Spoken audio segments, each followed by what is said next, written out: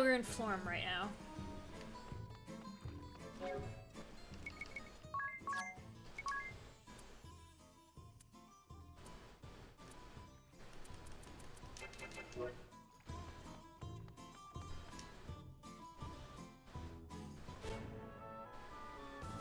We gotta speak to the sage. I'm actually gonna walk to the sage's location, because we need to fight stuff, I think. We're not getting a lot of EXP.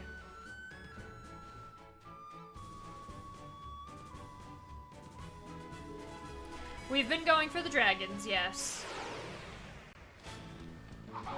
See, I would have missed the Hamadryad.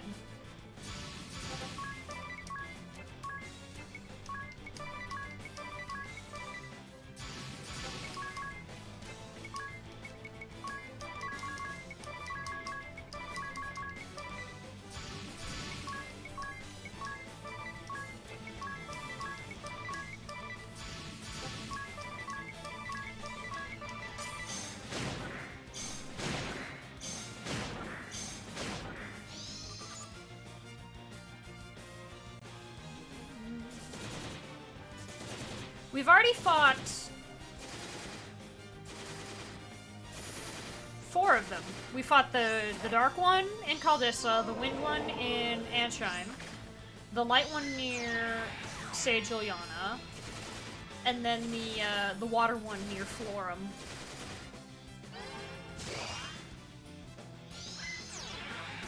Okay, that guy has a move that kills people who are asleep.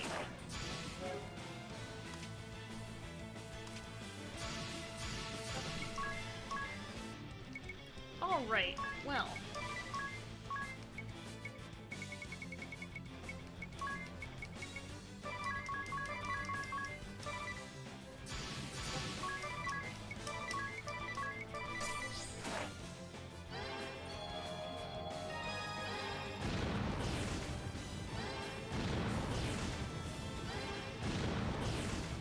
Hello, Jumpy.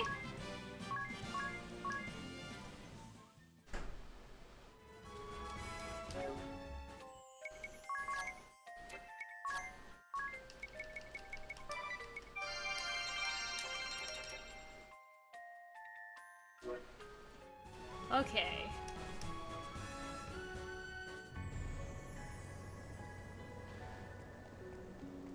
But we're taking the long route because that fight was a pretty good example. We're not the strongest.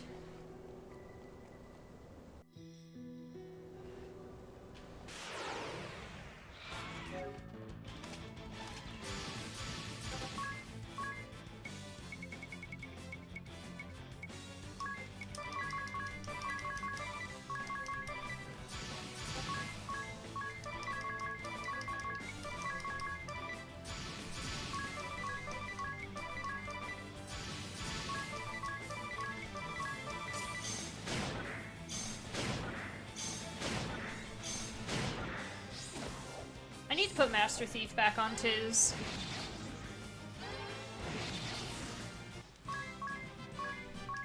Nice sweeper, though.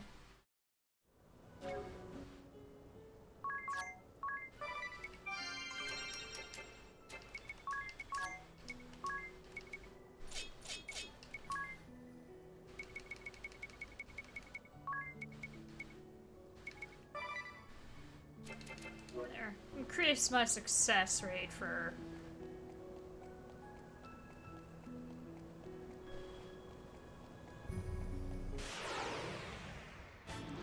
Hello, just unknown. No one targets the ghost fungus except for maybe Tiz. Bad things will happen if somebody who uses physicals targets that thing. And I only say Tiz because he's gonna try to steal something from it.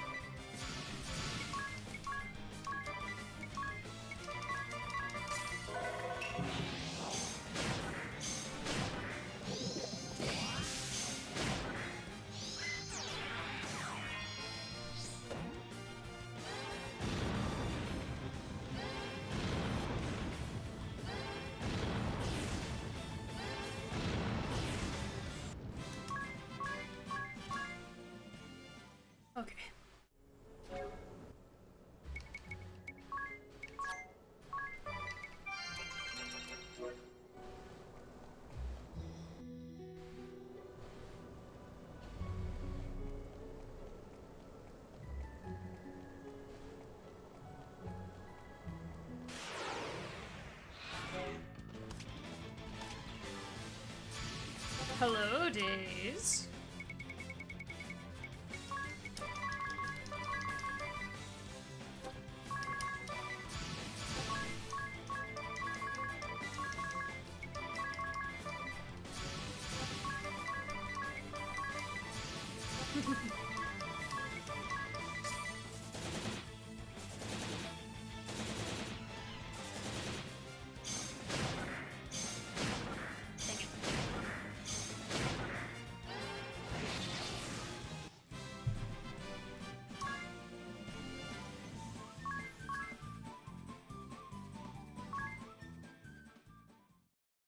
It's rare to get all three.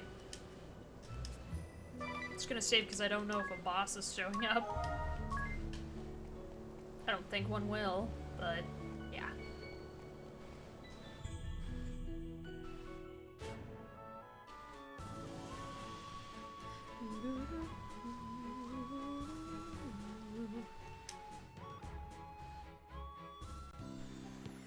Hello, Yuliana.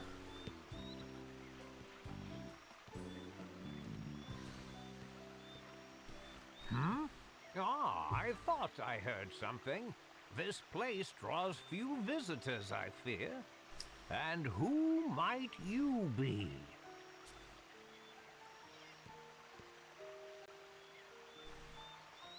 I am Agnes Oblige, vessel of the wind. Ho ho! Little Agnes, is it? My, how you have grown, child. You were scarce more than a little sprout when your predecessor brought you here. Now look at you, a fine woman you've become.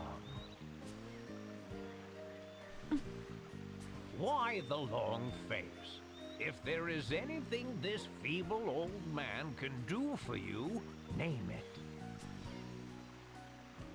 He hasn't changed a bit. Sage, Agnes's Vestal garb has become threadbare. Oh, her Vestal garb, you say? Let me take a closer look. Yes, this should be easy to patch up. Sage, do you remember me at all?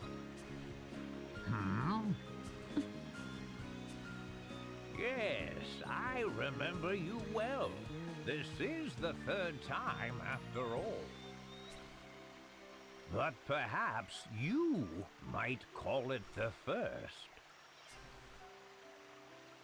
Still, I remember you all too well. The third time? What do you... Of course. Let me put it this way. Which world are you from, Agnes?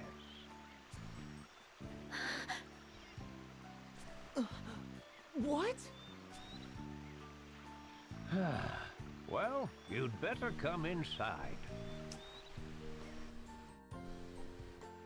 Now then, I was about to pour some tea for us, but I fear this may not be the time for sitting quietly with a hot brew. Probably not. Sage. Are you aware I was a founder of the organization that became the Duchy of Eternia? Yes. Then you know of Lord DeRosso? We do. And are you familiar with the circumstances that led Lord DeRosso and me to build that organization? No. No? I see. Then my counterpart in your world has been very lax. He has left me in an awkward position. Still, he is me, so I must shoulder some blame. Not to worry. Well then, Agnes. Yes. You must decide who is your most trustworthy ally. Then travel to the nearby cave with them. You will find it to the southwest of here. Once inside, I will tell you all I know. I will also give you your Vestal garb there. You should understand your situation better once we are done. I shall go on ahead. I would advise you to heed my words. You must bring only one ally with you. Your other companion should wait outside the cave. I shall see you soon.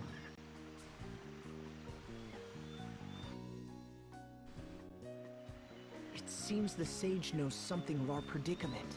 But why can only two of us go? Who knows what that old man is thinking? Who do you think I should choose? Well, I guess... You have to make your own choice, Agnes. Remember the sage's words. You have to decide who you trust most. Do I count Sorry. as well? I'm going with Anya's either way. Wait, I think it should be me. You need a man. who Sorry, knows I didn't how mean to look cut you after a off, woman. Tiz. I would die for you, Agnes. Of course, I would die for you too, dear. So I play second fiddle to her, huh? Whatever. The jealousy of a woman spurned is so endearing. Oh, shut up, Ring a Bell. I'm not jealous at all. As calm as ever, I see. It would have been nice to see you blush, at least. What am I to do? Like I said, just make the decision yourself, Agnes. What? Nothing. Can I see you outside, Tiz? Huh? Oh, sure. Hey, don't mess up, lover boy. What? Stop giving me a hard time. What about me?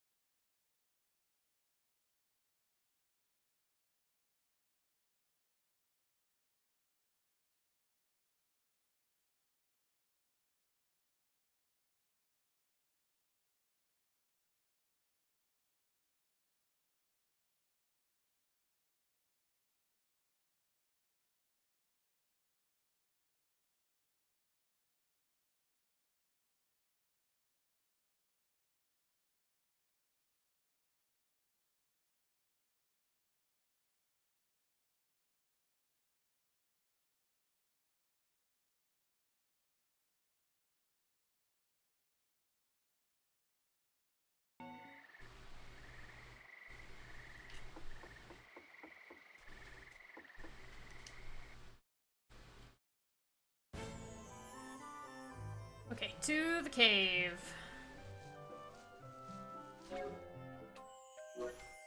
Oh yeah, I need to change who I'm controlling.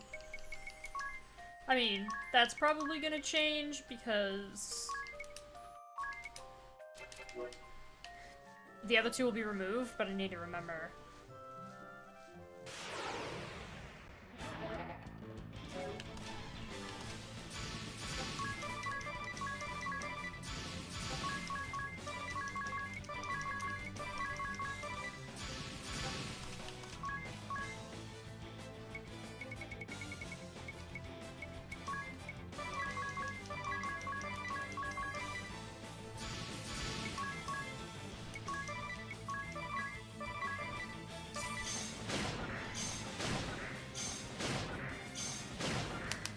Nice.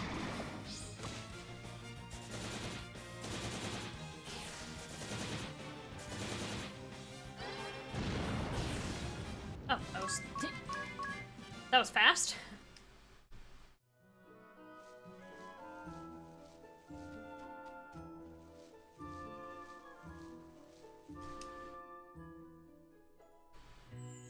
Tis a shame, Agnes.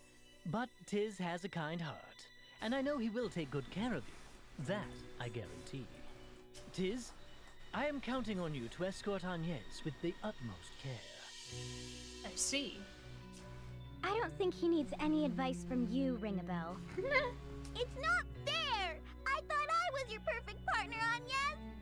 And now you're leaving me behind? How could you? After all we've been through? I am sorry, Aerie. I hope you can understand. Stop acting like a brat and give them a proper seeing off, Aerie. Go on, get going already. We'll be back soon. Take your time.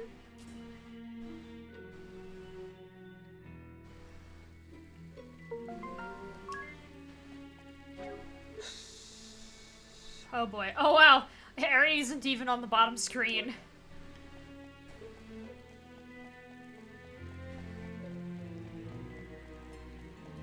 Hopefully encounters are adjusted for having only 2 people in the party. Okay, they have. Good.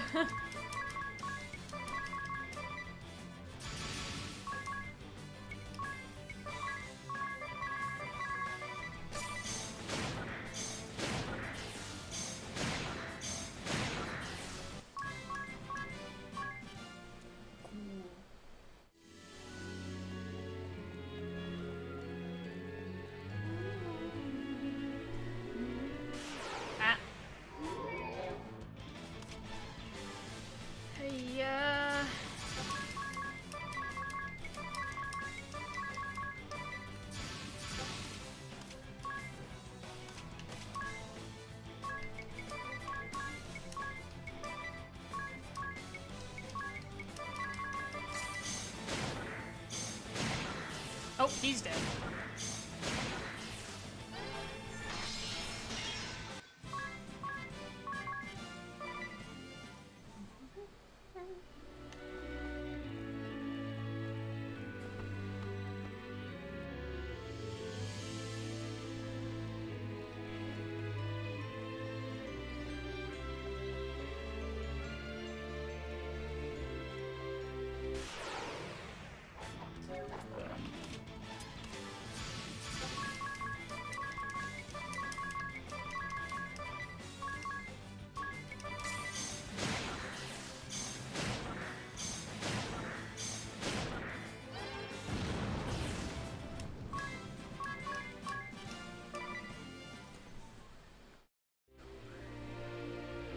Oh, I don't remember.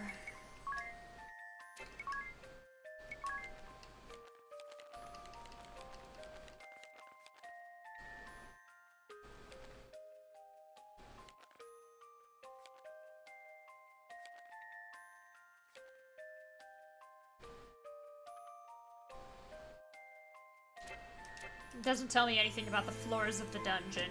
I don't know which way is the correct route. I don't remember.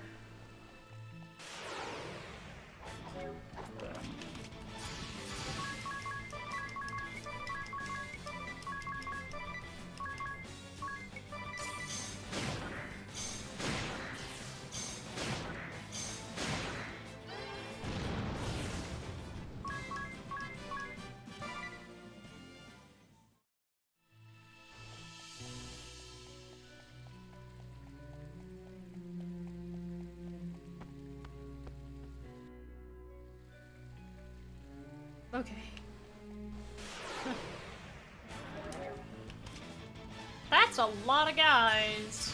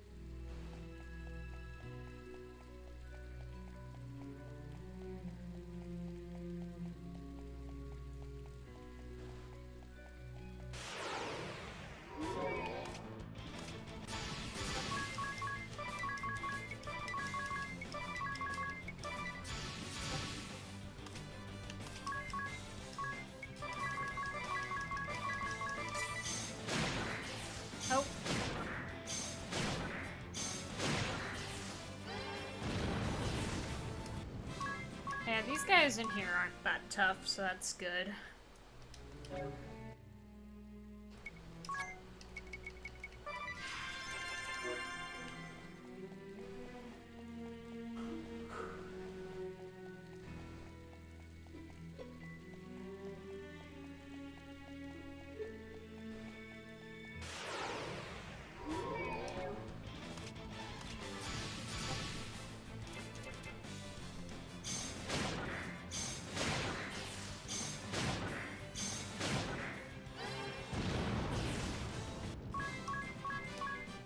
It's the same encounter, so...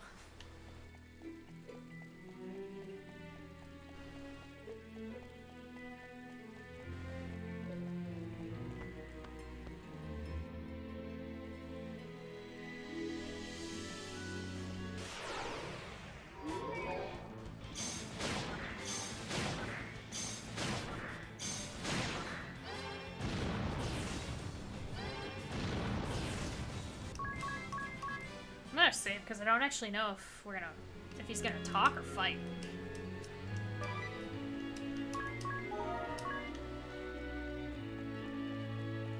Hello. There you are. Ah, so this is the one you have chosen. I envy him. You make a fine pair. Were I 1,880 years younger, I would gladly have taken your hand in his stead, Agnes.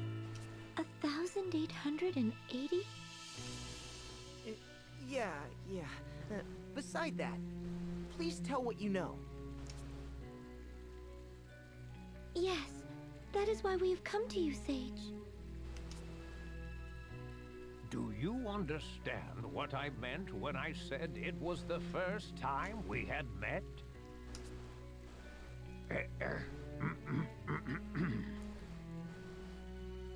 You are not originally of this world.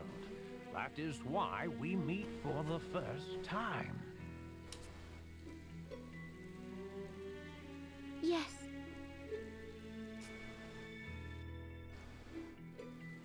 Sage, earlier you said this may be the third time we have come in contact.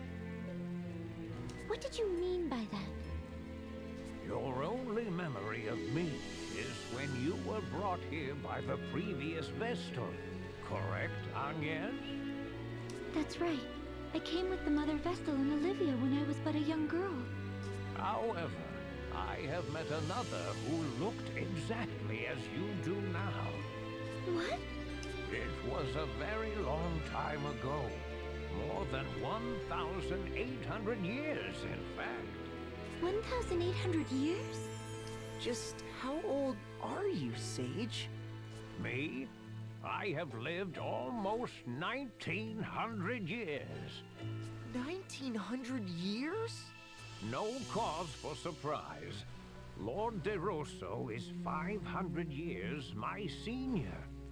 We were once mortal enemies, he and I. I was High Inquisitor of the Crystal Orthodoxy.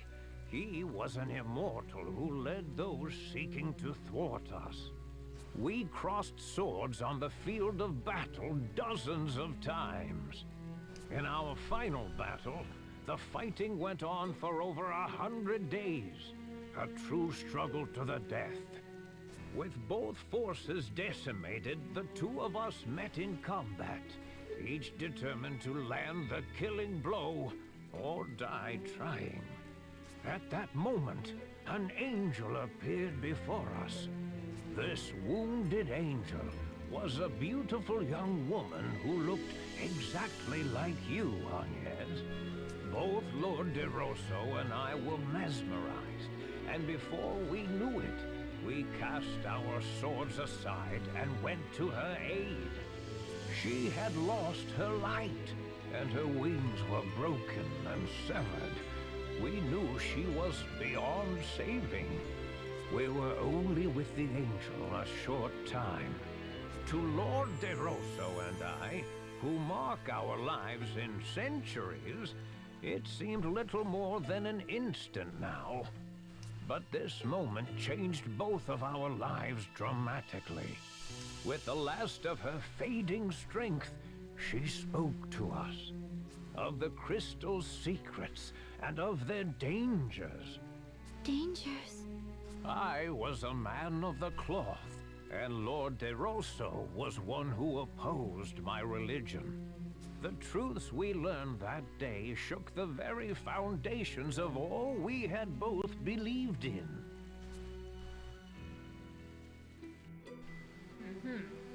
What did the angel tell you? The crystals have existed since well before both the Orthodoxy and the Old Faith. The Vestals do not draw the favor of the crystals by right. This title was merely given by those of the faith to ones who had this gift.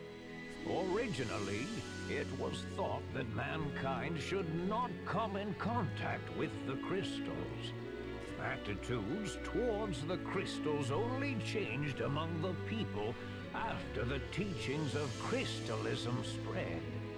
What do you mean that we should not come in contact with them?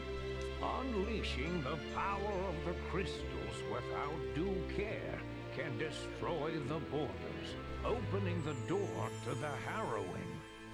There have been warnings about this since before recorded history. The angel confirmed there was truth to these warnings. What is this harrowing? I have spent the last 1,800 years trying to find out, but as yet I am still in the dark.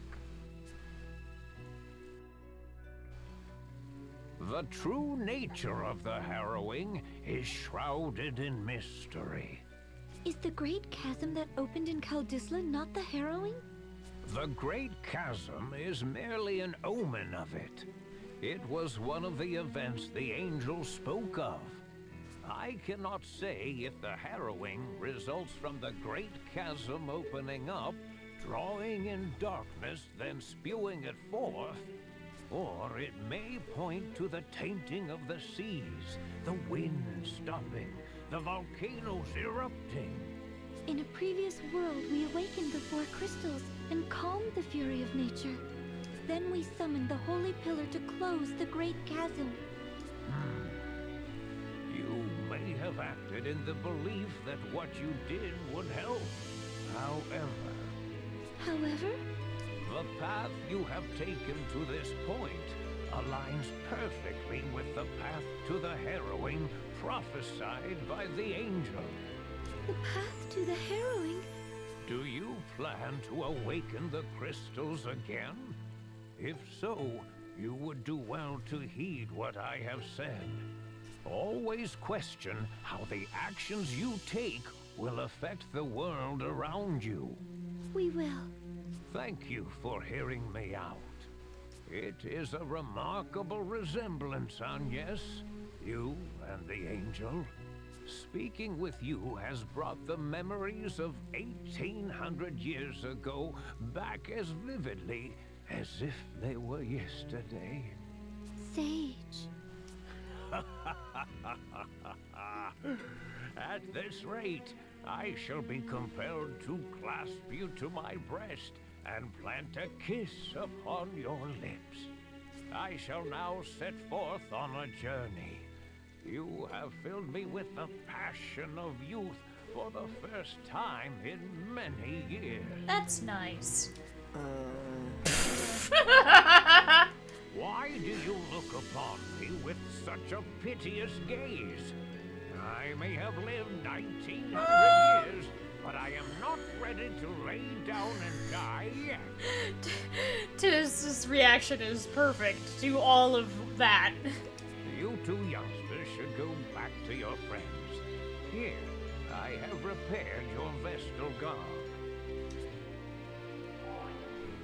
Thank you. Thank you, Sage. Thank you very much. Of course. I wish you good health, Agnes.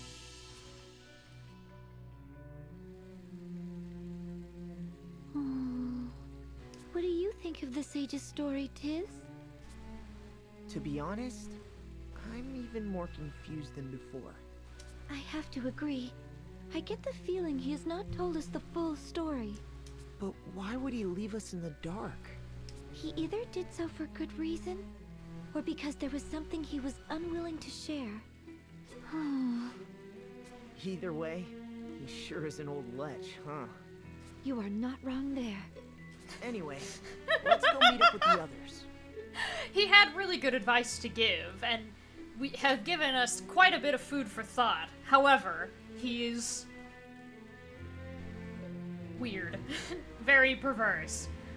Agnes, it's impossible to disagree. You are correct.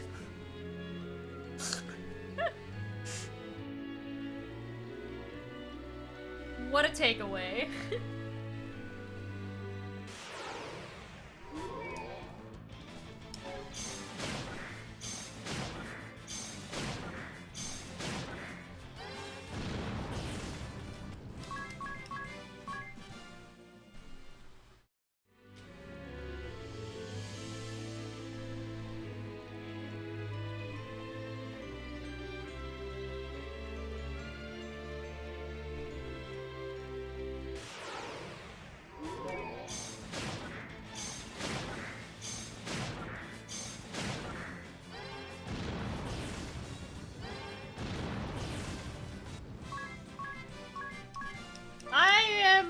Tempted to do just that, honestly. Being level 64, I feel really... I don't feel really weak, but I feel like if I didn't have Rampart, I'd be struggling more.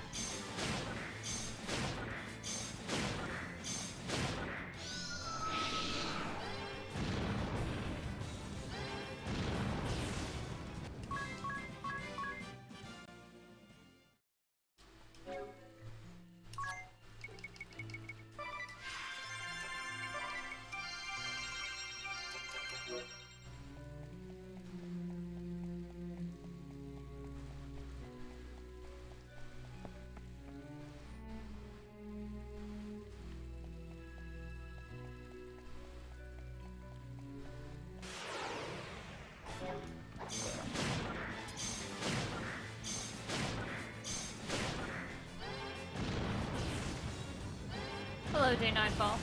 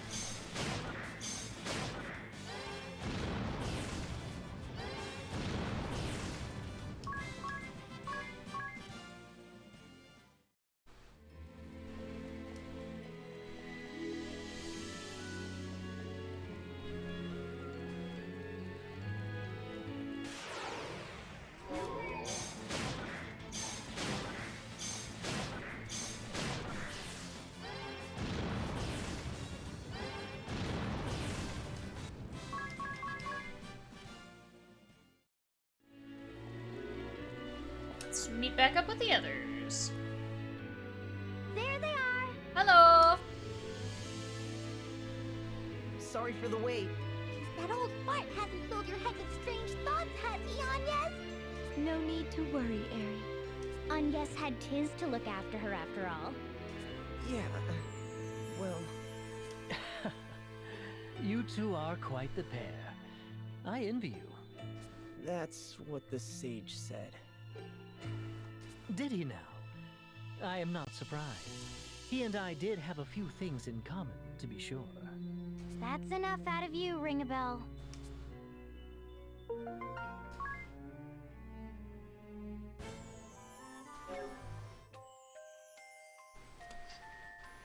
Oh yeah.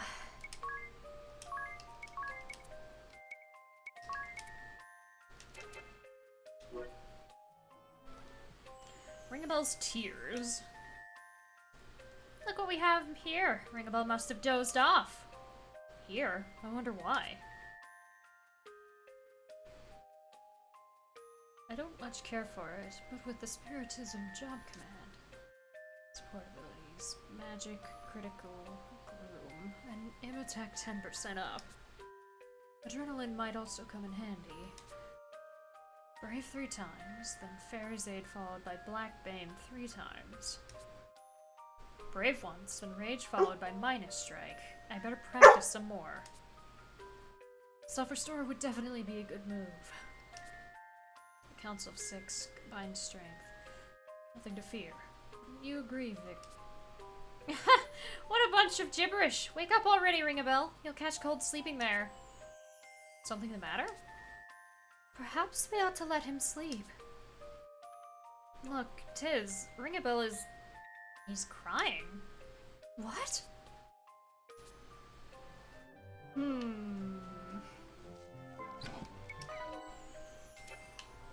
Oh yeah, I can't take Grand Ship. Unless I'm on a flat clearing. So I gotta get back to the front of the Sage's place.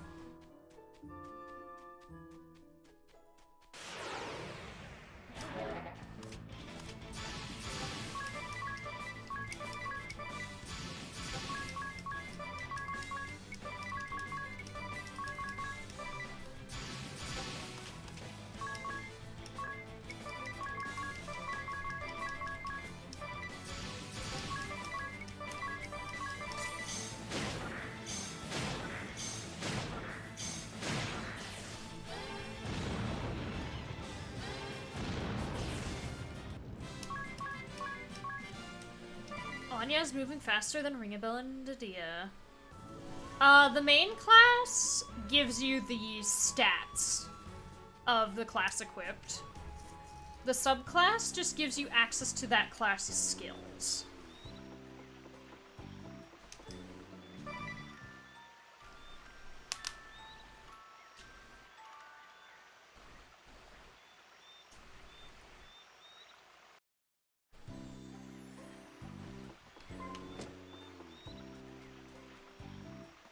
Passives will... and you can equip any, and they'll just give whatever is described that passive to have.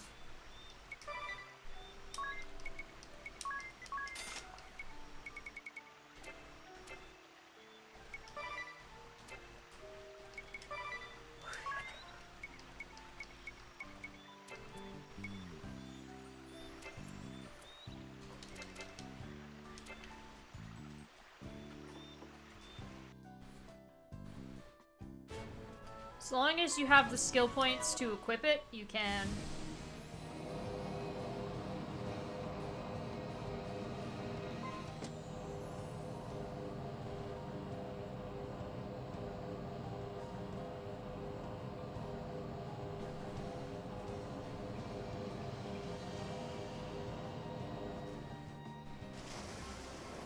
The awkwardness of there being 2 grand ships. Is it run by their own variant of the proprietress? Hey, you there! Is this how you treat all your customers? No. Oh, put a plug in it, old woman. We ain't open yet. You come in here saying me ale's too expensive, call me place to dump, and then say that the Sea Slug's an awful name for a tavern. What business is it of yours, you old hag? Oh, well, excuse me for disturbing you when you're clearly so busy. I shan't bother coming back. That's, we're leaving. Yes, that's only when the main job is equipped.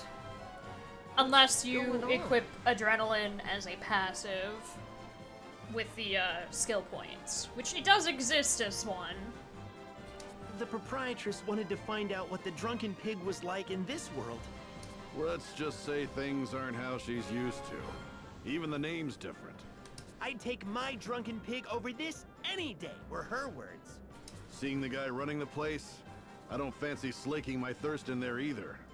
Too right.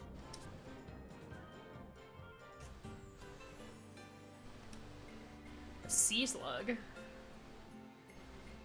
The proprietress sure got angry.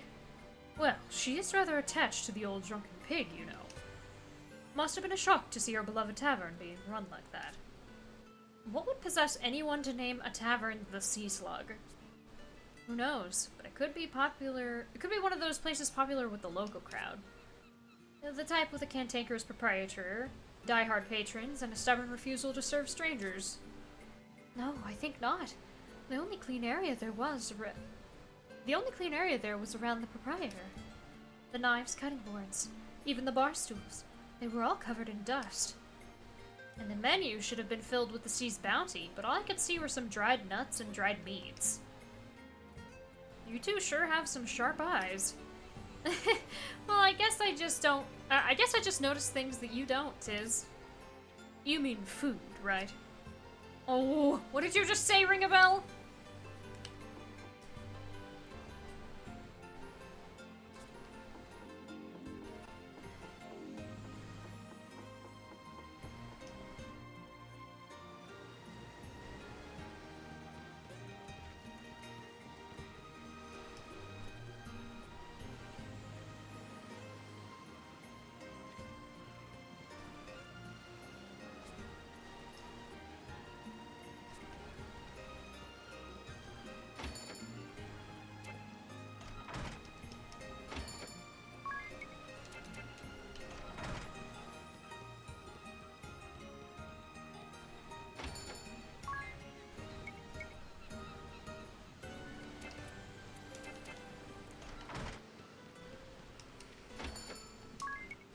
Yeah, it depends, I think.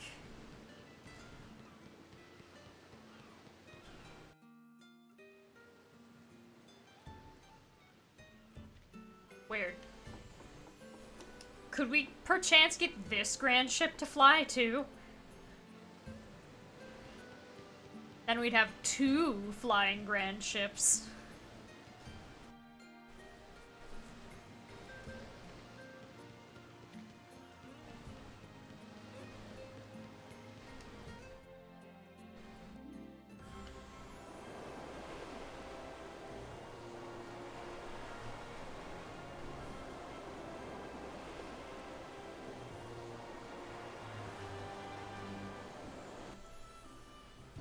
What on earth could that ship be doing? Oh, pardon me. Did you see something? Yes. A strange ship has been appearing in this harbor ever since the start of the war. It's a decrepit old sailing ship, and it always shows up on foggy nights. Has it tried to harm you? No, it's just an eerie sight, though you can hear screams coming from it. That's the ship. It's still prowling around. Well, let's go and do something about it.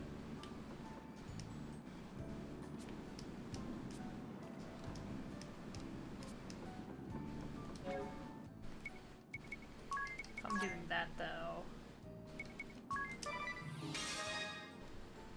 Because I'm pretty sure it's one of these. Wait, what?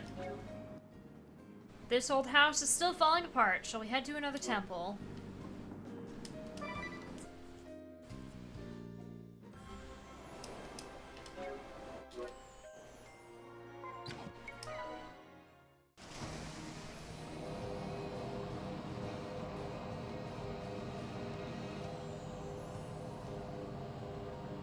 There it is.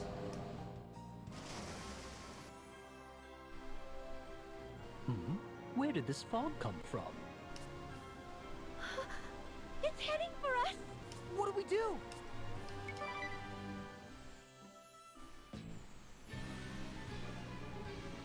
There's nobody on board. And actual, real-life ghost ship? We've done this song and dance before, Adia. Aha! Guests that yet breathe, a rare honor. I forgot to switch Tiz's passives. Oh, good.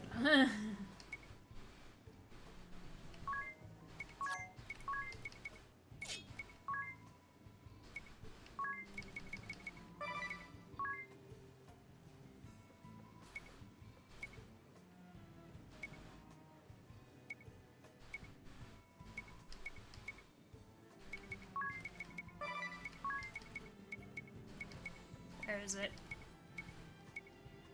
Turntables. Yeah.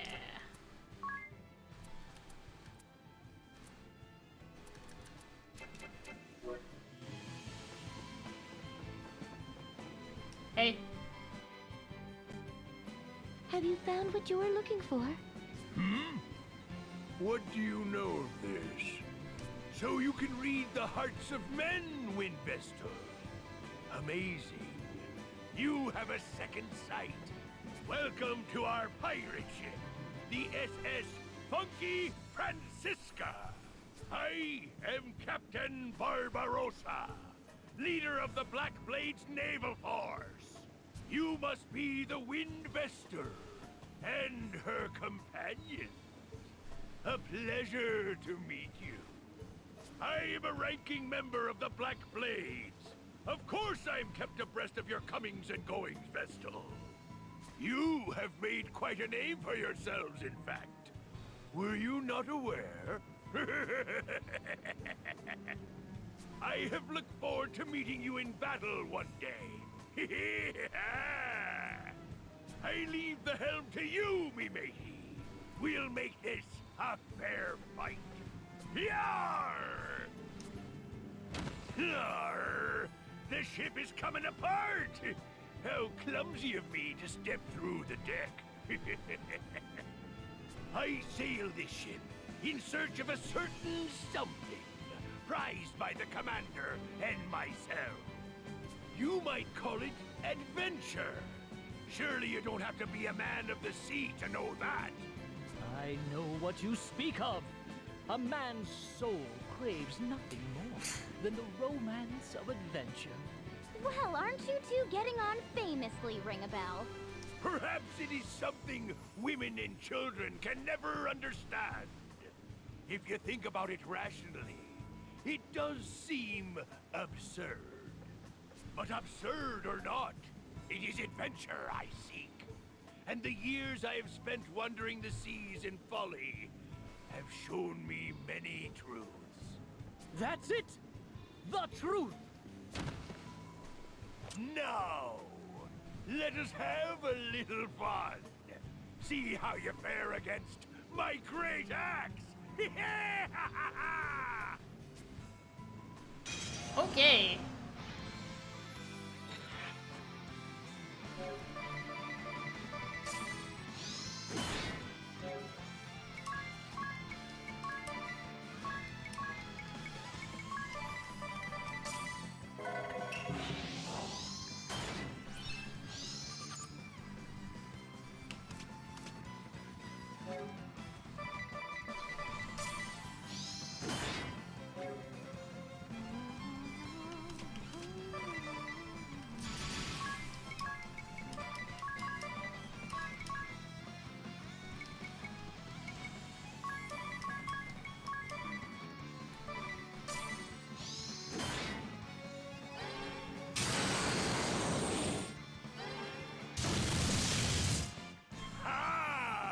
It is the Susano! Okay.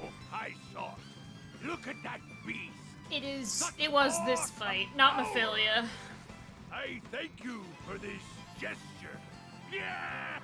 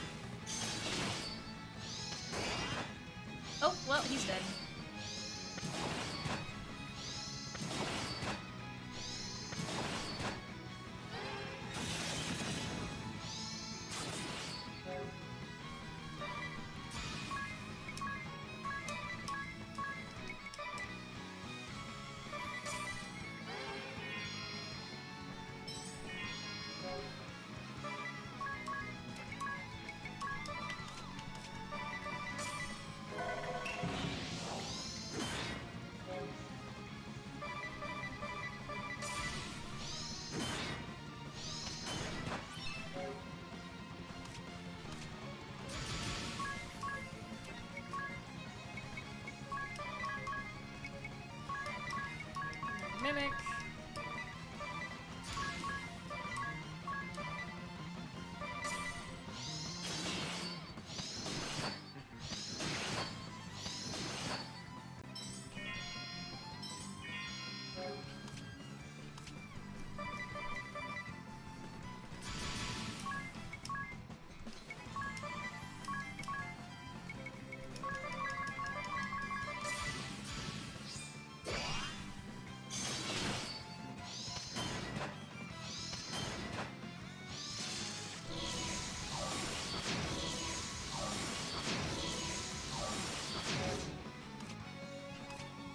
Okay, well, he's not moving.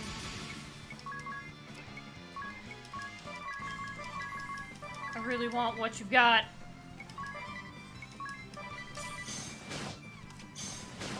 There we go.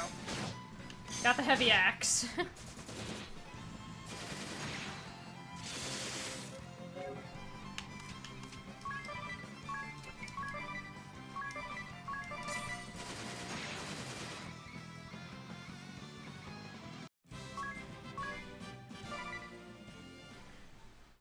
This guy 5, the axe is in anger, and there's a pirate class. You and your allies have bested me, Windvesta. Such power.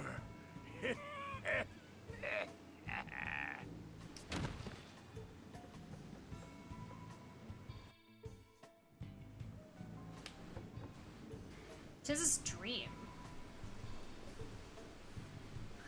When I was young, I dreamed of becoming a sailor. I pressed the wrong button and skipped the whole thing.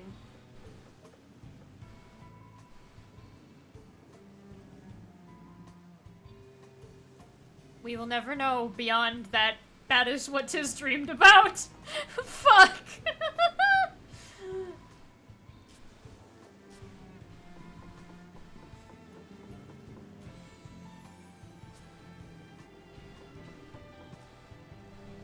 Nope. You cannot review those interactions. I don't think there's a location to look at them, and it's not in the journal, if there is. So.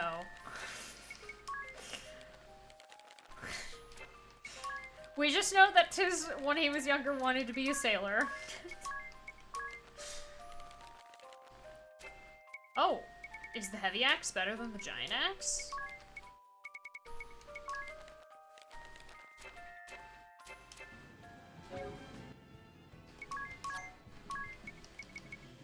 No.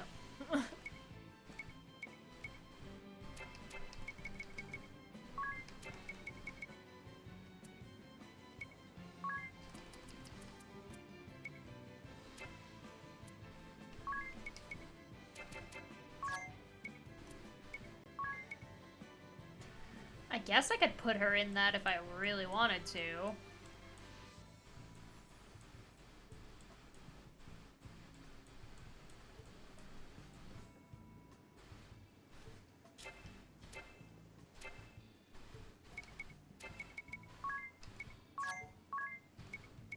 Oh yeah, she's...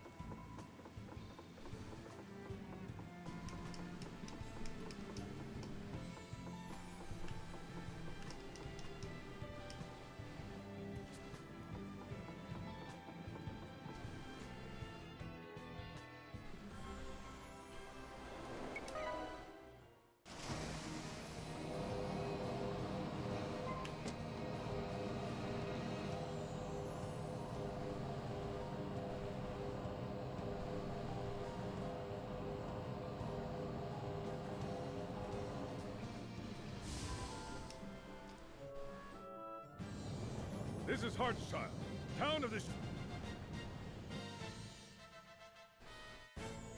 Okay.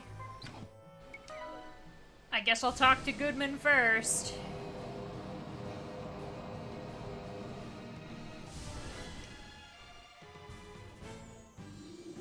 Welcome, Wind Vestal. I see you have companions, too. Well met. I am Daniel Goodman, commander of the Shield Bearers. I must apologize on behalf of my soldiers. They did not know who you were when they stopped you.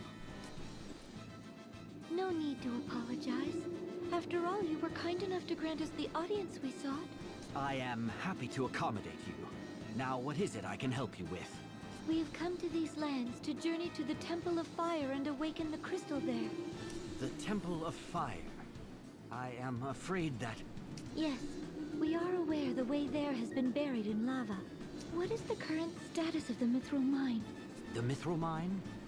The Sword Bearers have occupied it at times, though we usually wrest it back from them. Currently, it is not held by either side. I see. Thank you very much. Oh, would you be able to grant us permission to stay in Heartschild? Of course.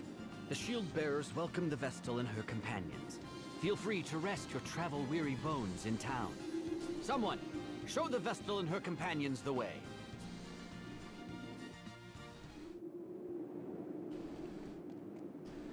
I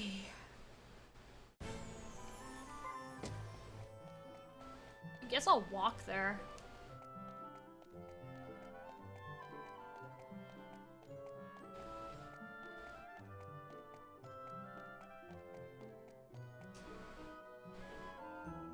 I didn't run into anything. The building you can see in the middle of town, the commander's residence. Mrs. Goodman has been informed of your arrival, Vestal. Cool.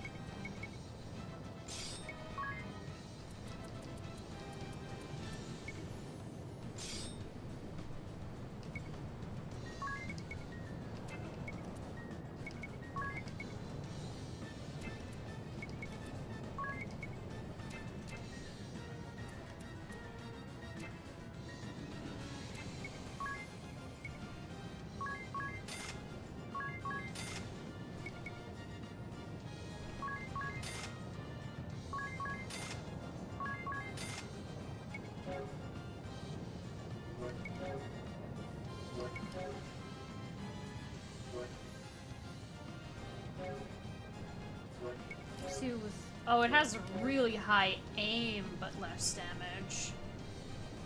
Oh, and it's got critical.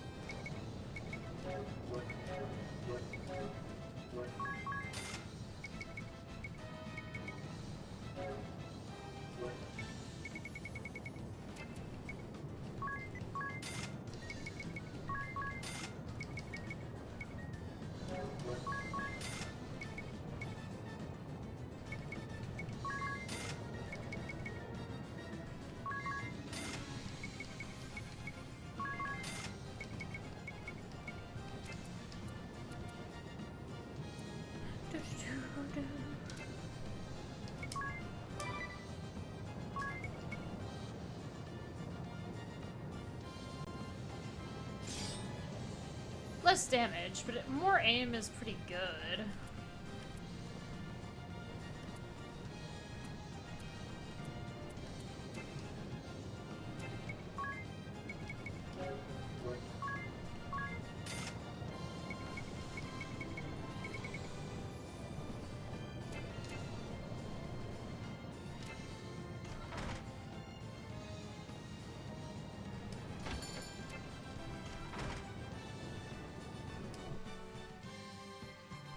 Welcome to our humble abode, Windvestal. We are honored to receive you and your companions. I am Commander Goodman's wife. Please call me Eleanor. My husband has told me to receive you and your companions as guest of state, Vestal. Please make yourselves at home. Unfortunately, in a time of war, the hospitality I can provide is limited. Oh, there's no need to go to any trouble for us.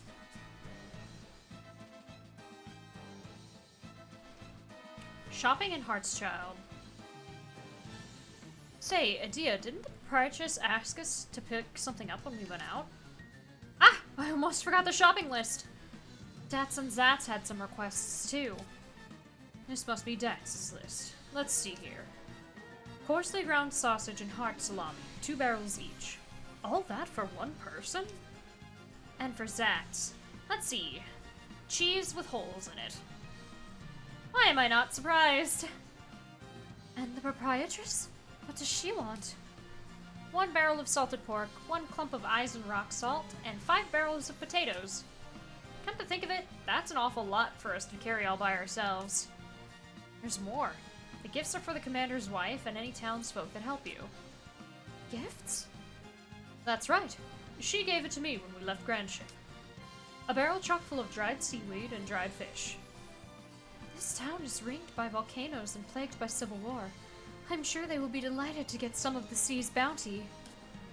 The proprietress sure thinks of everything. How about we buy a gift for her this time? Great idea!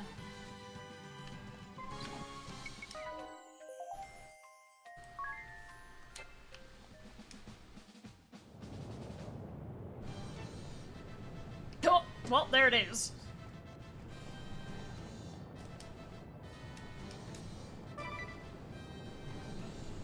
What's up, Barry?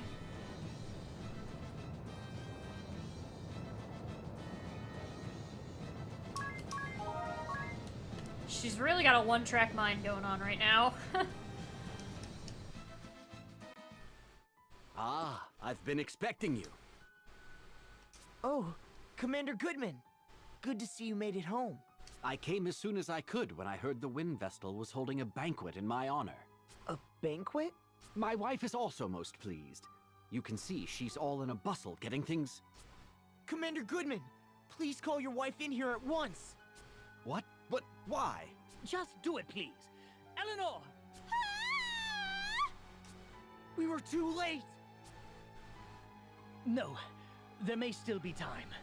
Just play along, everyone, okay?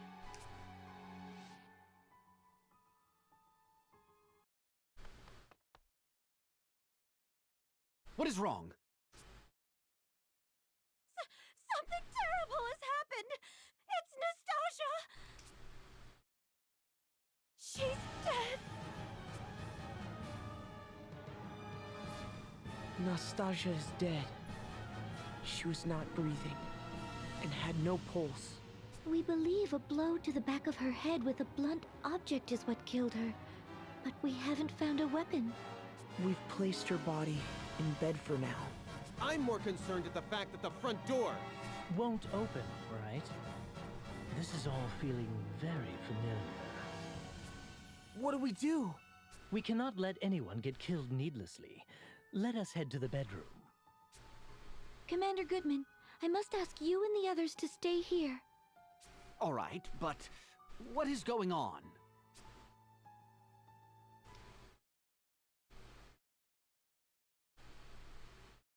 What?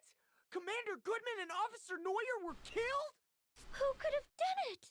It could be the covert unit of the Black Blades. Perhaps one of them disguised themselves as the servant. How the heck? As we thought. So you have discovered my ruse. I never expected you to notice I was merely posing as a corpse. How clever of you.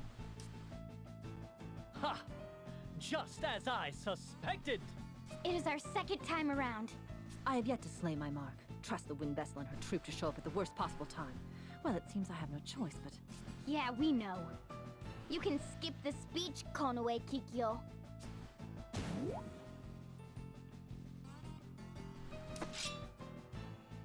Here she comes!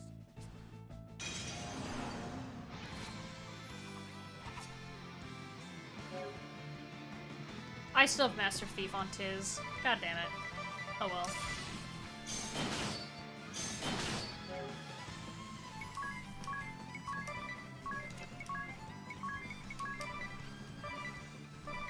So I won't have turntables, but that's fine.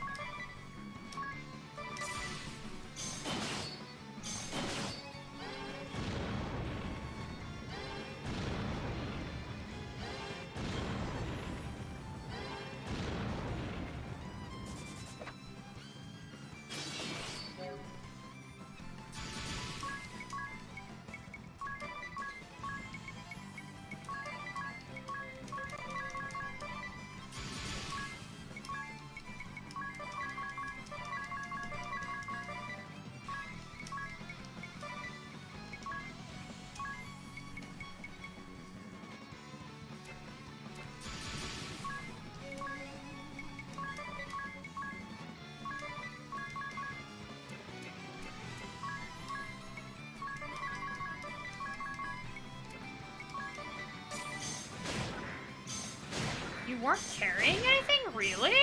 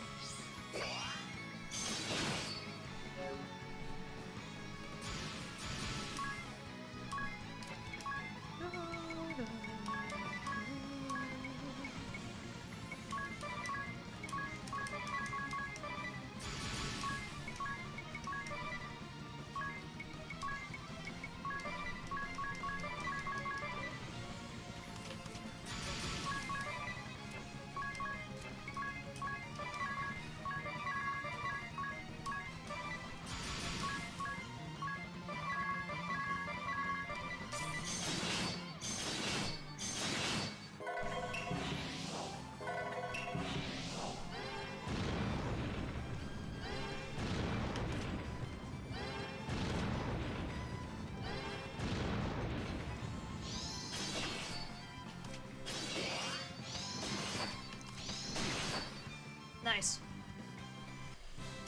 Because he wasn't killed, it put him in adrenaline.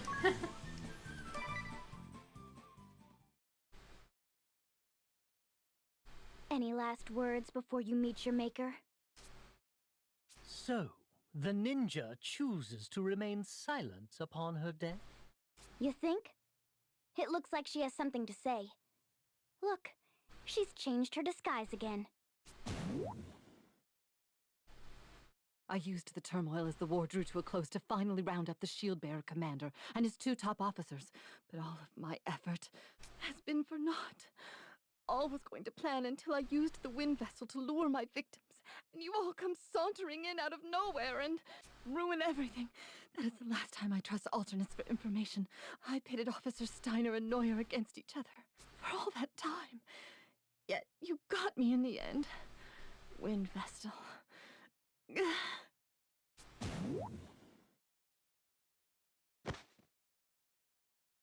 She got that off her chest quick.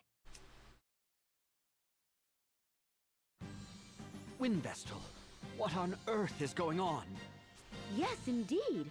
Without an explanation, we are all in the dark. Well, to put it plainly, a ninja of the Black Blades had disguised herself as the servant Nastasia and plotted to kill you all. She used the Wind Vestal's name to get you here. We were able to stop her in time, though. Astounding! Then those invitations... Completely fabricated. How could this happen? The shield bearers almost suffered a tremendous loss. How did you see through the enemy's ruse, Wind Vestal? She saw a vision. Ah. Wait, Adia! Let it go. It's not too far from the truth, after all. Oh, one more thing, Eleanor. Yes? You would do well to check the cellar. You may find Nastasia tied up down there. I will. I guess that's case closed then. Thank you so much, Lady Vestal. You have done us a great service. Yes. Well...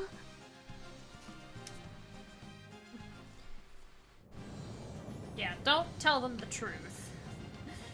The details would not be they wouldn't be able to comprehend that.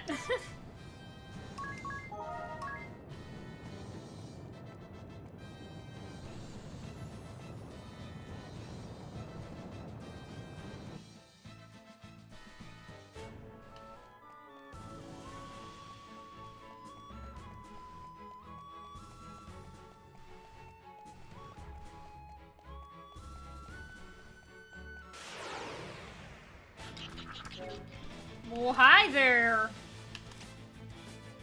Oh, Rebel's still dying. Did I not spend the night? No, I saved! I didn't spend the night anywhere. Uh-oh.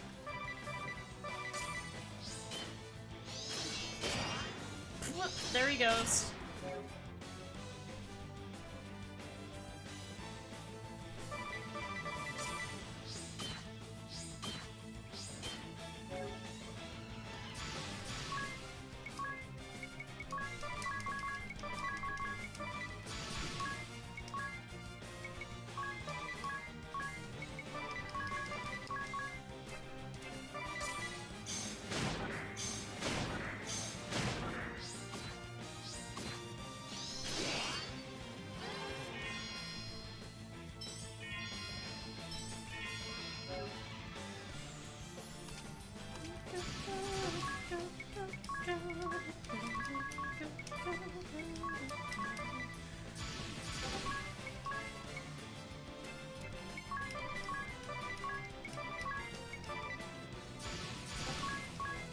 Just get the feeling it's fire.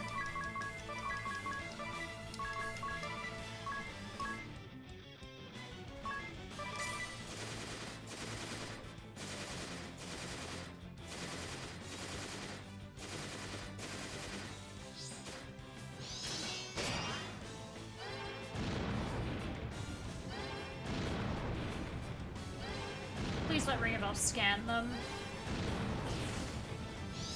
Well, he was able to scan one of them.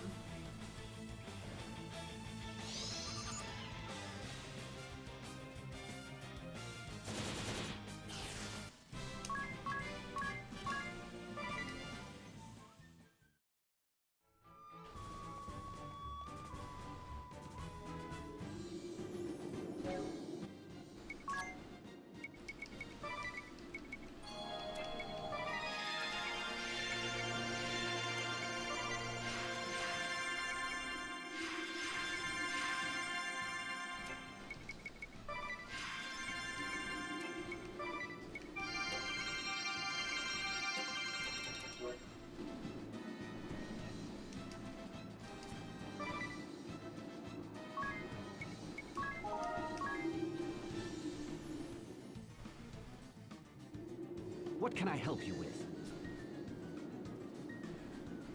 Let's take care of that. Oh, look! The Wind Vestal and her merry band have graced us with their presence. We haven't come to hear you sing, if that's what you think. Oh, please! I'm sure you heard rumors of my voice and couldn't help but come to see for yourself. Because we all know when I sing... We go wild! Shut it! You won't get your way so easily. I'm afraid it's futile. My personal guard would gladly die for me. Isn't that right, darling? We're here for you, Raylene! Thank you all! Let's sing a little tune then! Love in the Crossfire! Yeah! Not so fast! Come on, Shield Bearer! What are you doing?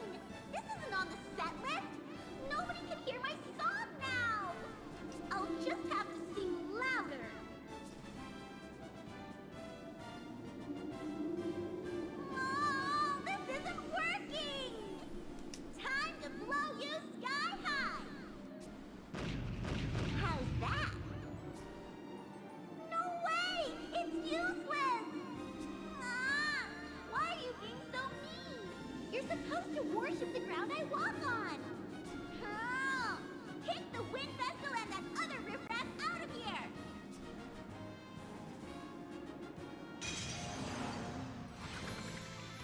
Okay.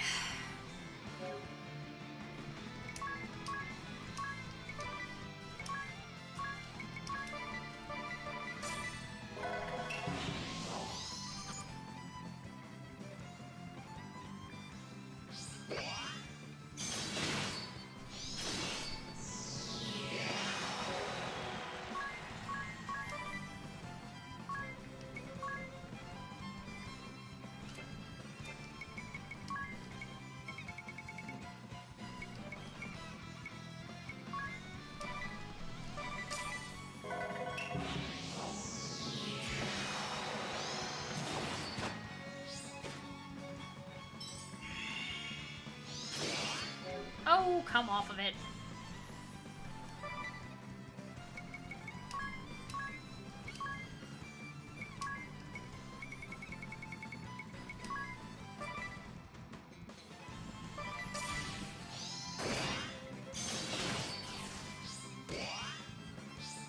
Oh, dang it.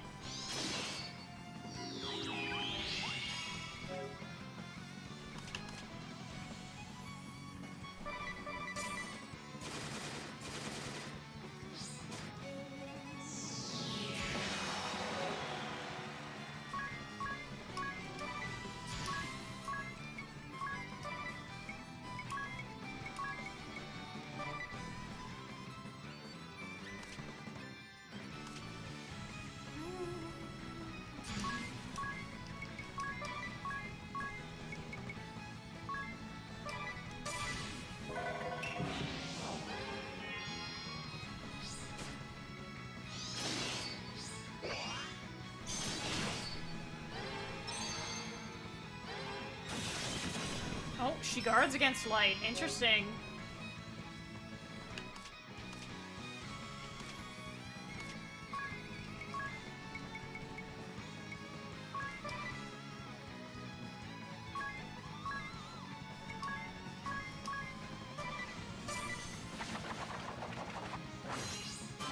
Thanks for the star pendant.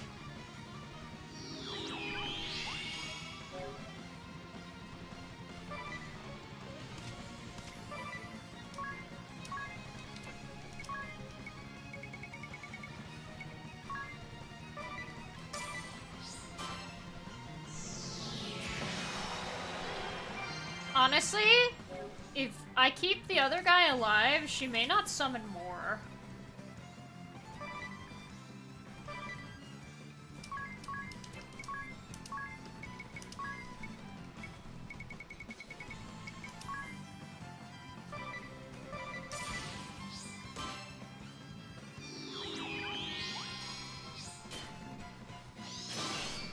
Oh no, that's the one that knows Edge of Badness. Maybe I do need to get rid of him. I probably should.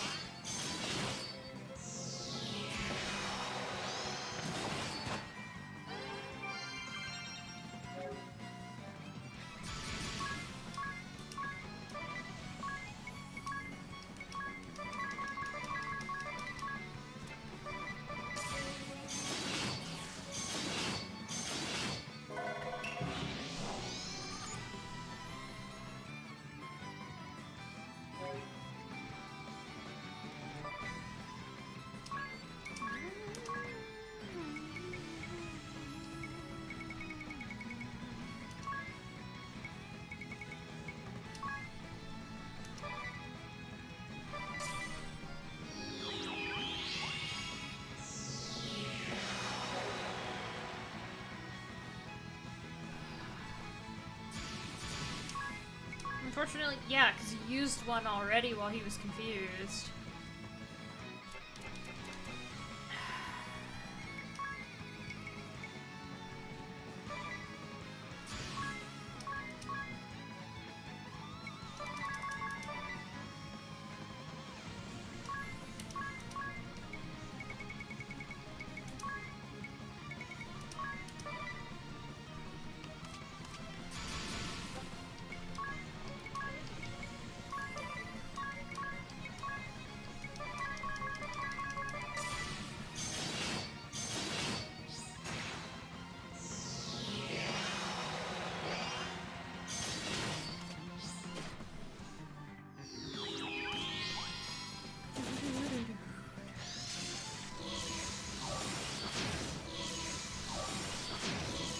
Don't target him again.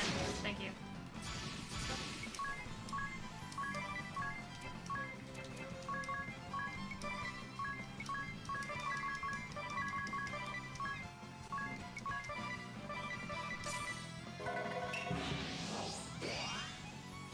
Nice! Adrenaline rush.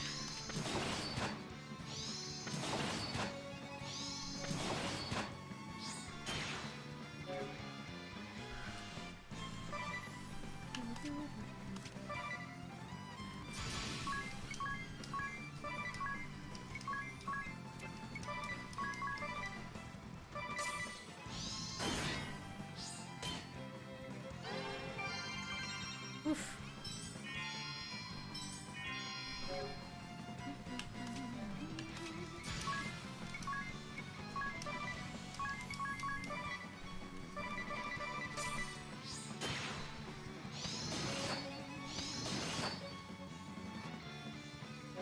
There we go. The only one left is you.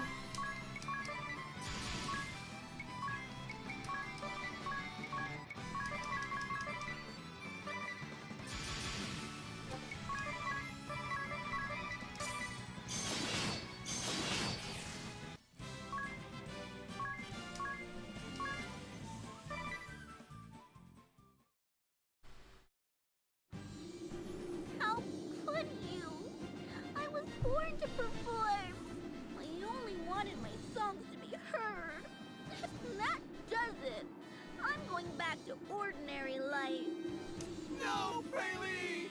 Don't leave us! I'm so sorry, everyone. The plan went off without a hitch. You drowned her out completely. We should suffer much less attrition on the Eisen Bridge from now on. You've done us a great service. Oof.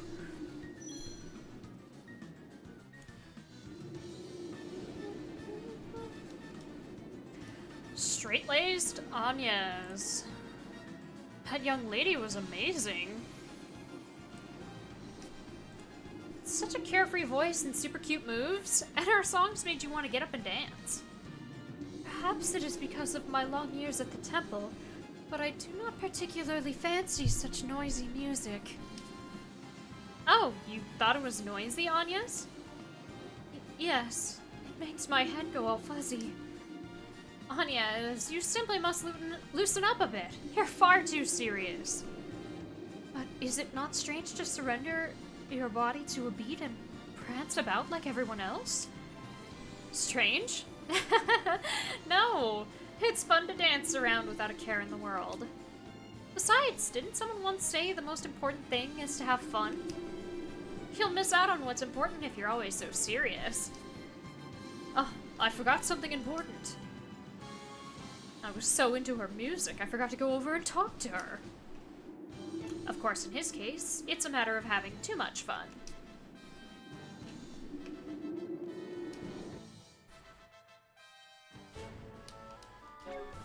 How are we holding up?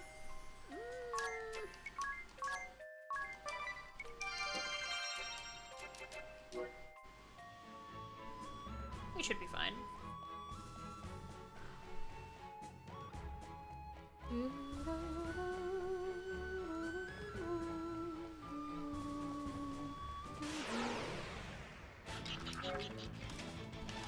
Oh boy.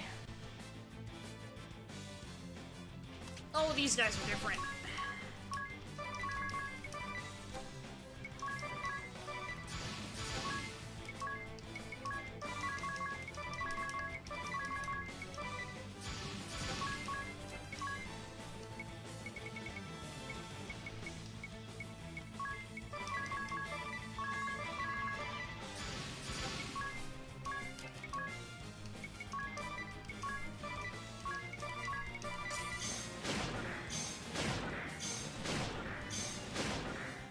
Ancient bow. Nice.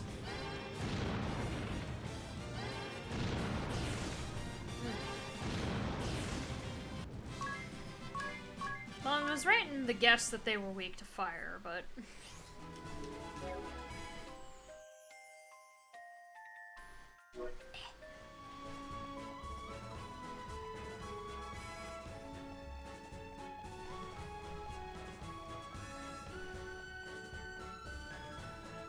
Is this place still?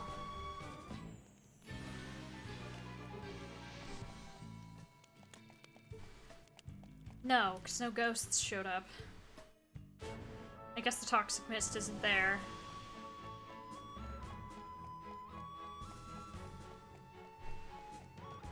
I don't think the fire one does any status ailments.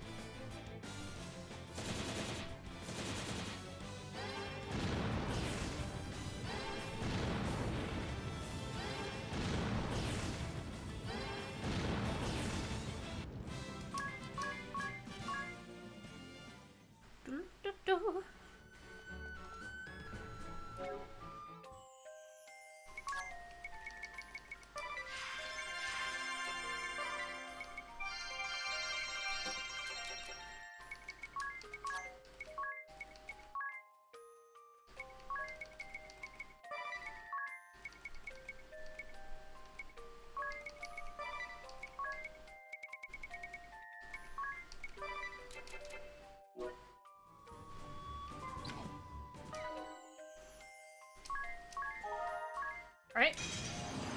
Dragon time!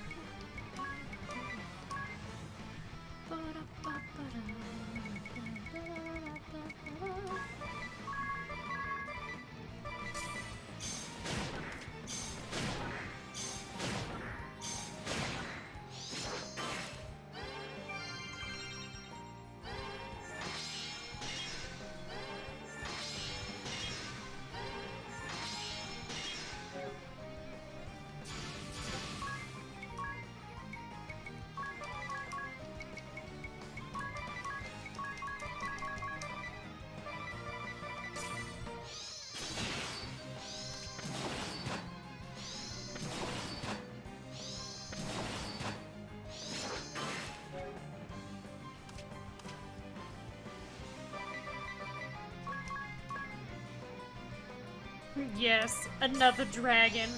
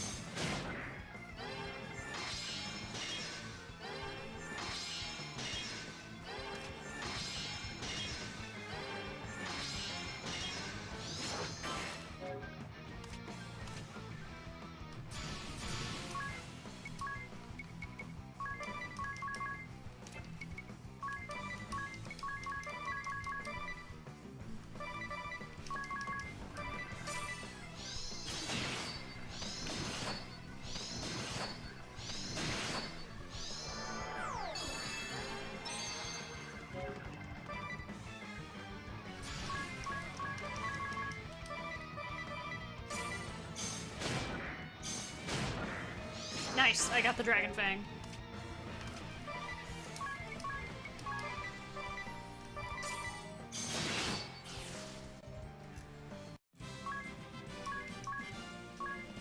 Almost level 65.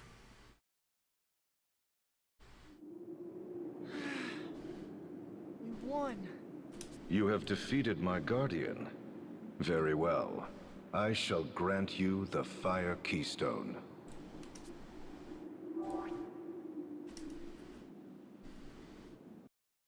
One more, right? Yeah.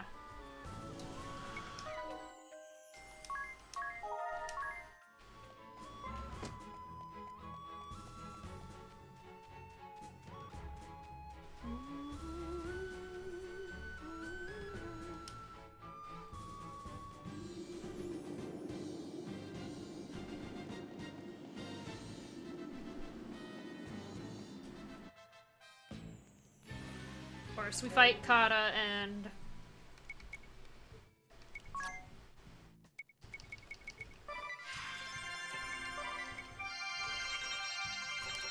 Kami Izumi.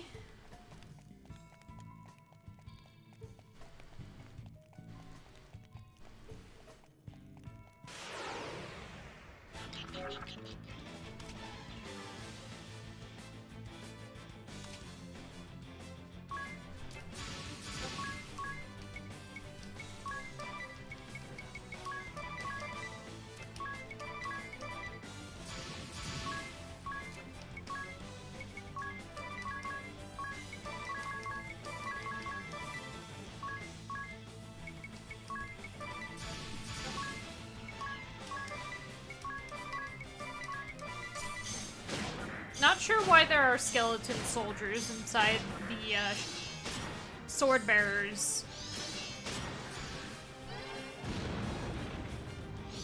hideout, but you know.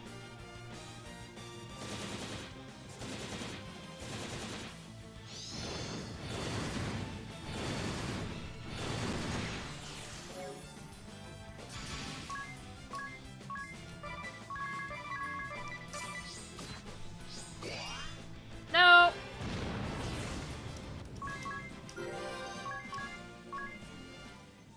They killed Tiz.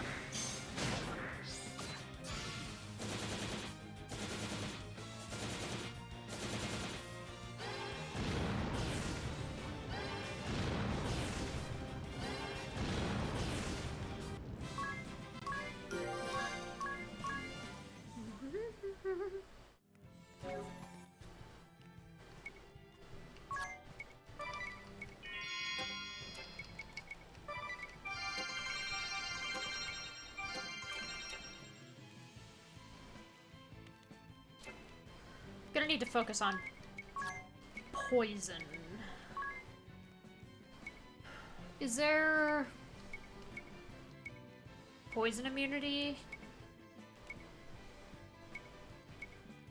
Yes. I'm gonna give it to Agnes, just in case. I don't think anybody else needs it. Curses! After all the glory I brought them, packed me off to the boondocks to patch up wounded soldiers.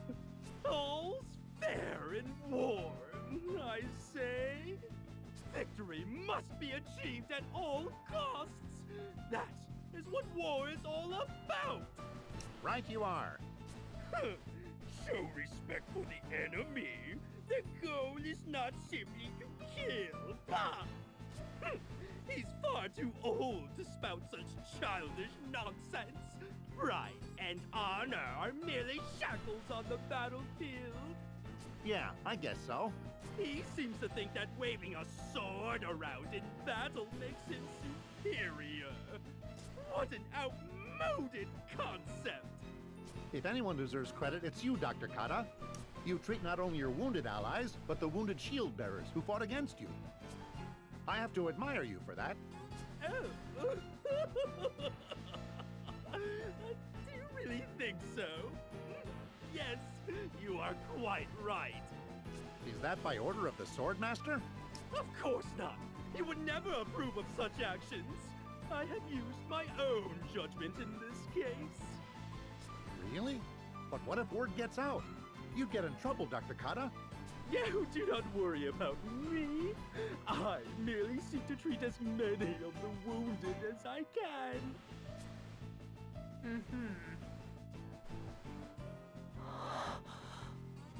Did you hear that? Yes, not quite how it went last time. Do you think he actually has a heart? We heard what you had to say for yourself. What? Who goes there?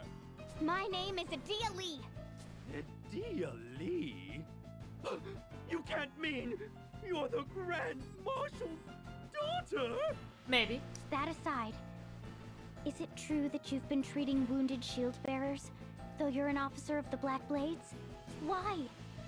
Can it be that you truly have a heart? Do you seek to aid the masses? If so, then help us end this war.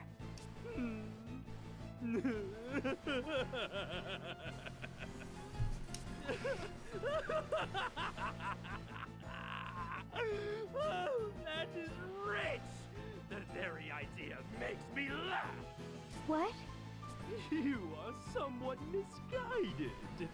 Can you not understand that I need as many live bodies as possible for my experiments? Live bodies? Experiments? Exactly! I am Dr. Kata, salve maker. From weapons of mass murder to tonics of resurrection. There is no salve I cannot make, but when it comes to testing my concoctions, there are many obstacles. I cannot simply use wounded allies as specimens, can I? It is far cheaper and more efficient to use captured enemies. Do you not agree? I should have known you were the monster I always took you for. I've been thoroughly duped.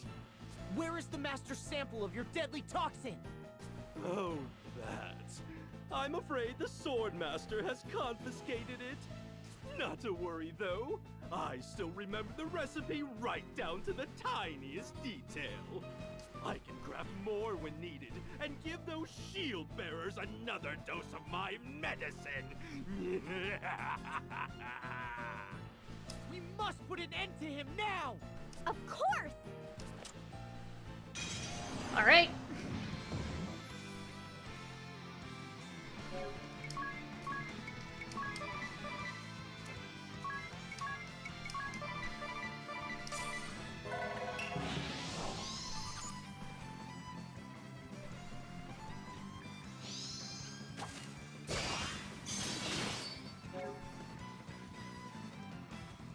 Hello, Crazer.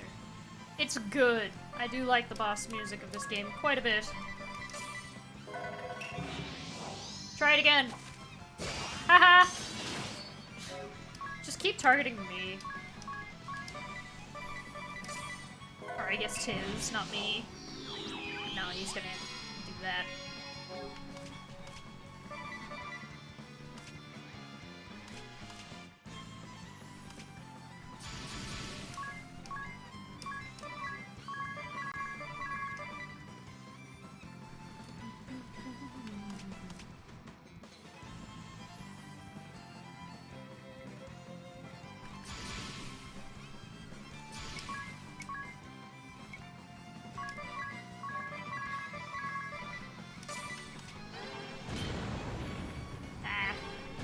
Of course he defaults there.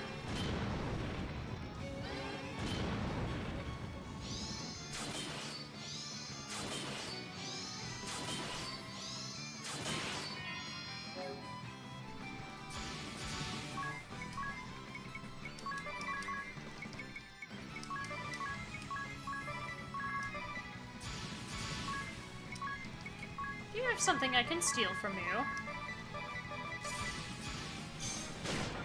A dragon fang. That's it, though. Now, why would you go and do that?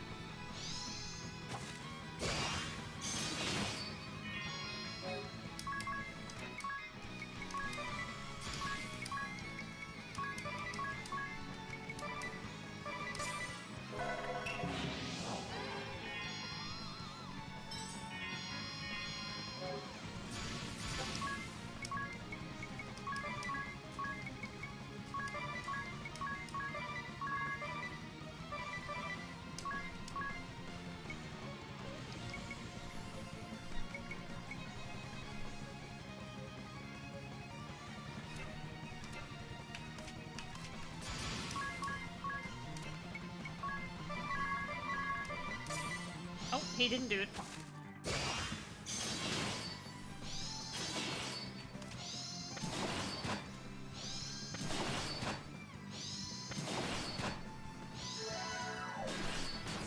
Pretty sure he's dead.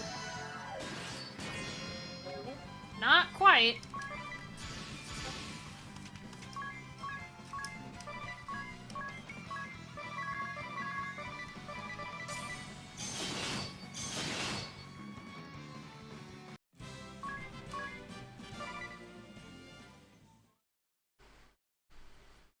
No, it cannot end here.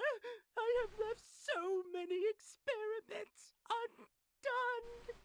My toxins could kill you in seconds. Vestal.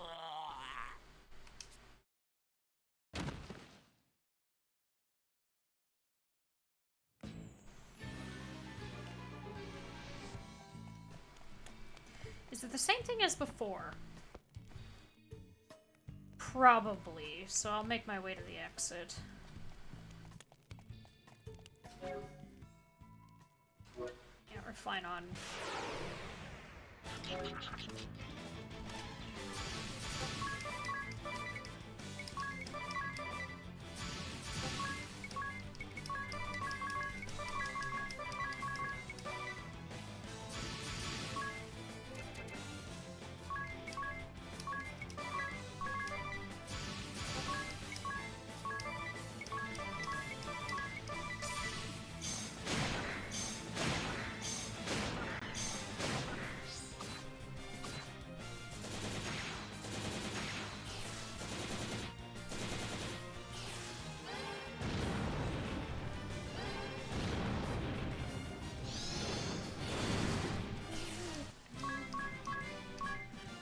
Those two are almost level 65.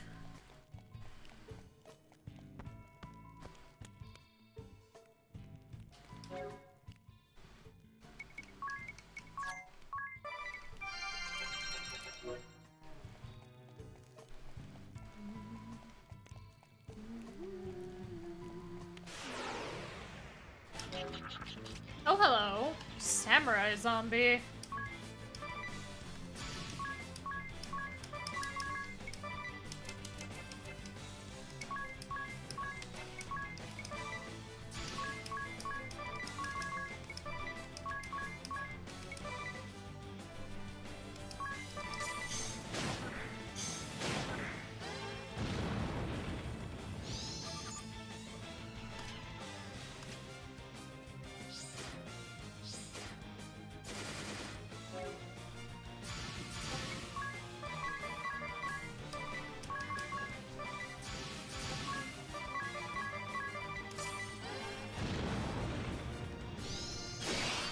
Oh.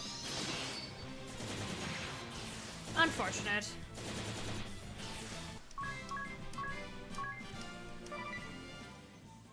Always hard targeted.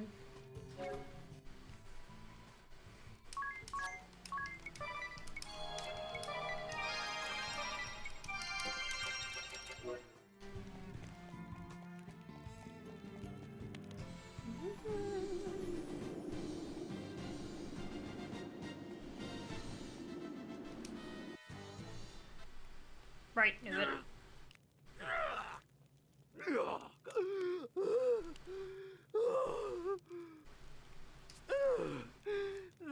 was close.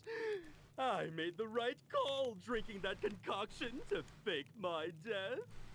It seems the Vestal was convinced of my demise. The world is indeed full of fools. Now, it is time I left this wretched place. So you flee again, do you? But of course, I do what I must to survive, by any means necessary. As long as I survive, I am confident my fortunes will be reversed. After all, who but I can create weapons with the power to kill tens of thousands in one fell blow? And once I am ready, I will obliterate you all! The sword bearers and shield bearers, the Vestal, and even the Black Blades! And then, the world shall be... mine? Not the world of the living.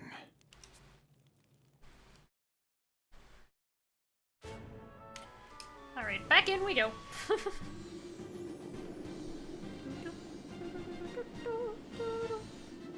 Now we make our way to Kami-Izumi.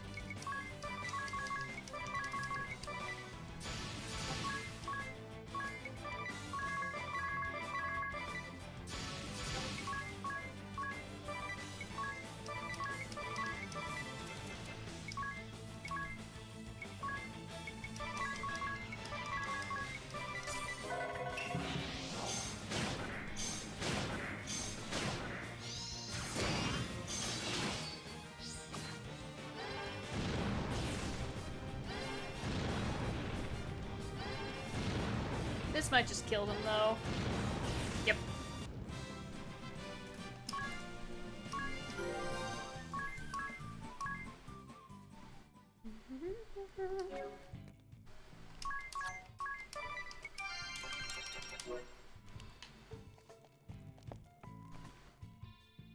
Go.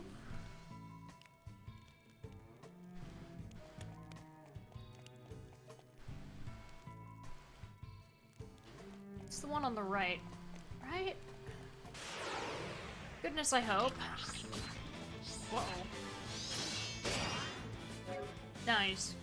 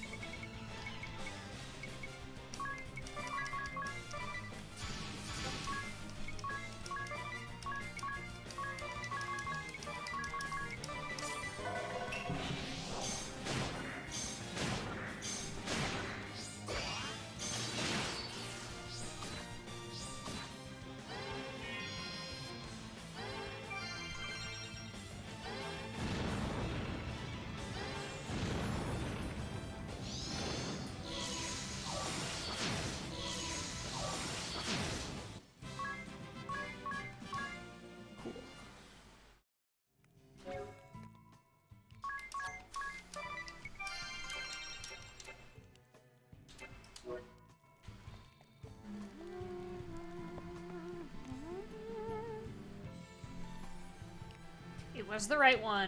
That's good.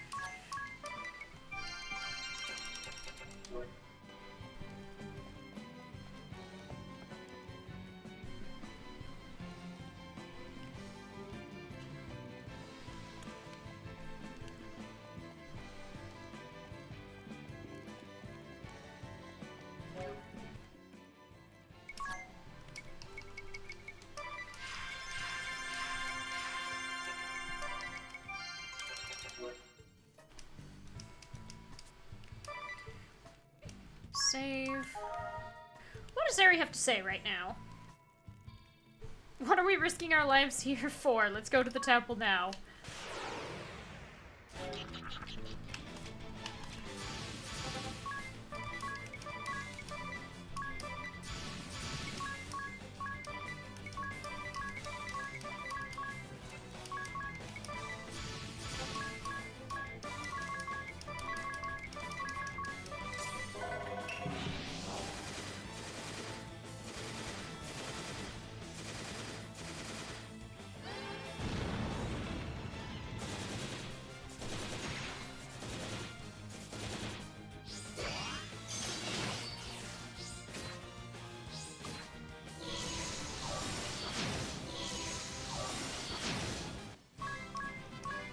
That is a lot more than just a regular attack, that's for sure.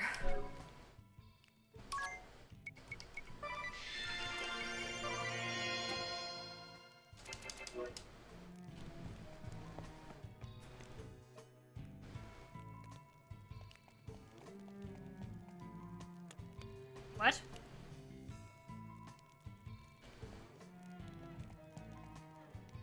He's not here.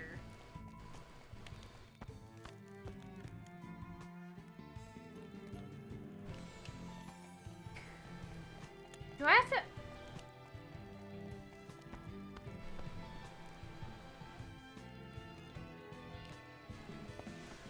What do I have to do?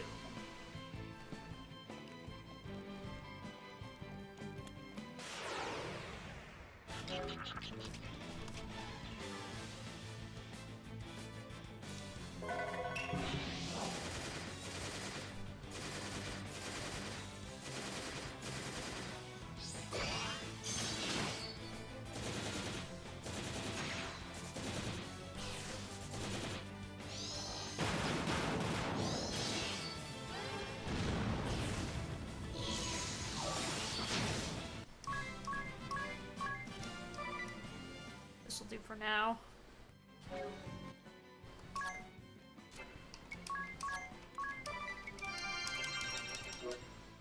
How do I activate him?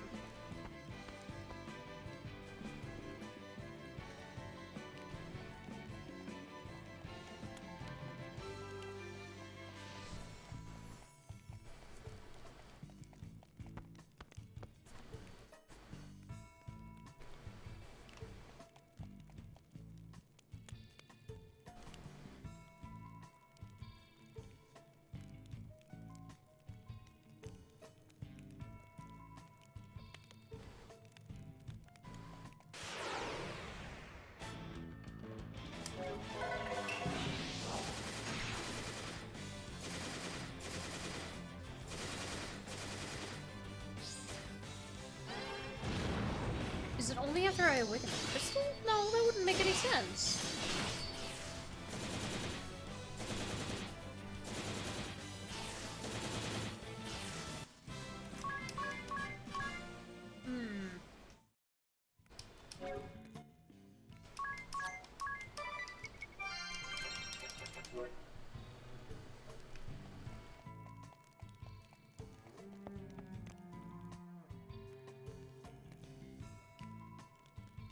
This wouldn't be it.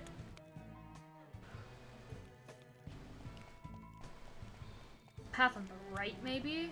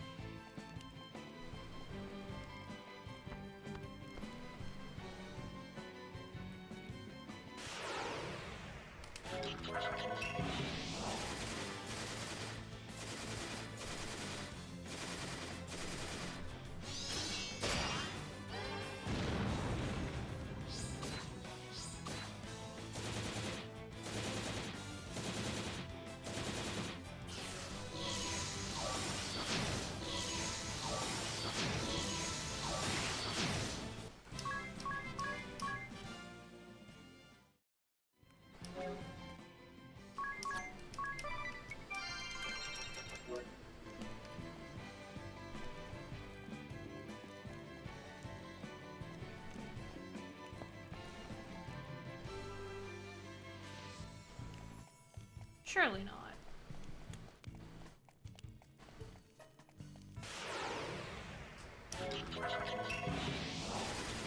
Maybe it is after I awaken the fire crystal.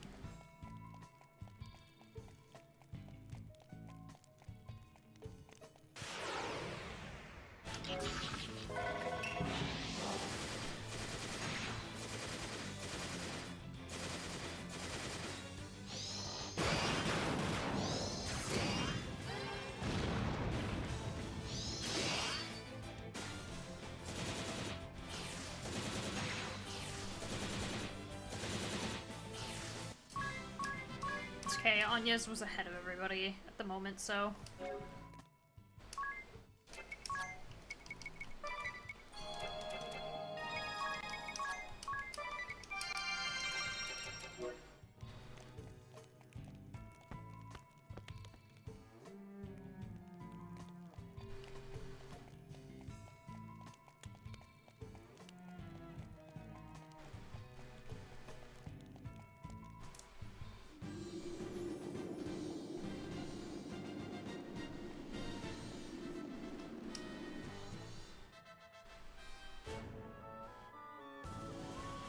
Yeah, the exclamation point wasn't actually out here. I went in and just didn't check.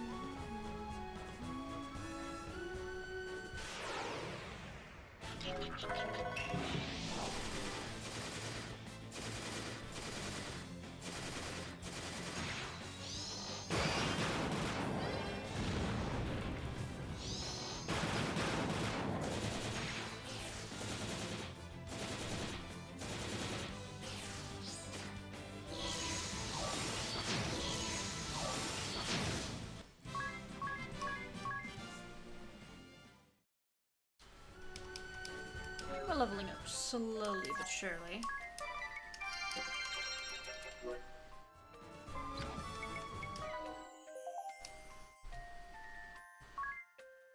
Well, thanks, game. Oh yeah, nighttime.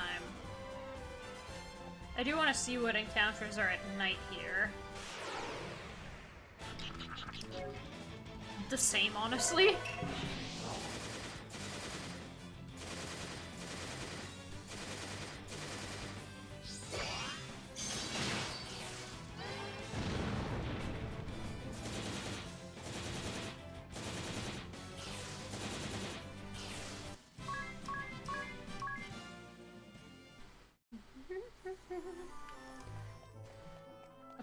in the mine. It's currently not occupied by anyone.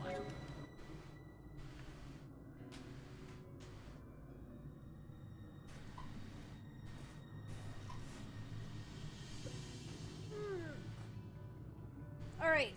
I'm gonna take my first break here since it's been 2 hours.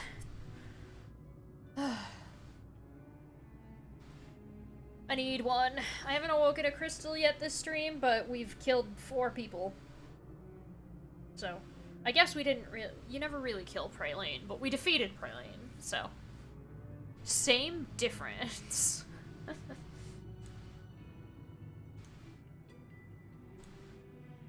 Okay.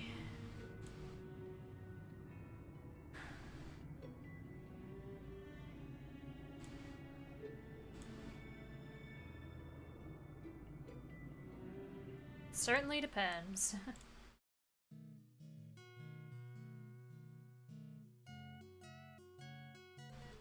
We've definitely killed people. People are definitely dead.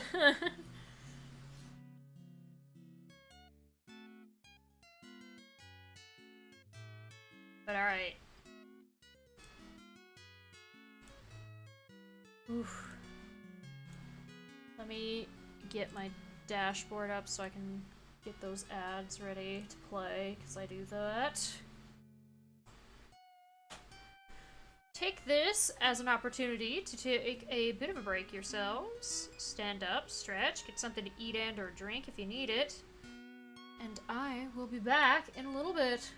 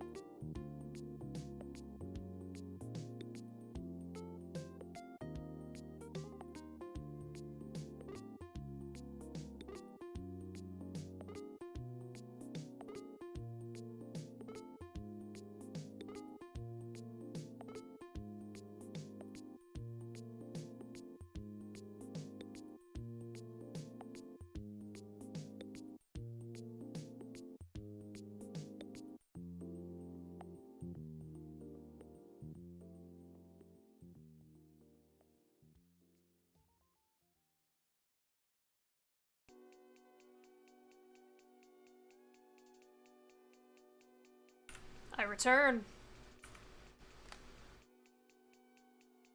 Oof. I grabbed a refill for a drink and took a little bit of a nap. Just a small one with the last 7 minutes.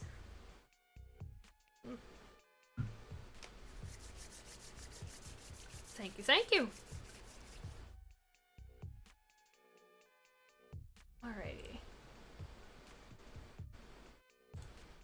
Switch to Citra.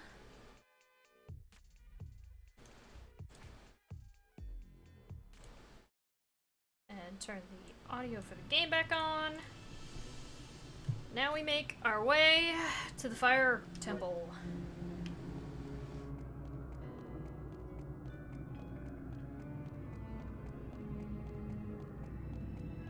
And what I mean by nap, I don't even really sleep. Clearly I'm not actually, like, asleep.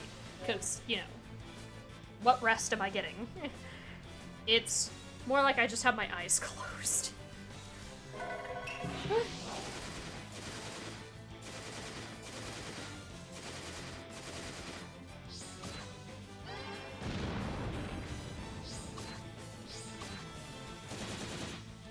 I rest my eyes for 7 minutes.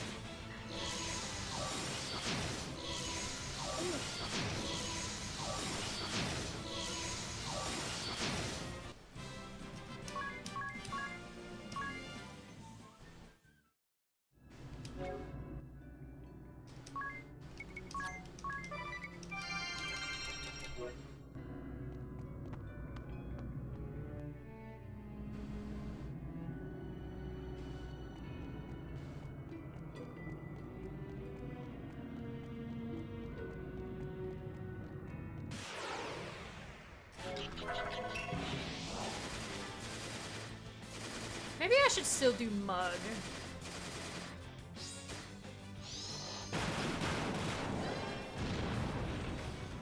Might still do more damage than just regular attacking.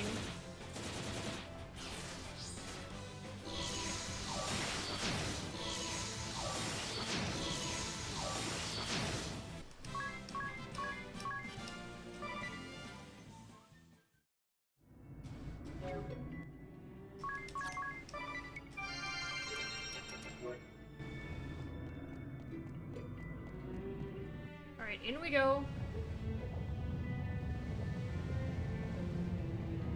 Ooh, I actually have to pay attention so I don't get burnt.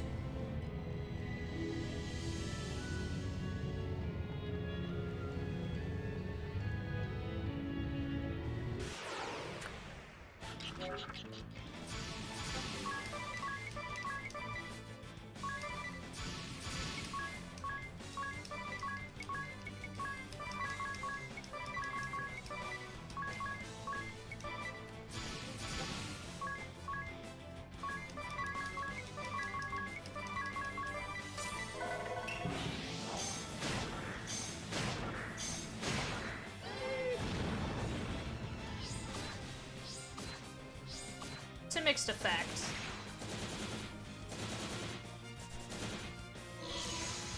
It seems to do less, but I could also just take something.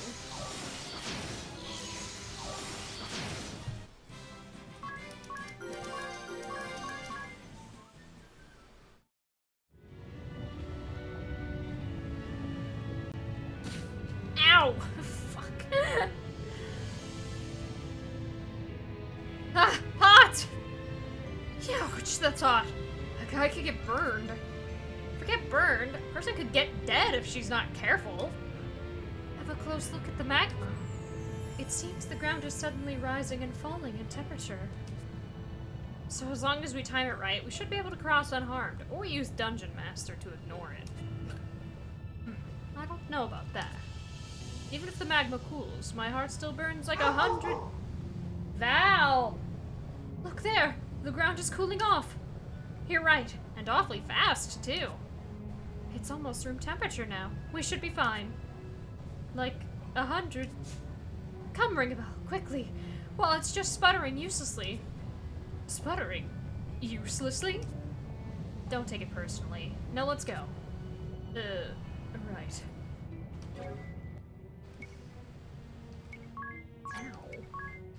also pretty sure, yeah, she still has poison immunity on, so I may as well put Dungeon Master so I don't have to pay attention to that. 'Cause, ow.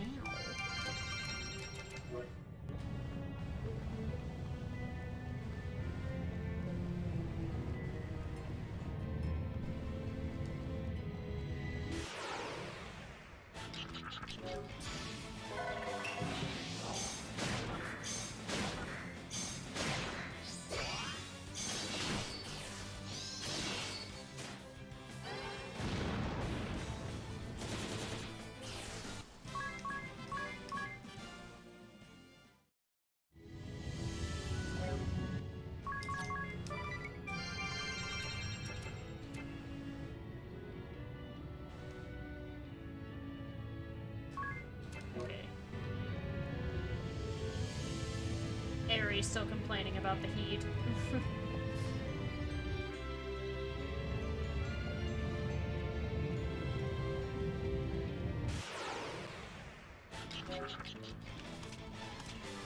Just zombies. Zombies everywhere.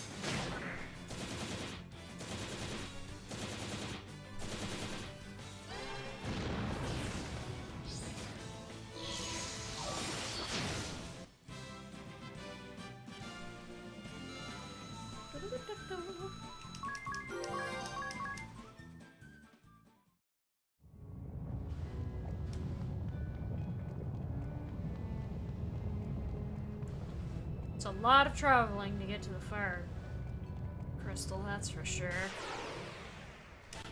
I'm just surprised nothing in here is specifically fire elements. It's all things that are actually weak to fire. Makes you wonder what they're even doing in here.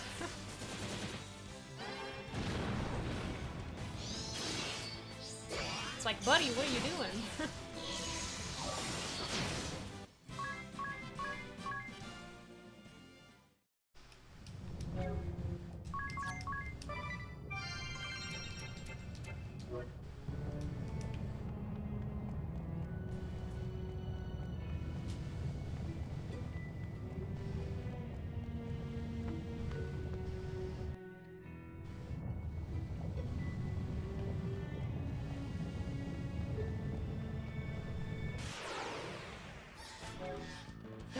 These are new. And oh, they're so cute.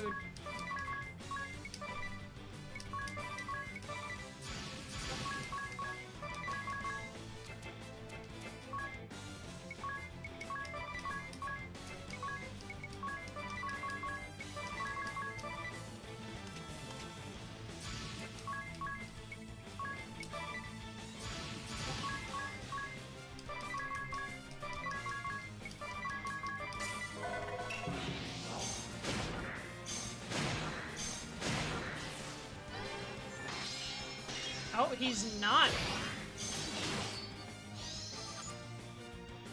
He's weak to lightning. Interesting.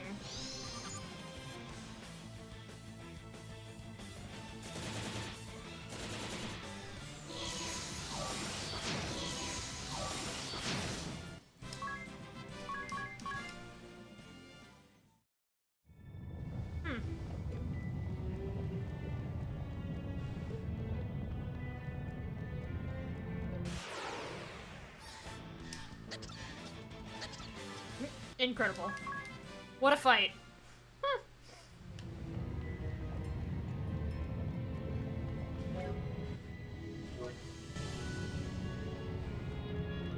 Well, I should probably give Agnes a turbo ether.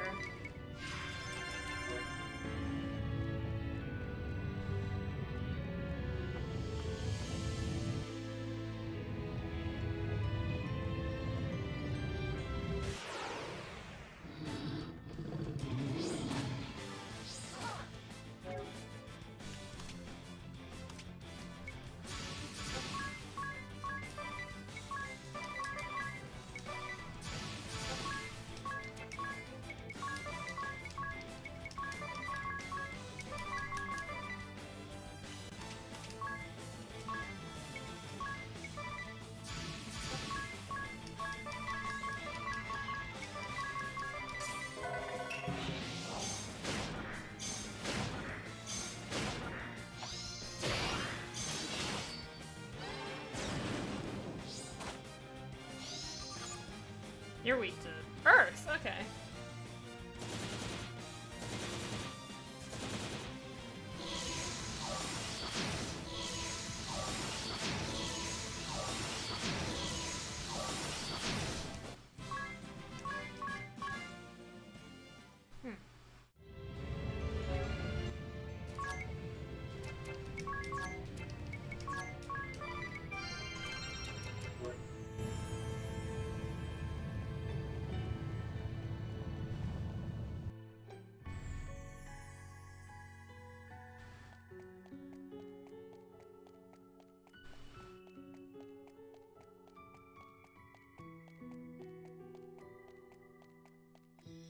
They're not enemies in here? Okay.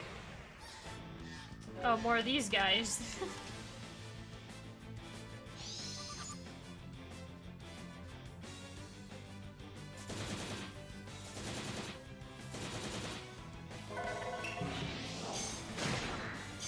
Chogmar is gonna be something.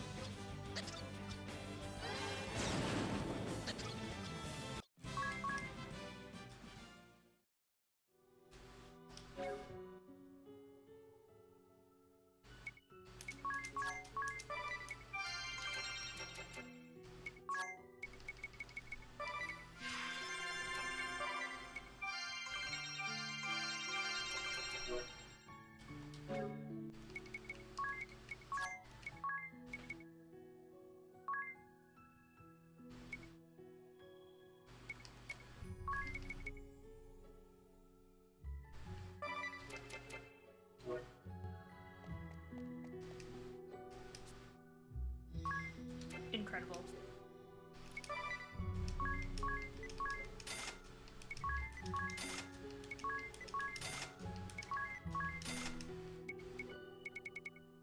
I don't think I need to worry about too much.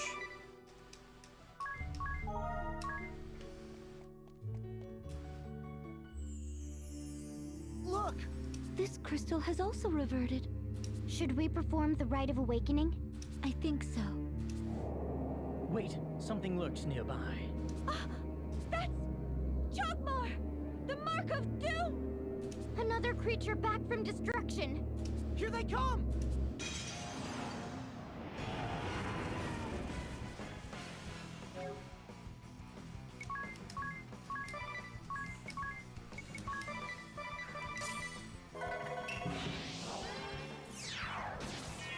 Rude.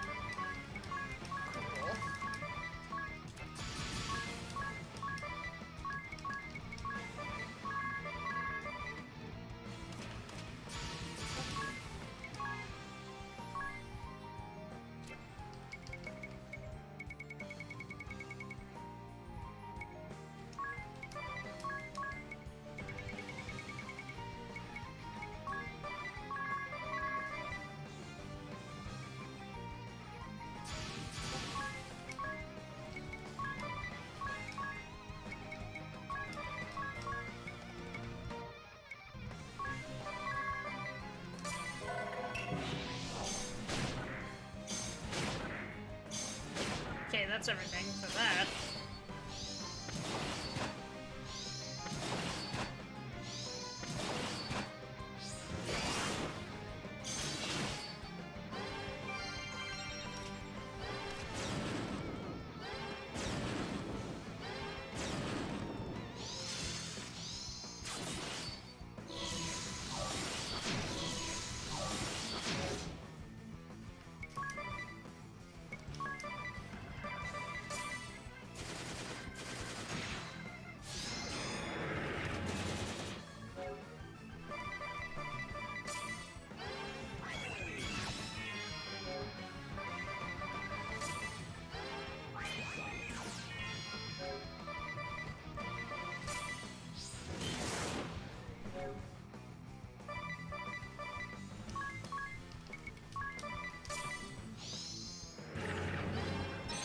moment of truth, is that, and is energy boost a physical, or is it something else?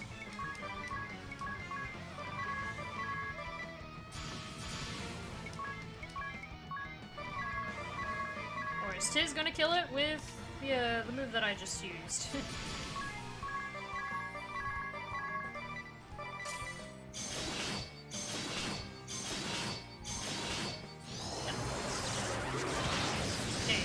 It was a physical.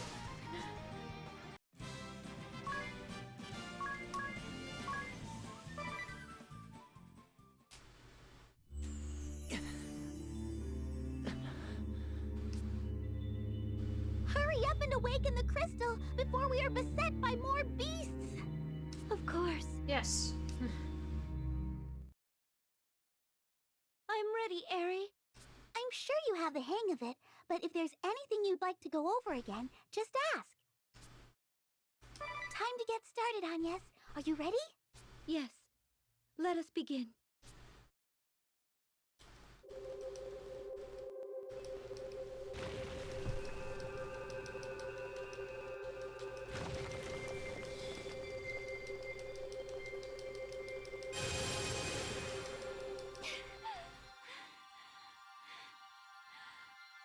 Not yet!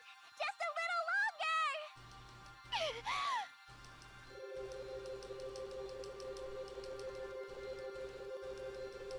More! Keep going!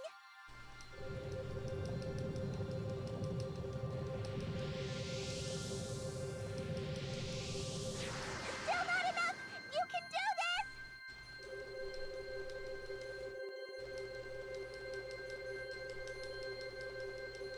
Stop! That's it!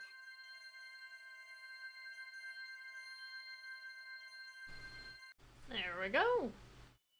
You did it! You awakened the crystal! Well done, Agnes!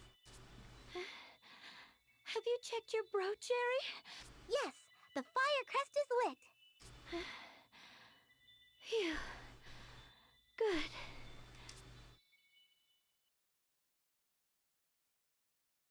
Are you okay, Agnes? Yes, I am used to it now. I need a short rest, but then we should head to the next temple. Okay.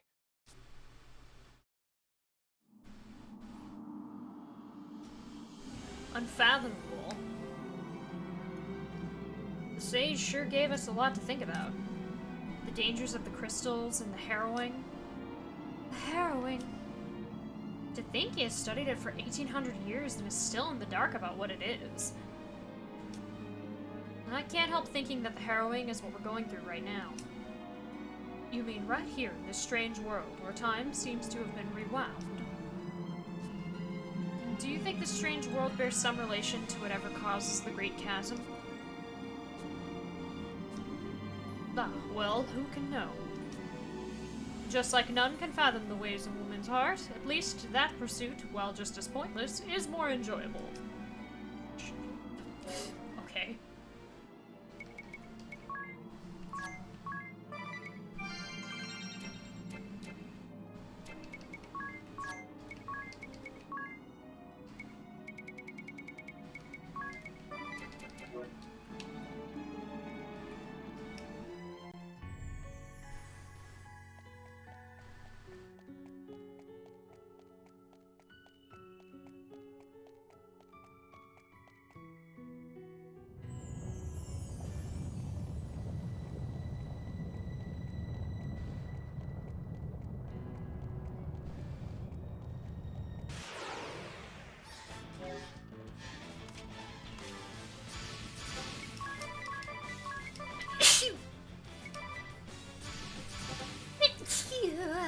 Excuse me.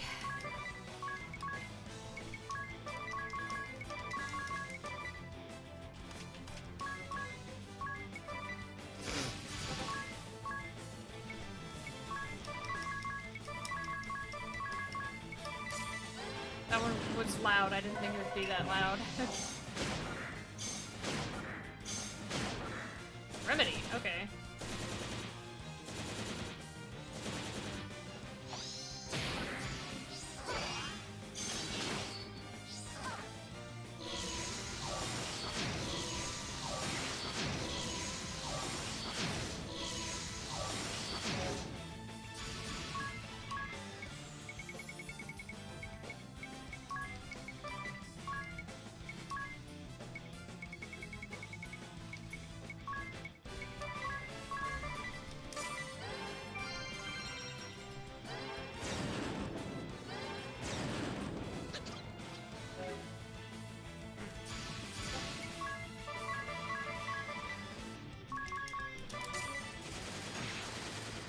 He's dead.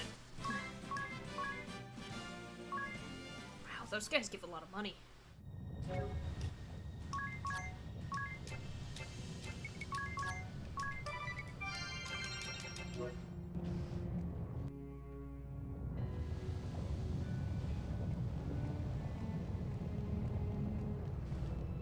Kinda forgot about this shortcut, so I didn't actually have to do all of Underflow. Whoops. It was good EXP.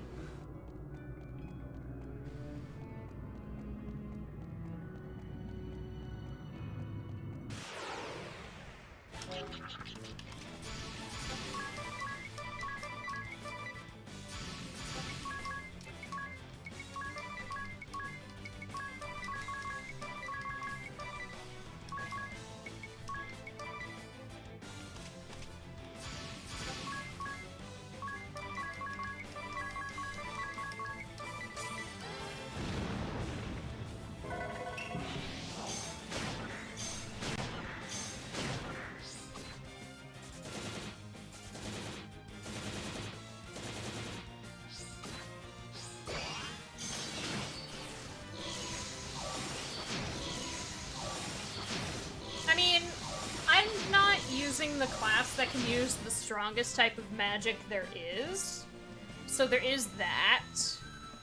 Like, I have Thundaga and stuff like that. It's just the Red Mage specifically can't use that. But I like the duality of having healing spells and offensive skills, so not having the strongest version is fine. For me.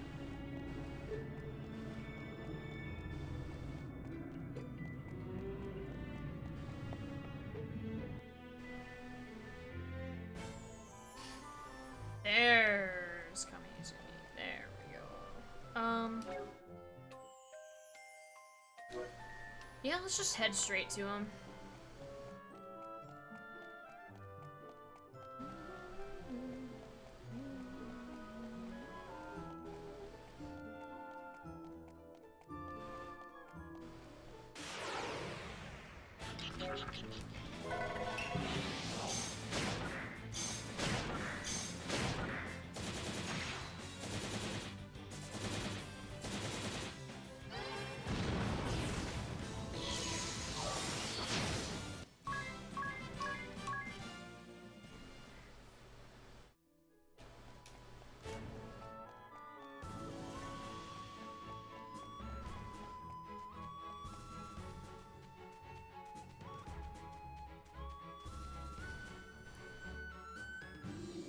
And then we'll take the airship to Heartschild to restock and spend the night before making our way to Eternia.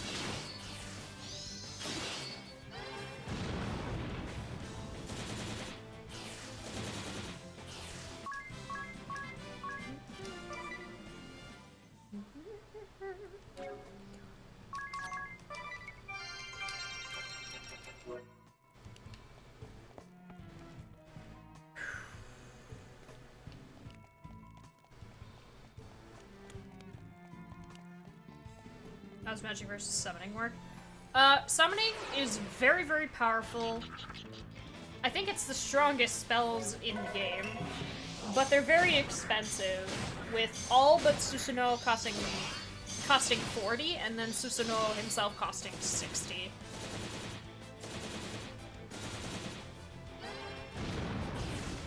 Like, that's the trade-off. It does do devastating amounts of damage, but it's expensive.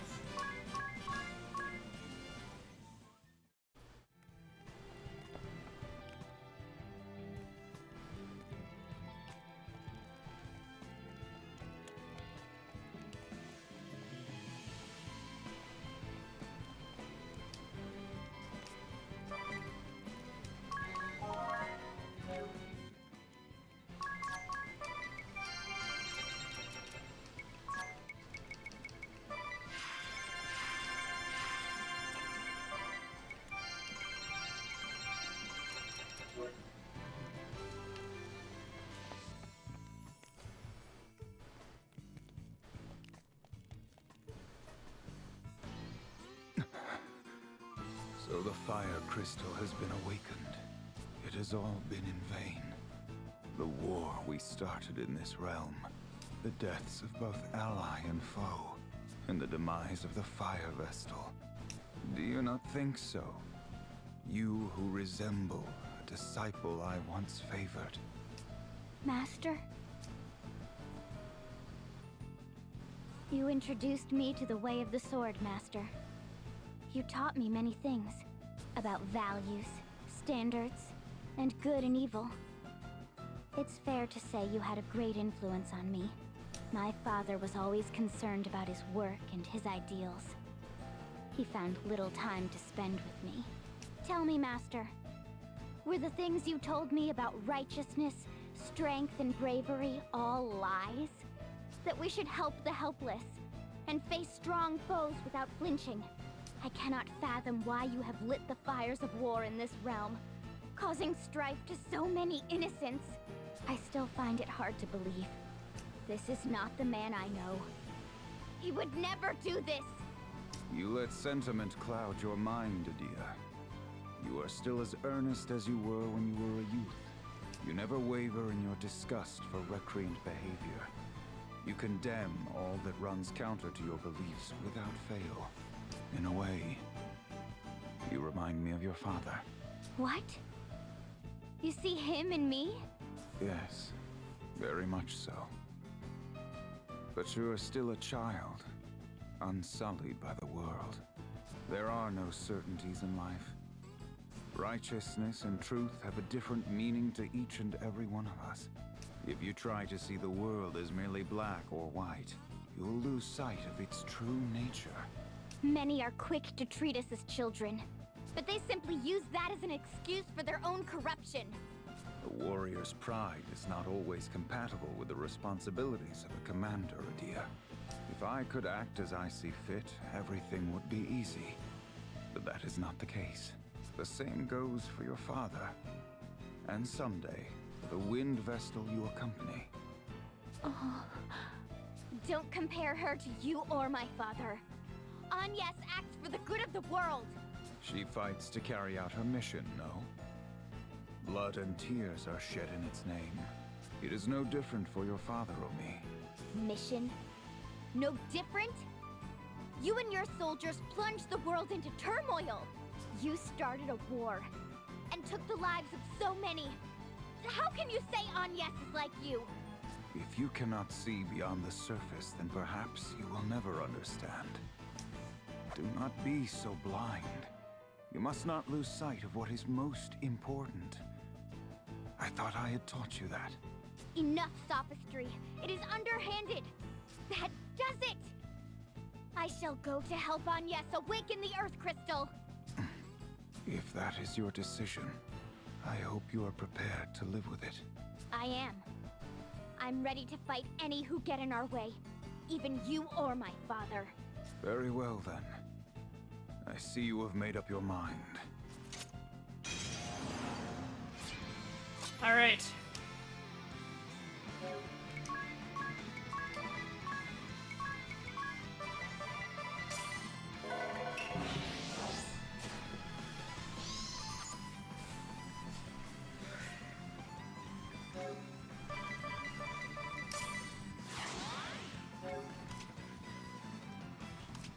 That's a counter.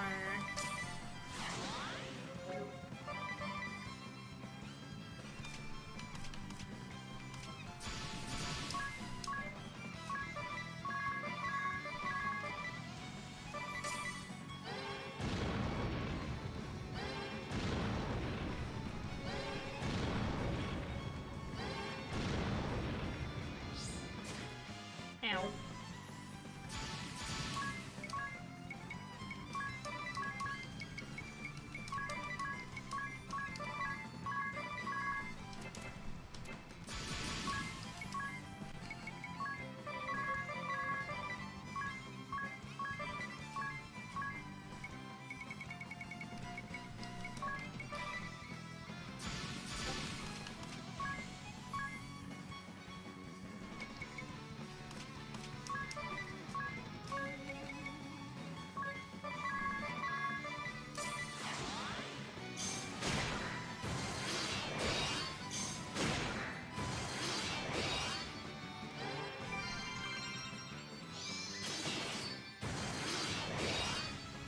Well.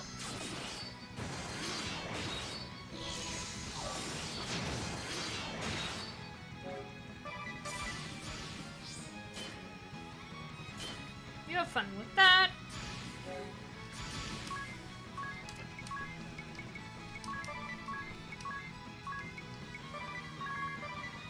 He does, but he can't move now, so...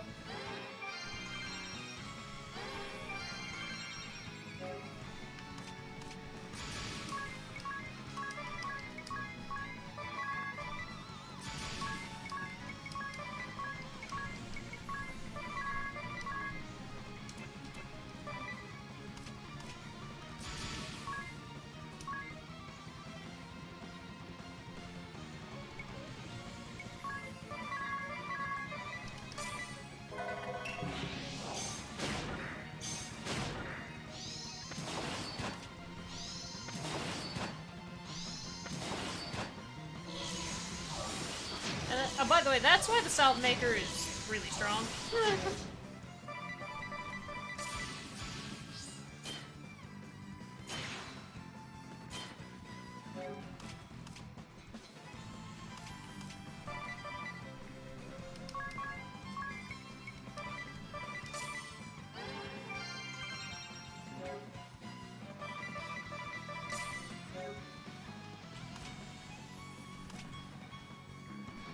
What is he gonna do, though?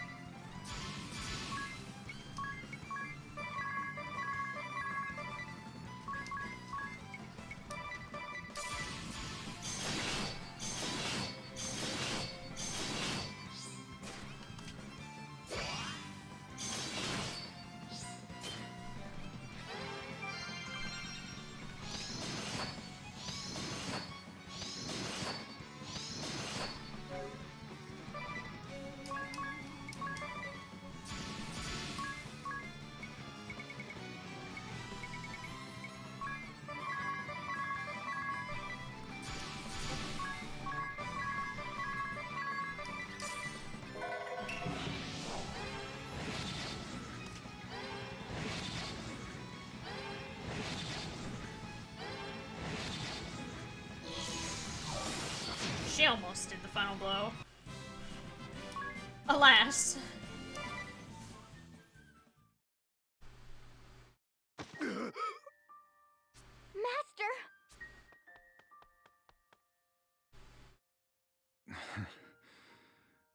Well fought. I underestimated your conviction. Will you hear your master out one last time, Adia? Of course. Take the time to speak with your father properly. If you do not, I see nothing but tragedy for you both. End this petty dissent between father and child. Master. You two were always so difficult. Master!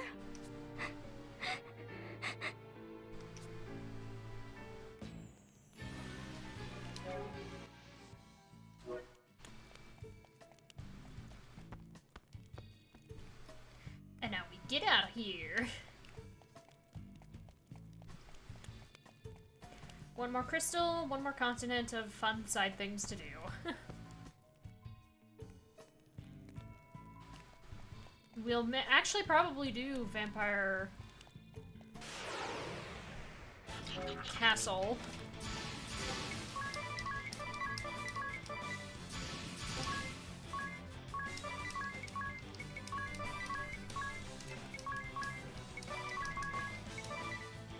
Alright. Good night, Alice. Thanks for hanging out. Sleep well.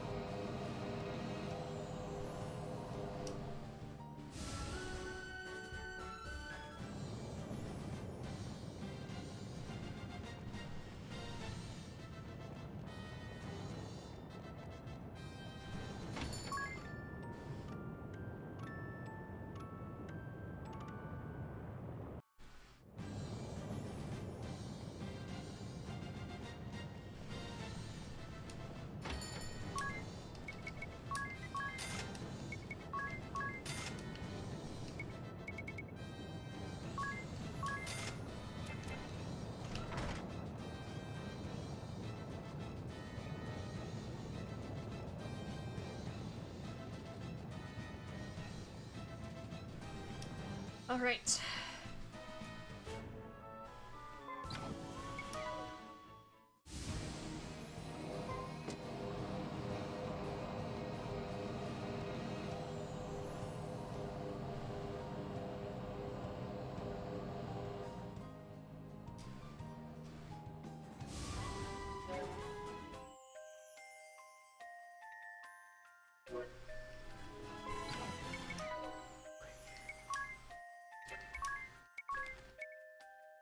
Oh, finished.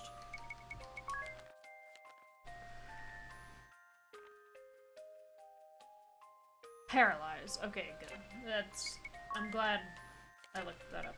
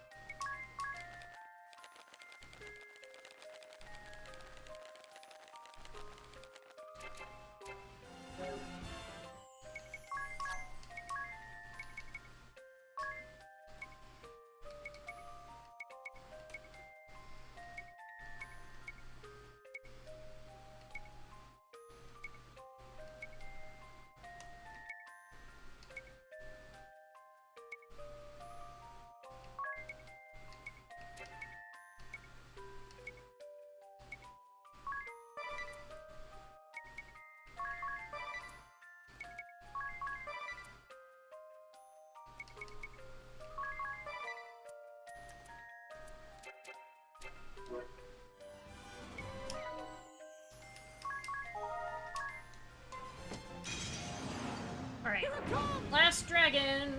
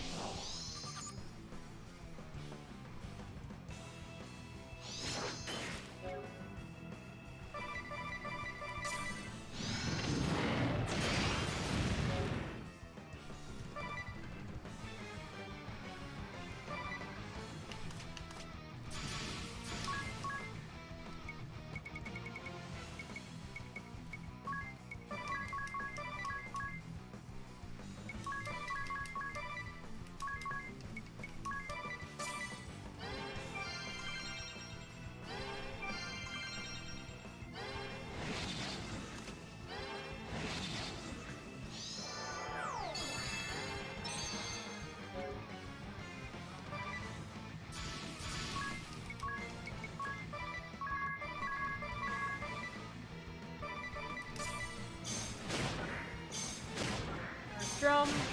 I just see the dragon fang.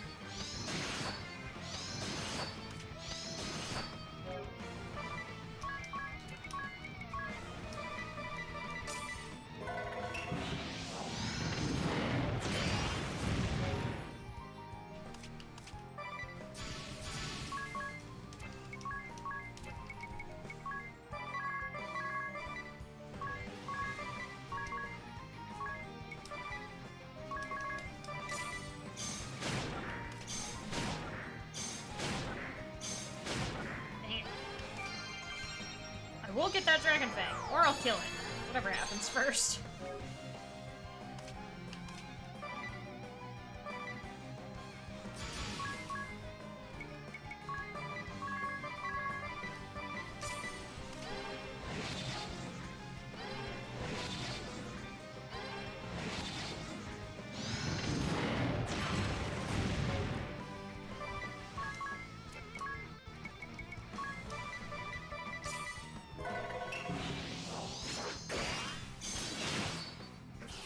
Well, that's that.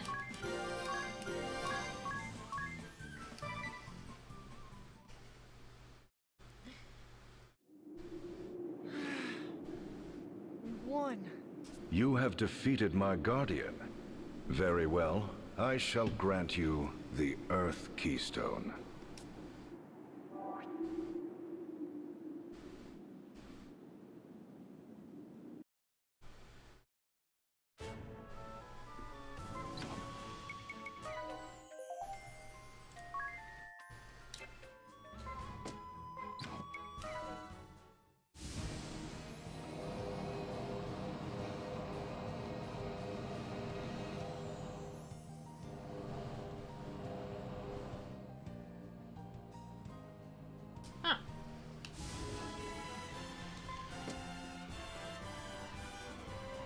Well, I'm gonna walk the paths.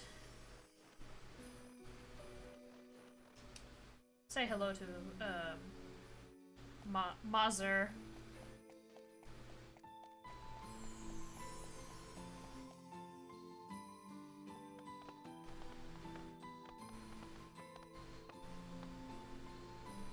Why, Adia, when did you return? Never mind that. Are you all right? Of course I am. You mustn't trust everything you hear. And I've been feeling quite a bit better since I came here. I am Adia's mother, Mazer Lee. Thank you for looking after my daughter. So, you are the Wind Vestal?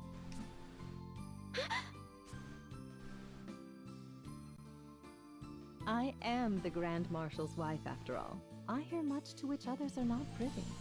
And I am particularly well informed about the Wind Vestal's traveling companions. Sir Alternus provides me with the latest news. Mother. How wonderful to see you so full of vim and vigor. I'm sorry if I worried you, Mother. There's no need for that. There's no need to worry about me. It's time for your examination. Forgive me, but this is where we must say goodbye. Please, do look after my daughter. Mother.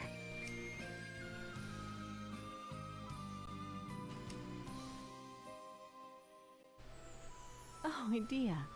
What is it, child? How do you feel, Mother? I'm quite well today. I see. I am glad.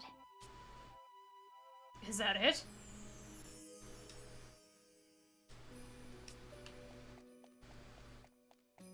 Okay.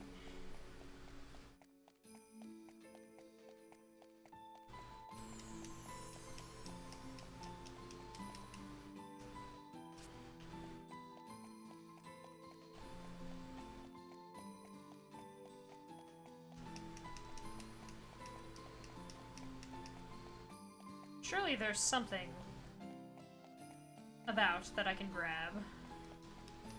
Aha!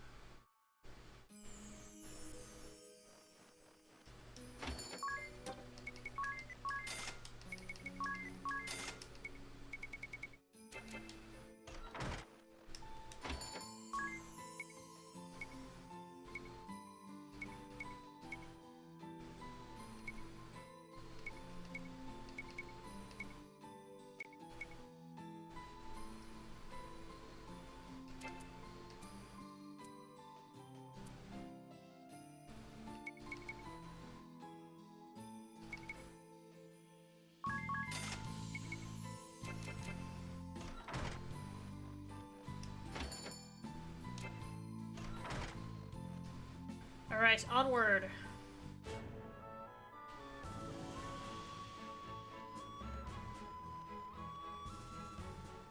I want to check the graveyard village.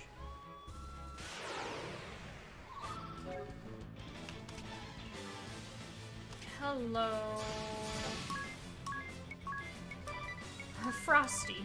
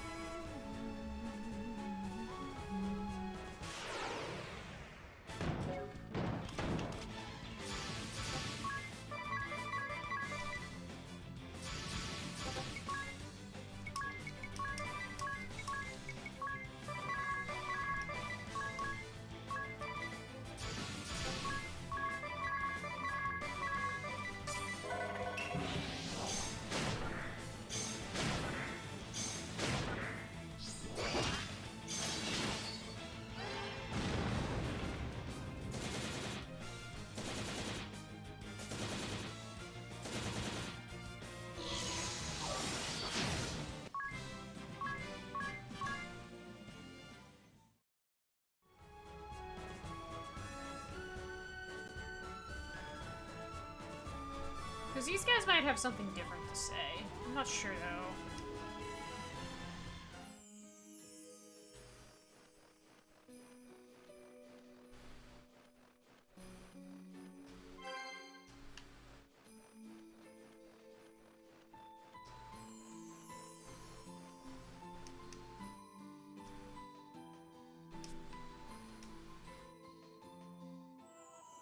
Yes. Dear, though they were they lived at age 18. He was the. Okay, this is the same. So it was. You may stay the night.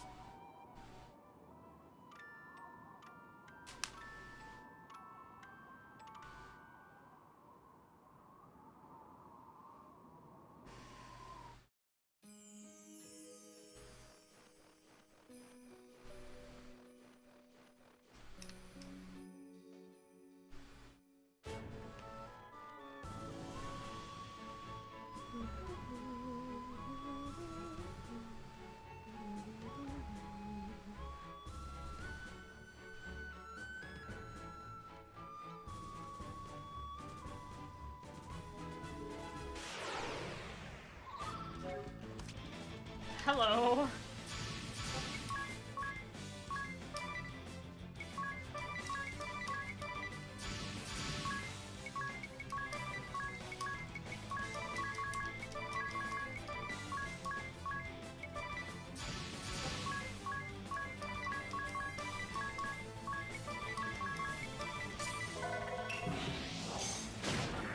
Ooh. He had an X potion on him.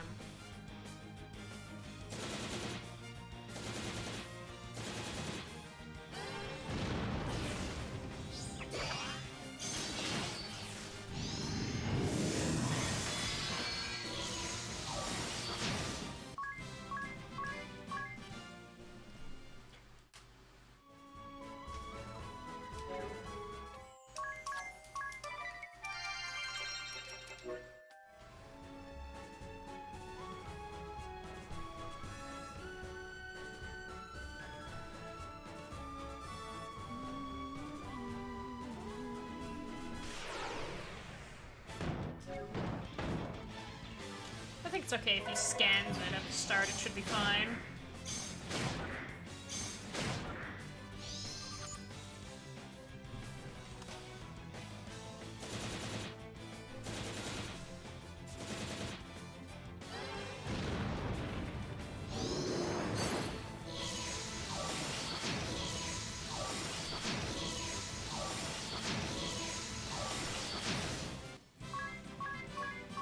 We got to watch his health go away.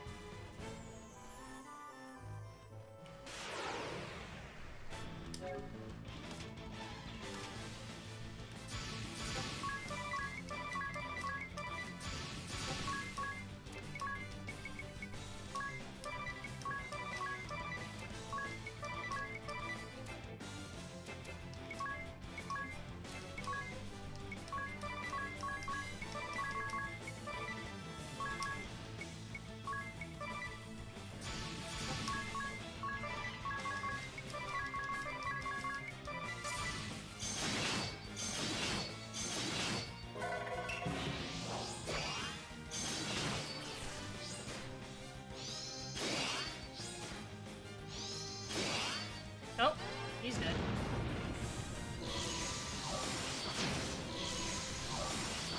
He didn't have full HP at the start because I didn't heal him from the last round, so that's on me.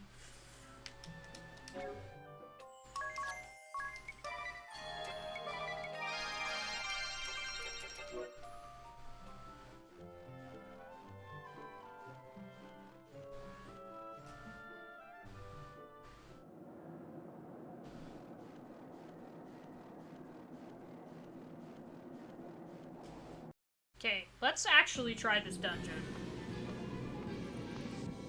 Just as cold as before. Because last time we got obliterated by regular encounters.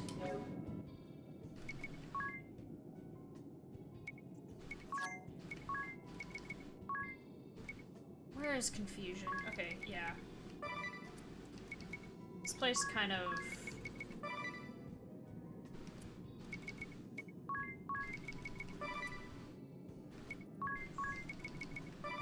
And then... I'll put default guard back on, but for now, she'll have Divining Rod.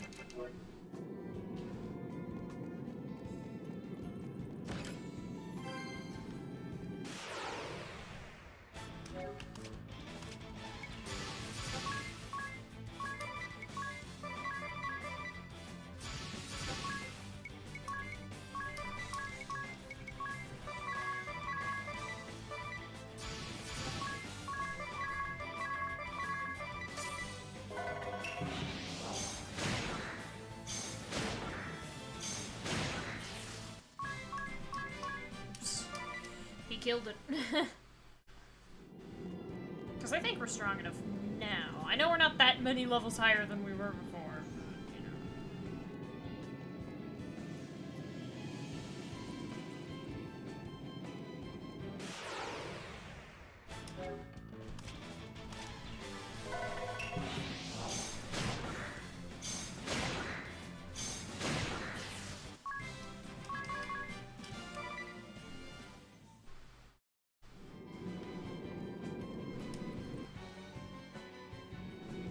It is the same portrait as before, and just as big.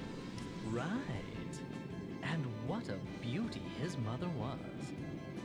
Same description, too. Lester, eldest son of the House of DeRosso.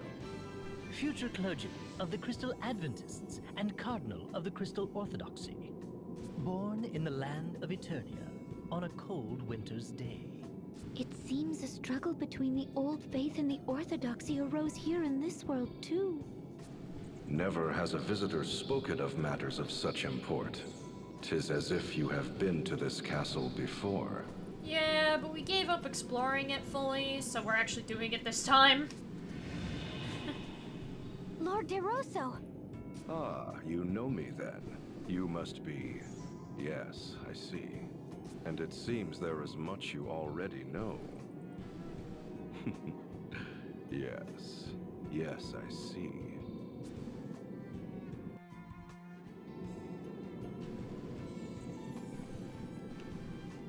Stairs.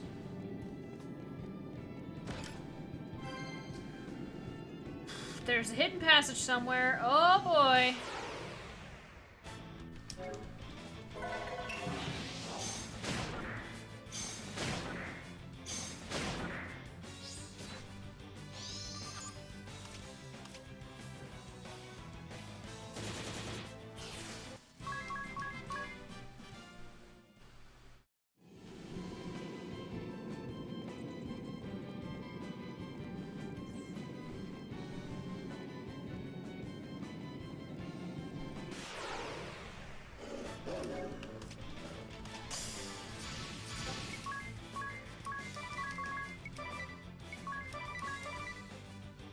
The Cerberus I can't touch with physicals, I remember this. Not unless I want to get punished.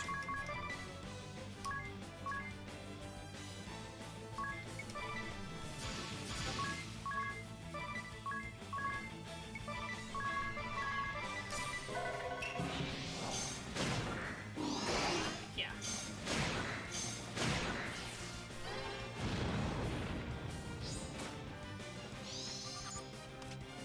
Okay, it's water. I wasn't able to scan the bat. Bye!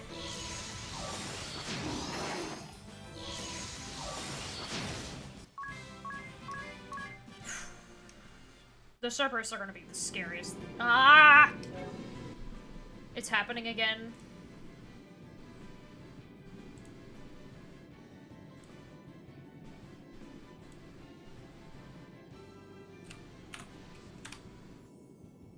me see what my upload is, and then act accordingly.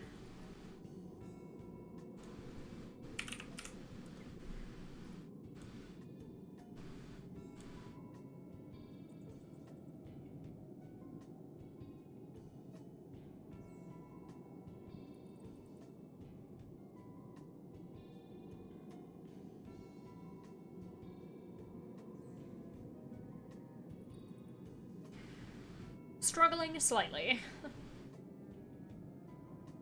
It seems lowering it to 4,000 worked.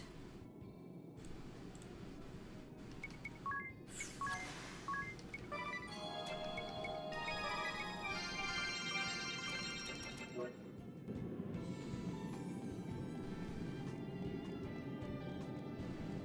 I found the secret passage.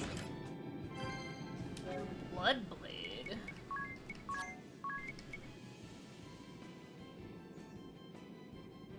Sword with the drain ability. Okay.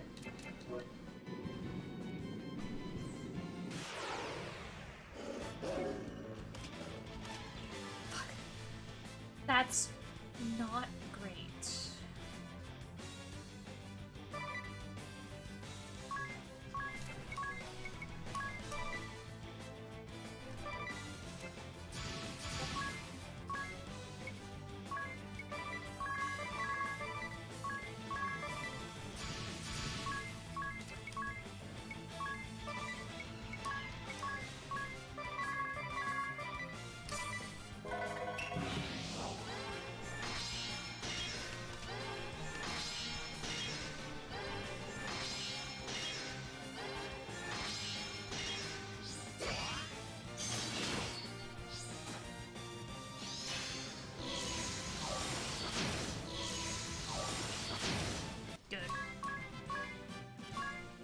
Honestly, I may do Phantom Weapon for Adia for the time being. Where is it? Yeah. Okay.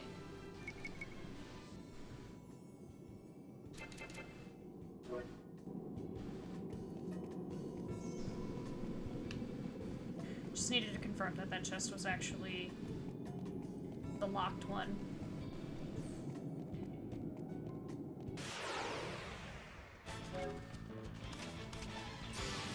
Alright, here comes the bats.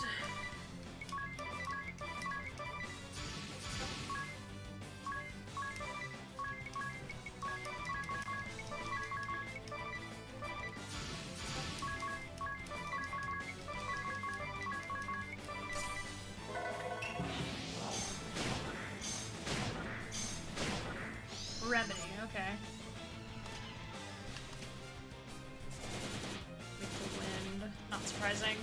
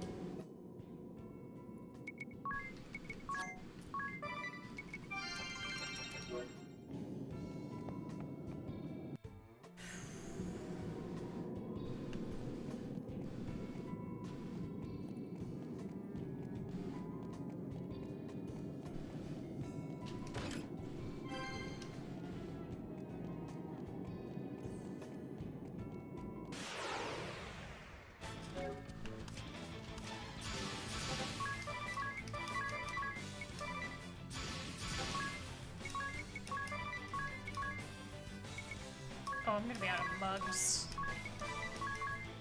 Yeah,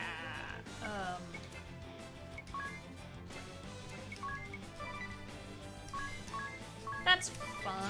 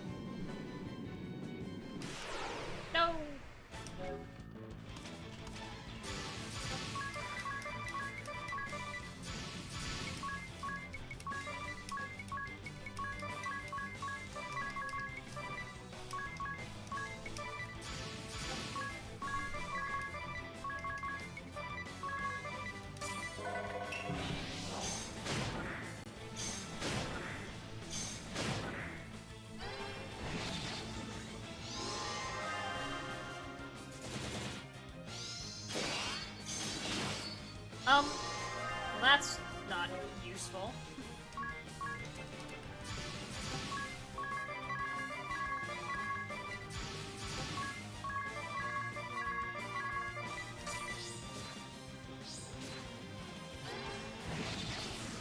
Maybe I should have a different passive besides Confuse and me. Is there status on the resistant passive? That's a good question.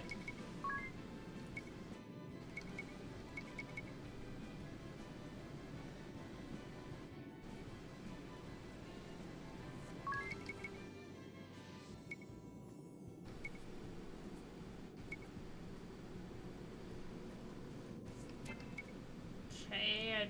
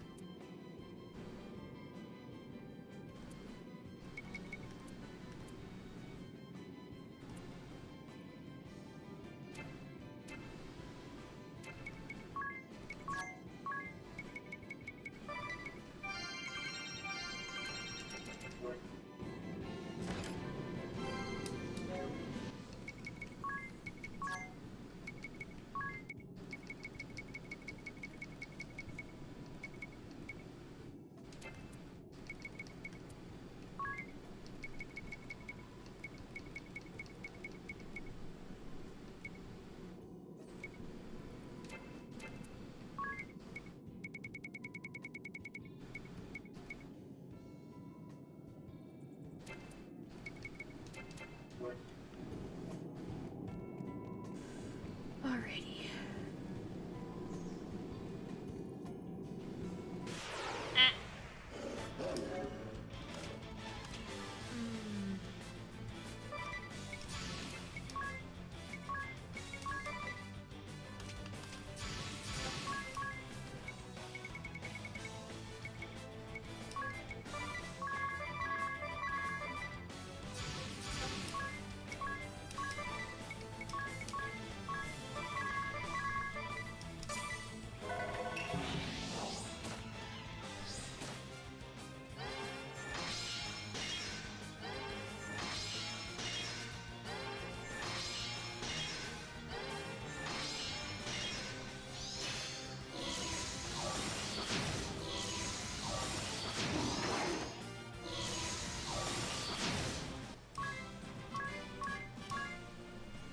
That's my best bet when it's a Cerberus.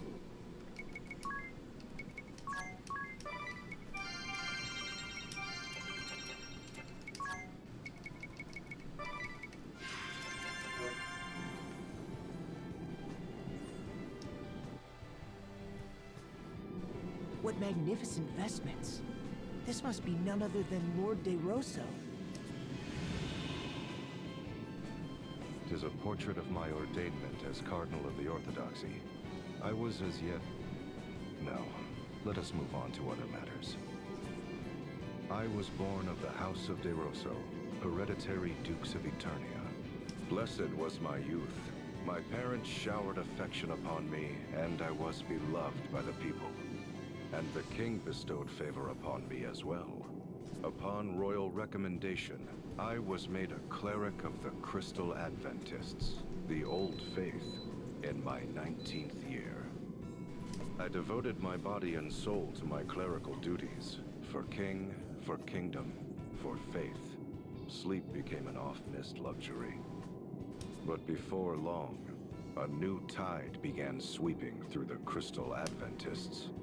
There were those who wanted the clergy to control the 4 crystals of Luxendark, rather than local monarchies and temples. That belief formed the core of the Crystal Orthodoxy. The Eternian royal family, keepers of the Earth Crystal, immediately assented to this new way.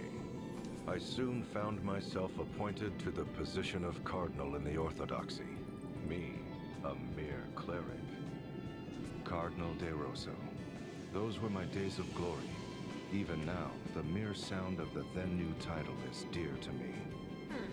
The old faith was remade entirely into the Crystal Orthodoxy, and the decision was made to elect a Grand Patriarch to rule. Thereupon, cardinals throughout the world gathered for a conclave to elect the first Grand Patriarch. Amid the conclave's maelstrom, I was approached by a cardinal who wished for me to vote for his choice. I suppose it was my youth and sincerity that made me reject the notion out of hand. But that was my downfall, for I was forced from the position of cardinal by the fraudulently elected Grand Patriarch. I had been but fervent in my beliefs and ideals. What I did only for the Orthodoxy, and for the people of this world. The old faith in the Orthodoxy. The Kingdom of Eternia and the Duchy. That was all a bit hard to follow. I agree. There are no major differences in teachings between the Old Faith and Orthodoxy. They both revere the 4 crystals. I have heard that the Adventists gave way to the new and truer ideas of the Orthodoxy and faded away. No wonder the old faith was abandoned. Yet there is more to the story, for history is not more than accounts recorded by the victorious. To solidify their power, the victors showered contempt upon the vanquished. So it was those who held the reins of power within the Orthodoxy relentlessly pressed for the Adventists' eradication. No one recalls the words of the vanquished if the victorious write them out of history. 'Tis as if they had never existed. I'd been taught that the battle between the 2 faiths had been fierce, and in its wake, devastation persisting to this day covered all the lands.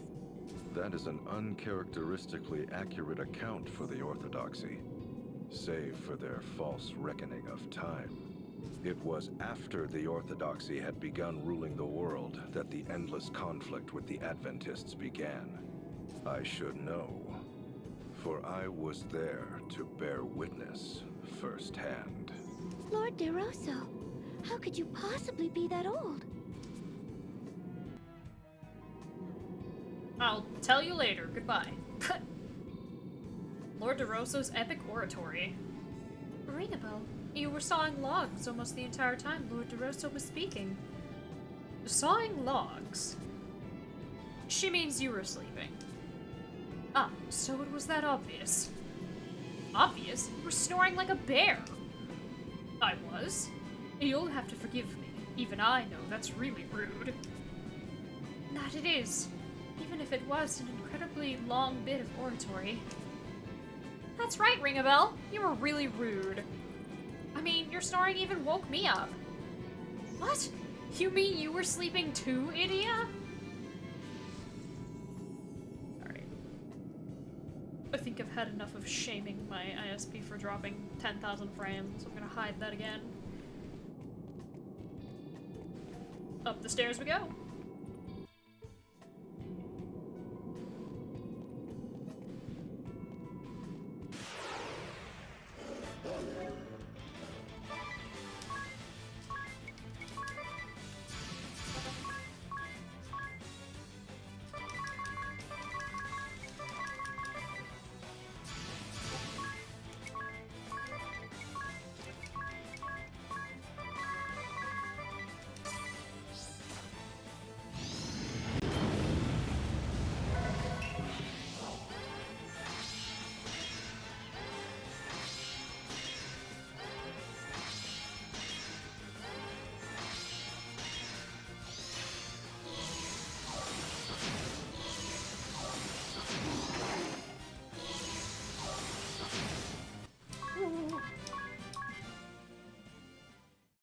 Cerberus are by far the scariest enemy in this dungeon.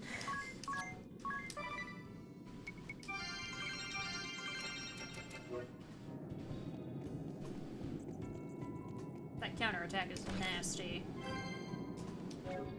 Soul of what? Soul of huh? Oh! Higher magic attack, let's go!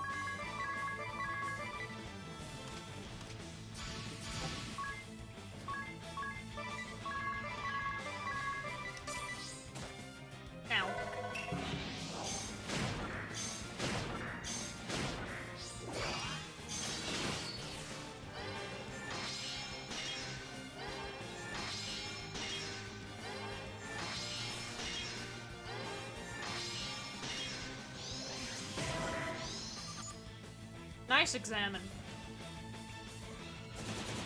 Ah!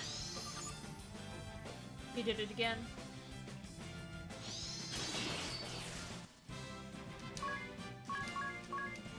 Almost killed Tiz, but then changed his mind.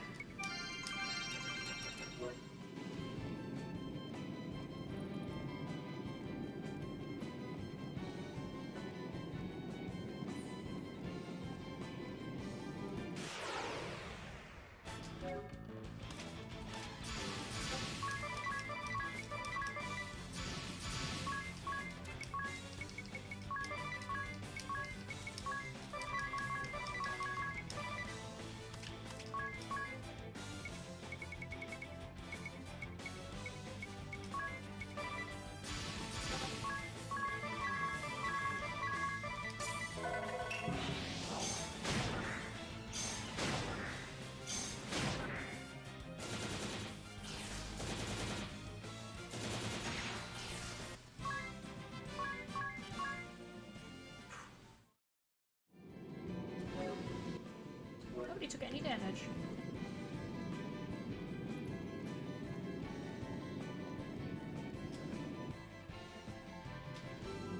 This one shows a castle in flames.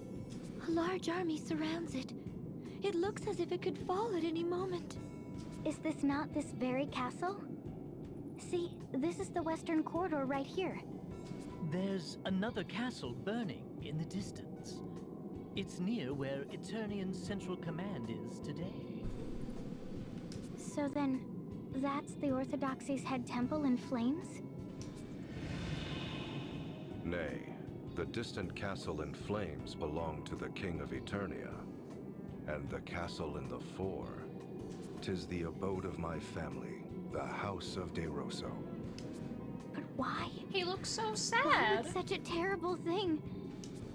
The kingdom of Eternia was suddenly beset by a great host from another land. We would later come to know that it was a four-state coalition sent by order of the Crystal Orthodoxy. They had been told the King of Eternia sought a return to Adventism and was arming for war against the Orthodoxy.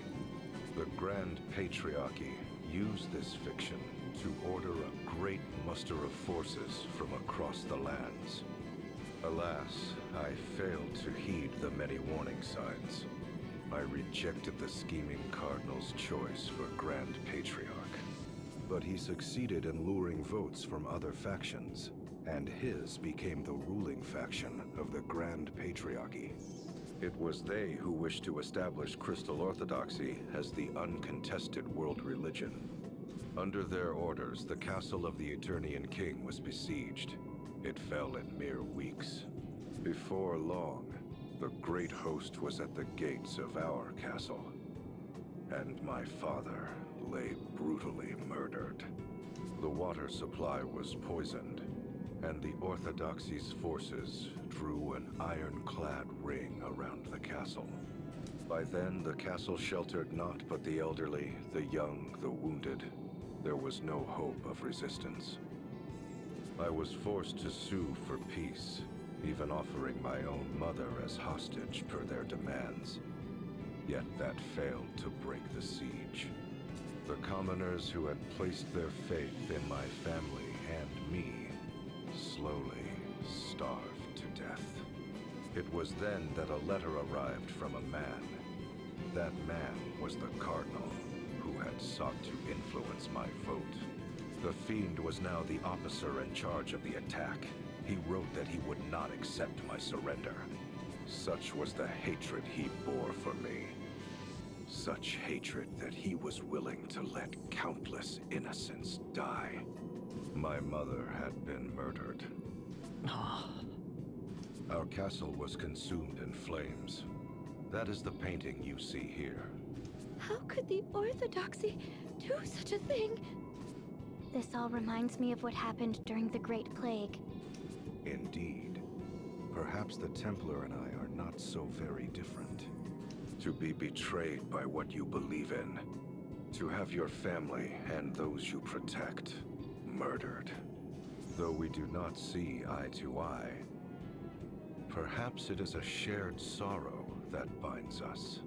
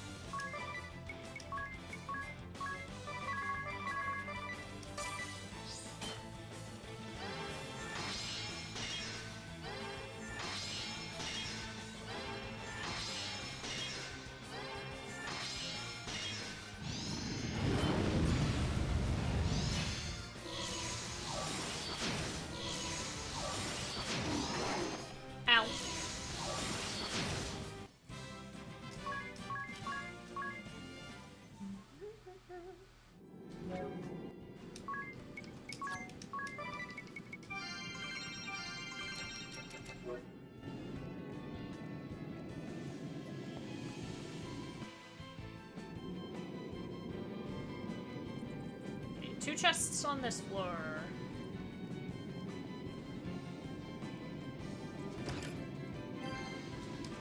Dwarven glove. What'd that do?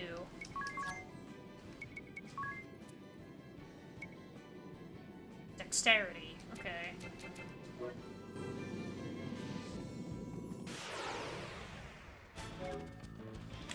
That's a lot of bats.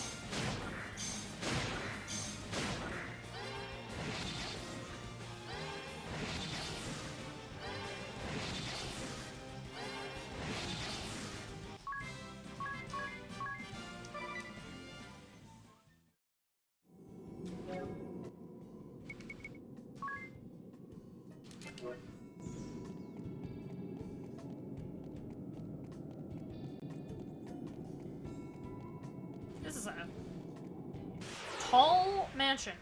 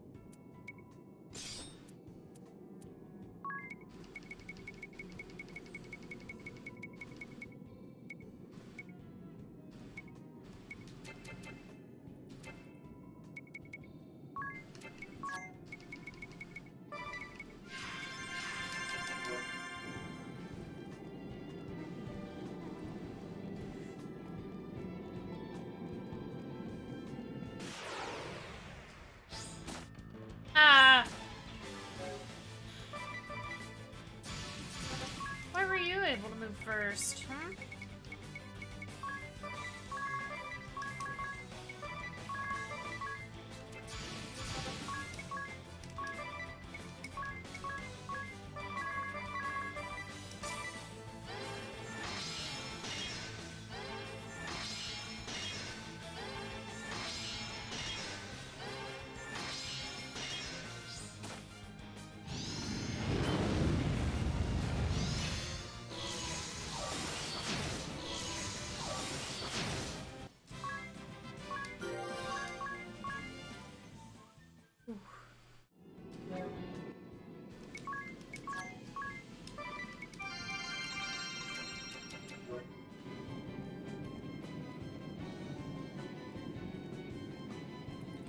Want this painting? Look! Such fierce flames. Though I wish not to remember that day, it is indelibly etched upon my mind. How did you survive? The Orthodoxy lay siege yet would accept no surrender. My mother, father, relatives, and my people lay dead. It was then I set our castle ablaze. But as the flames began to lick my body, something slipped into me. Betrayed by the precepts I believed in, was I not bitter? Robbed of my beloved homeland, my dearest of kin, my people, slain. Amid such despair, was I content to simply welcome death? Nay, I heard a voice. Accept me, and I shall grant life everlasting. Though it shall be filled with grief, thou shalt have all eternity to wreak vengeance upon thine enemies. Did I forge a dark pact with some fiendish entity that day? Or was it a rebirth, triggered by a future me, reaching back to the past? Panicked upon failing to find my body, the Orthodoxy chose to denounce my family and me as ghoulish vampires. Thus have I been living an immortal existence ever since. Then the name Vampire Castle is... A lie that has been perpetrated by the Orthodoxy for some 2,400 years. Though it is true I am immortal, I am no vampire. I find the smell of blood too revolting to ever drink it. But your job class is titled Vampire. Having said that, I have done naught to quell the rumors. In truth, I endeavored to embellish them. My ability to transform myself into a bat and grow these fangs are the fruits of many years. Long, long years of effort. You call me a vampire? Sure thing. I'll fit the...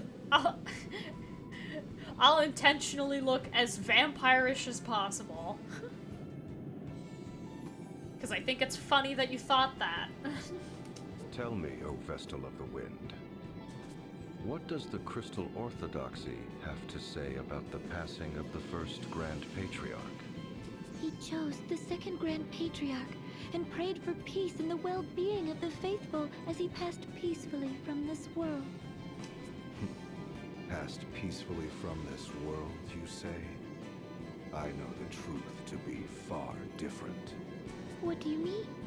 The first Grand Patriarch was assassinated, along with his Archbishop, the man who had been my bane. The assassin himself tells you this. There is no other truth. That was when I forsook this land. Soon after, sightings of the vampire Lester DeRosso began to crop up throughout the world. I became a veritable Duke of Darkness, forging ties with those bearing hatred toward the Orthodoxy, and those it had oppressed. I was the enemy of man, the hated and feared vampire. But more than that, I was known as the arch-enemy of the Orthodoxy. And after some 500 years, a fateful encounter with one whom you all know well. No, let us leave the matter for another time.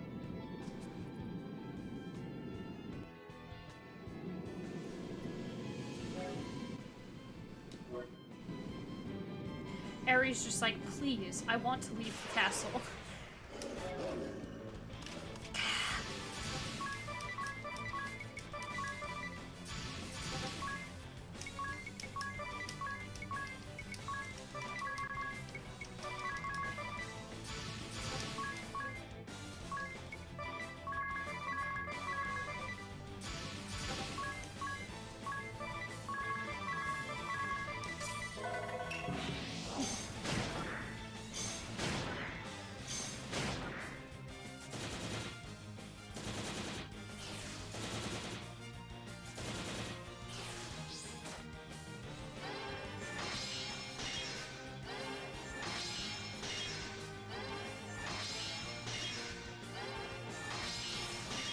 Cool.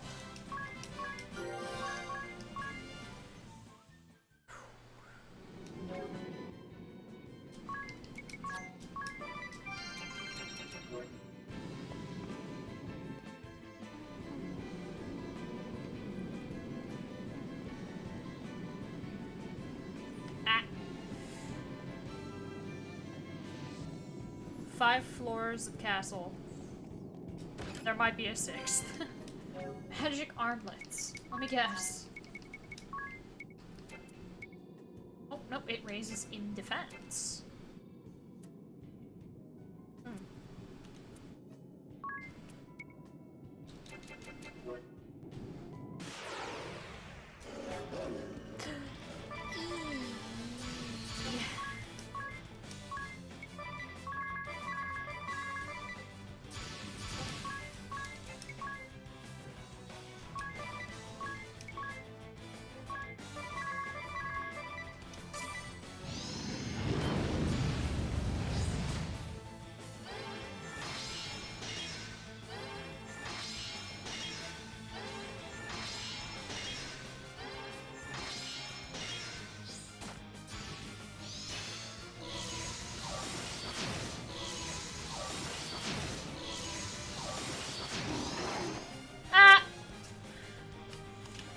Oh, he can't have much HP left.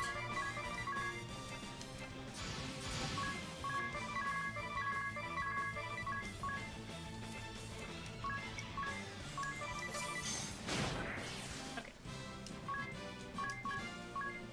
That's unfortunate. But she didn't have full HP.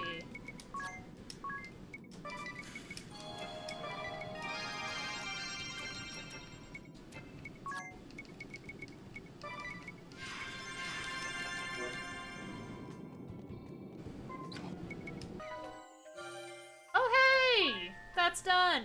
Okay. 24, 24, 21, 28, 48, 30, 50. I'd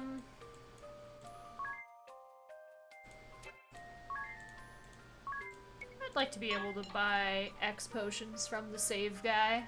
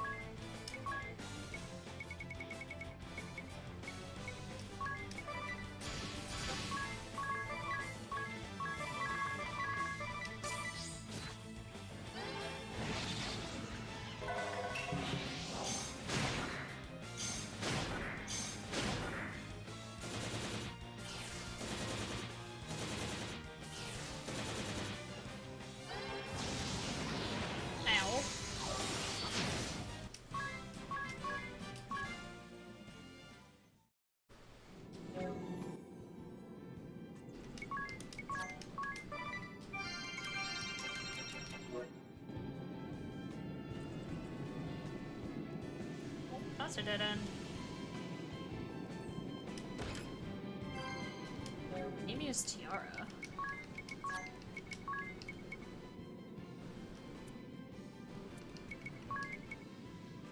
This does less magic attack up than...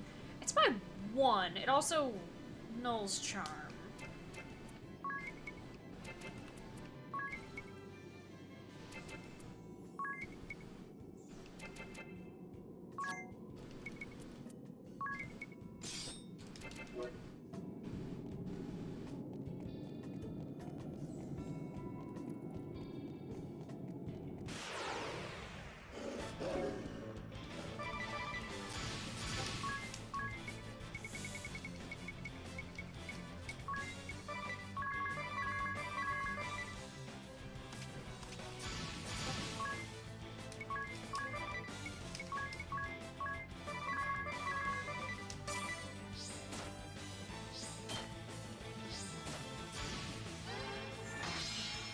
Thank goodness, none of them attacked Idia, so...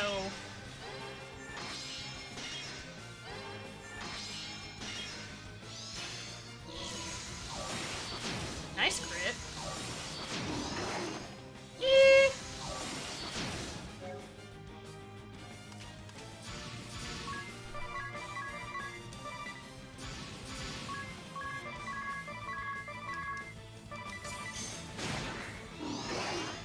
Oh, well, he's dead.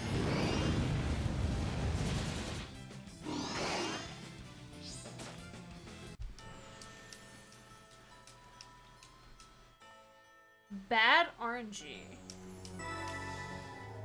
Rolled into low damage magic.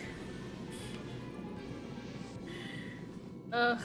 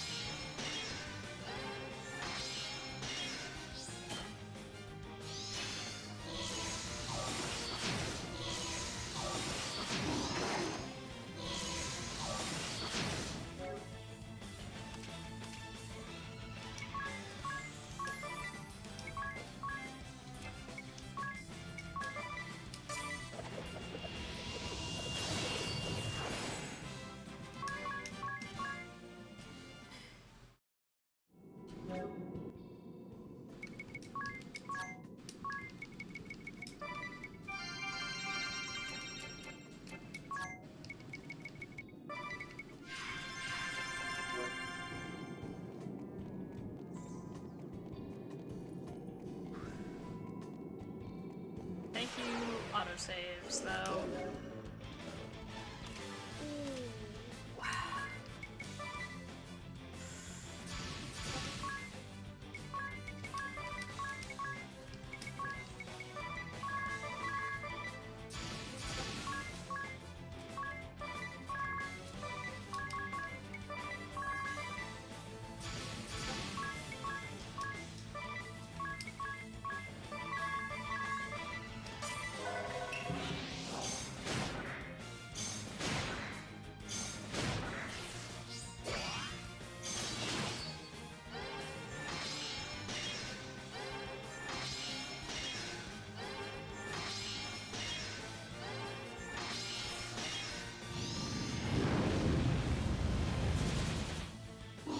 Oh, he's dead. Yep.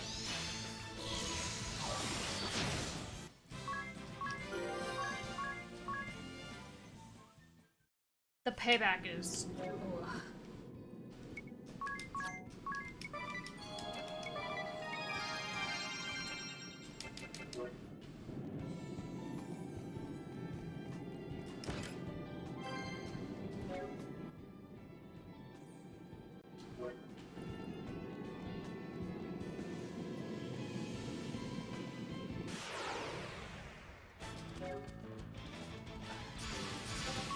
this I can deal with.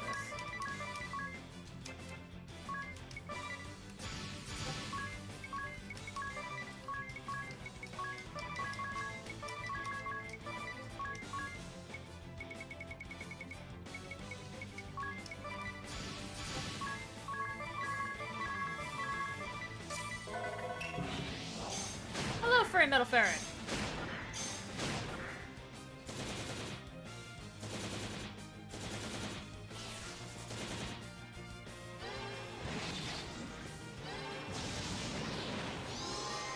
No, okay, good. Everyone who got hit with the charm had already moved. No!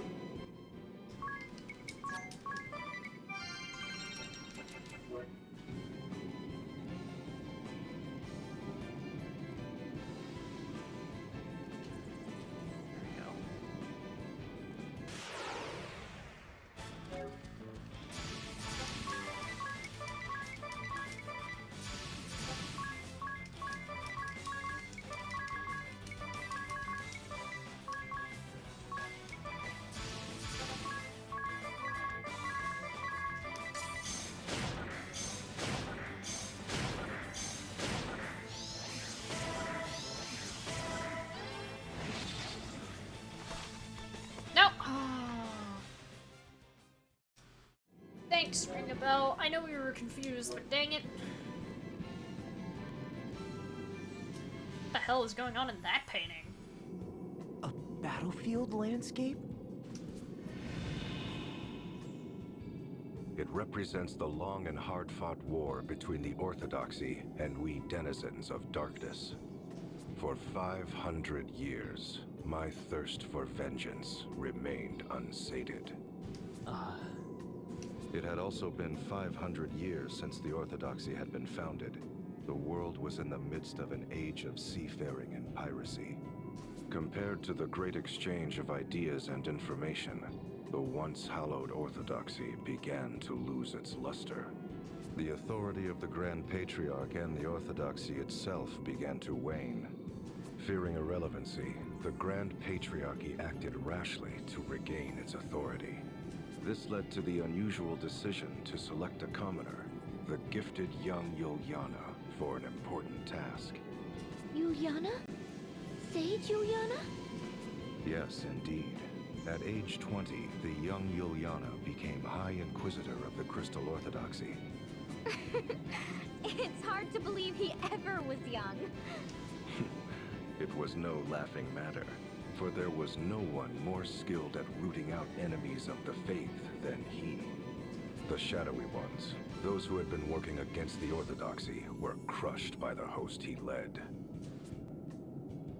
In the several decades that saw him age, I cannot count the number of times we have crossed swords, he and I. In the great battle waged on the Karka Plain, the might of our clashing forces rent the very earth into a vast rift. You mean the rift under Isen Bridge?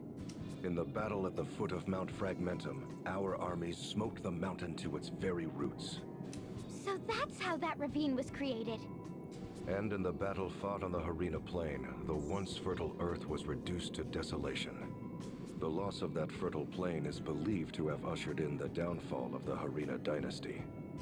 To think any sort of battle could change the face of the earth so. We fought our final battle 1800 years ago on the Norende Heights in the land of Kaldisla. The Norende Heights? That's where the Great Chasm opened up! In the end, Yuliana, High Inquisitor of the Crystal Orthodoxy, utterly defeated me, Lord DeRosso, leader of the Shadows. You were defeated? But you're here with us today. Yes, well, there was more to that final battle than meets the eye. Yes, because that's what Yuliana told us about. You see, I ceded the glory of victory to young Yuliana that day. I say young in my reckoning, for he was already 100 then. Yuliana returned triumphantly to Eternia with what he claimed to be my remains. What he brought them was not human. And when the Templar attacked the head temple 15 years past, it is said they found my tomb deep underground. Ever dreading the darkness and my return, The Orthodoxy kept those duplicitous remains under arcane seal for over 1,000 years. Okay, he did turn away from the mic for that last line. He didn't sound quite as loud. 'Tis a tale replete with irony, is it not?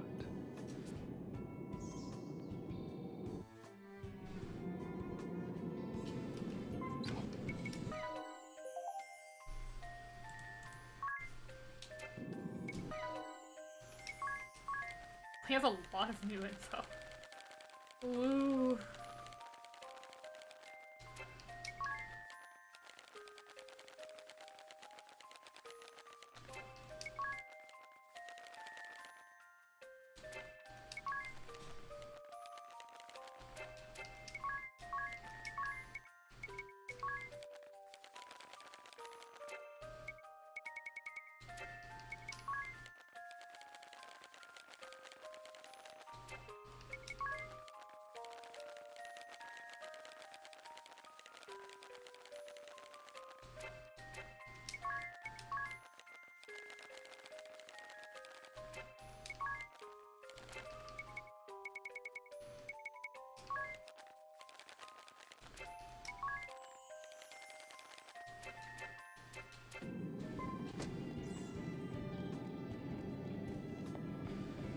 Ooh.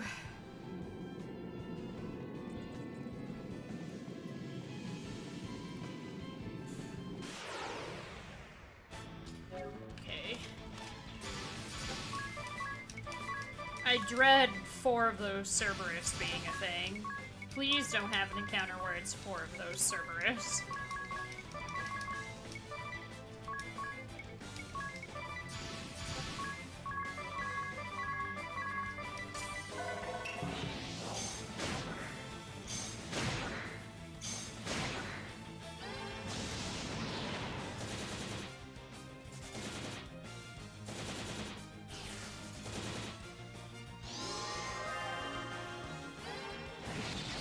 Okay, good. Idea was charmed and I was scared for what she would do.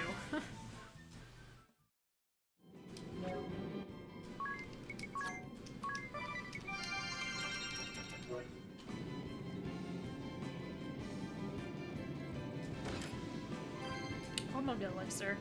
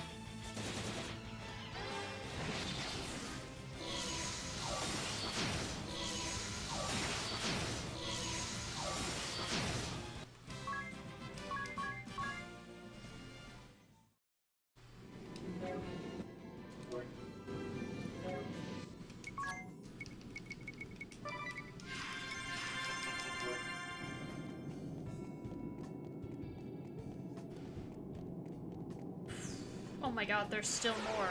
This is a tall castle.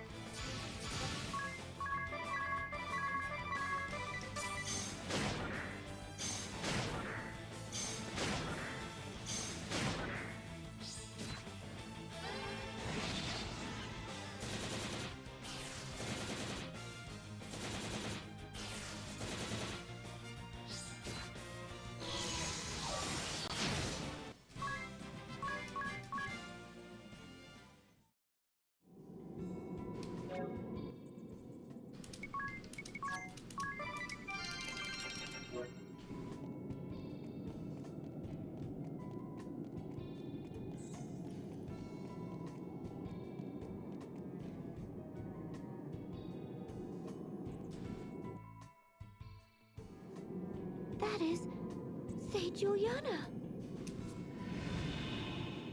Yes, indeed. No one would mistake such a man for young now. Having put down the blood-sucking Lord DeRosso, bane of the Crystal Orthodoxy, he became the first ever commoner to become an archbishop. Perhaps it was a small honor they threw his way, for he was already 101 years old and would not long count among the living. That makes it sound despicable. Agreed. The truth is, however, that was when Yuliana's plot was at its most clever. The sage's plot? What was he plotting? He was taking measures to separate you Vestals and the faithful among the people from the Orthodoxy's corruption.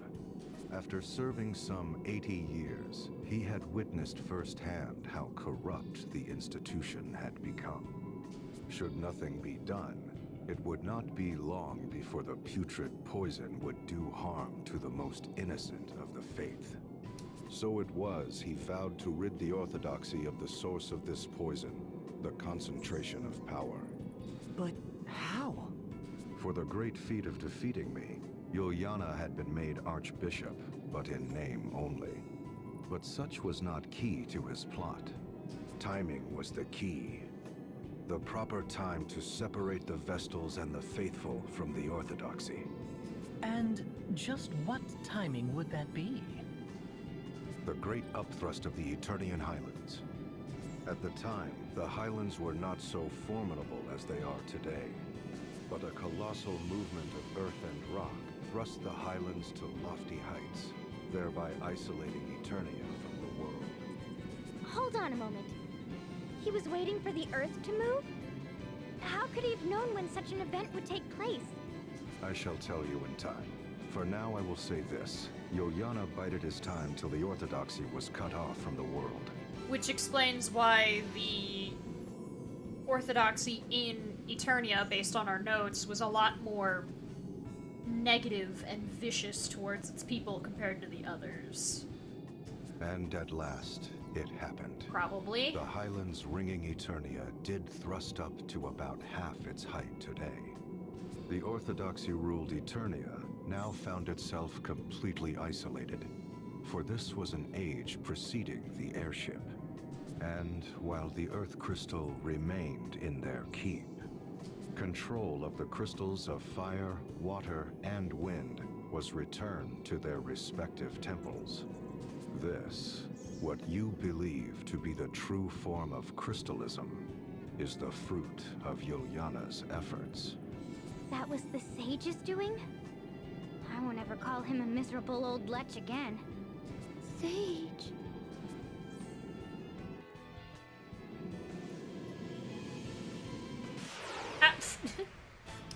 Immediately attacked.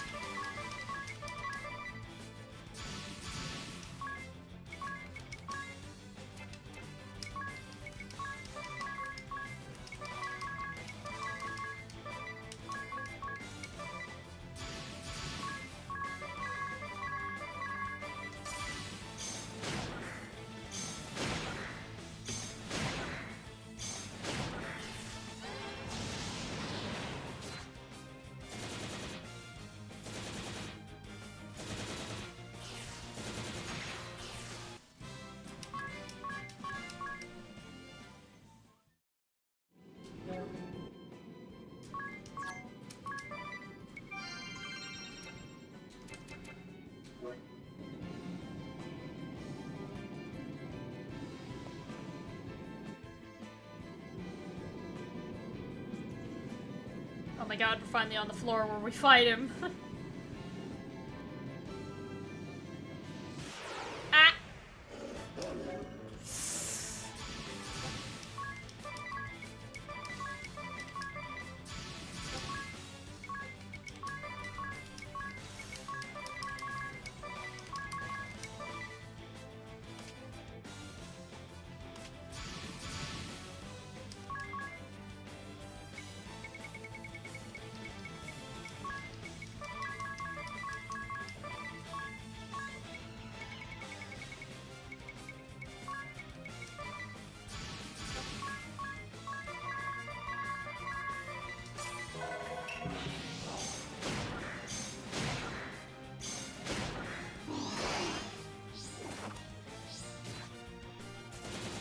Still alive somehow.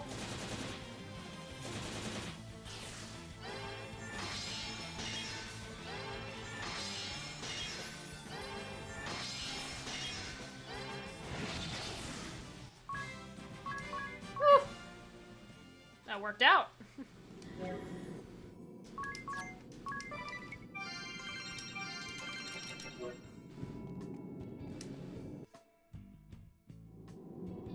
What is that glowing jewel-like object?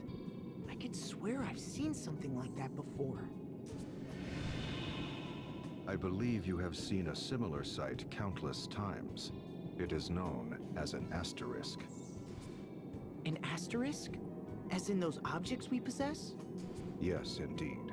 The second stage in Yuliana's plot against the Orthodoxy's authority was to deprive them of the power to grant vocations. Grant vocations? I'm afraid I don't follow. Before Yuliana intervened, special approval was required to change vocations within the Crystal Orthodoxy. In this way, the institution grew rich through fat profits they called alms. Oh, so the Orthodoxy cornered the job market and the fees to participate therein? In layman's terms, yes. But Yuliana exposed this fact before the reigning Grand Patriarch. It was then that Yuliana approached panicked high officials and the Grand Patriarch himself with a proposal of pure genius. He showed them a stone known as an asterisk, saying the granting of vocation should be based on it, overseen by the Orthodoxy. Those who sought such vocations would apply to the Orthodoxy and pay a fair price. Anyone with the means to pay could thus learn a new job. That's no different from the old system where people had to pay alms. No different indeed. But the Grand Patriarch and his officials had not but the material profits of the Orthodoxy in mind. Hence, they accepted Yuliana's proposal without question, even appointing him to the important position of overseeing the new asterisk system. I fail to see how that really changed anything. Well, it did far more than you would guess, for he was the only one who knew how to make the asterisk stones. Why, that wily old fox? So it was Yuliana robbed the Orthodoxy of its authority to grant jobs and took it for himself. What of the Orthodoxy's profits? Wouldn't they demand Yuliana transfer the proceeds to their coffers? Yuliana was long gone. Abandoning the seat of Archbishop, he fled with his knowledge of the asterisk craft. He also took arms and armor the Orthodoxy had seized from around the world, items of such power that their use was forbidden. He took them all and sealed them away in a hidden location. The blue chests, maybe?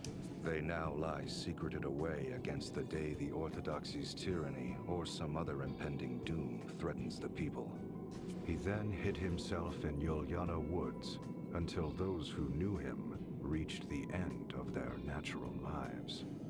But that did not take long, for I led the forces of the shadows to ensure their swift demise. I had always believed the Crystal Orthodoxy required not but the crystals, the Vestals, and the faithful. With the institution free of corruption, I returned to my homeland of Eternia after a 700-year absence. Where my family's castle once stood, I built a fortress of ice from whence I have been watching over the Orthodoxy's head temple. Meanwhile, Yuliana retired to that land to tend to the Vestals, but you know of that better than I. Say Juliana.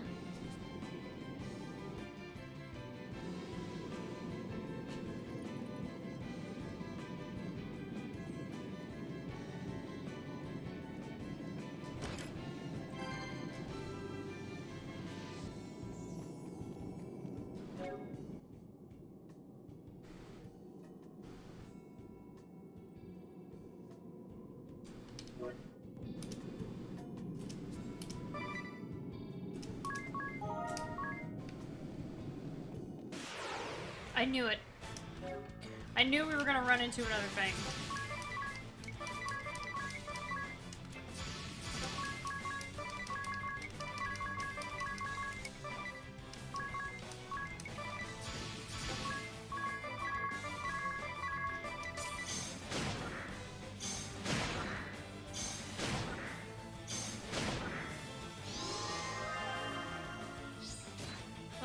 take out Ring a Bell.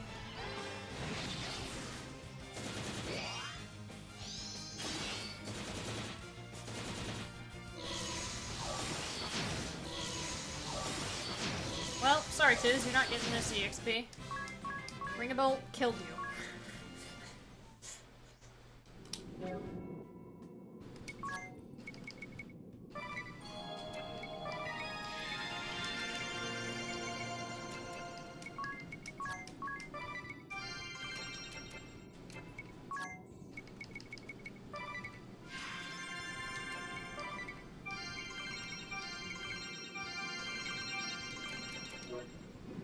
Alright, let's rumble. Hello. I commend you for making it this far. Oh, no more paintings? The final painting lies beyond this throne. I shall reveal it to you if you defeat me in battle. What? The last test is a test of strength. I shall only reveal the painting to those whom I deem worthy. One might also say that there is no need for those who are unworthy to lay their eyes upon it. But be forewarned, I am a formidable foe. I trust you are well prepared.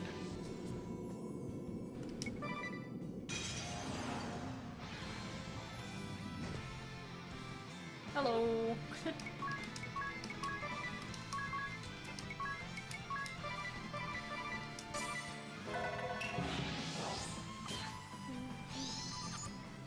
You have a lot of HP. Ooh, you're weak to light, huh? Dia could use that. How dare you take BP? Whee!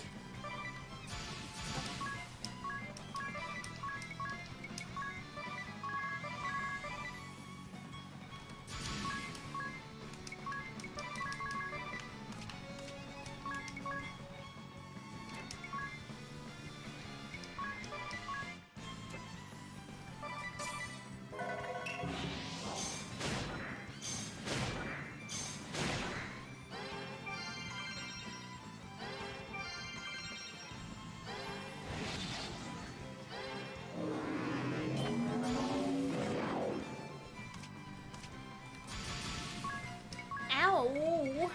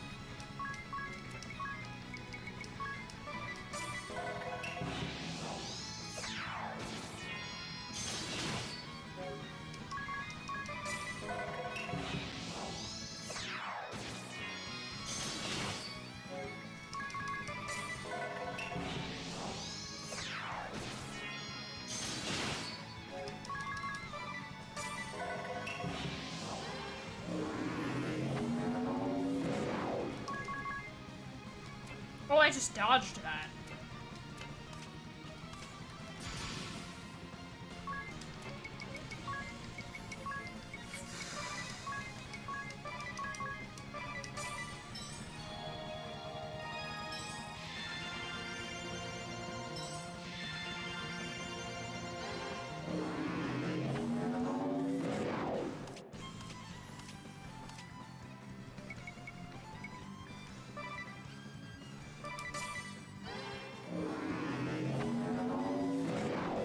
Why is it missing? I have no idea.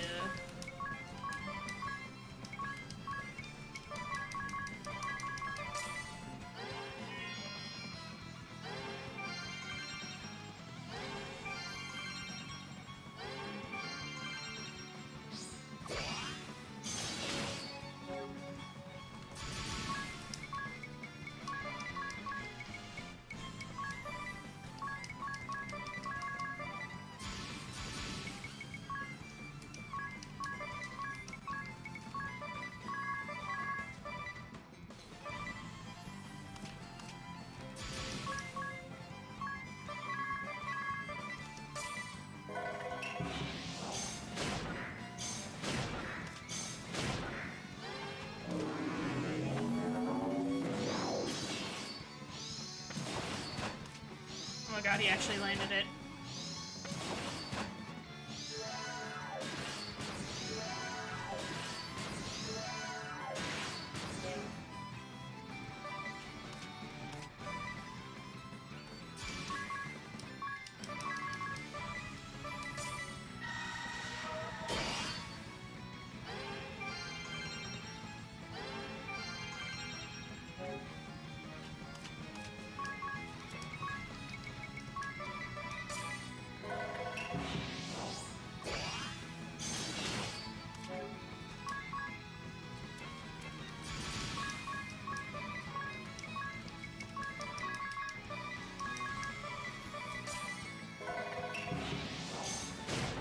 Oh, nice Mega Elixir, thanks. Rude.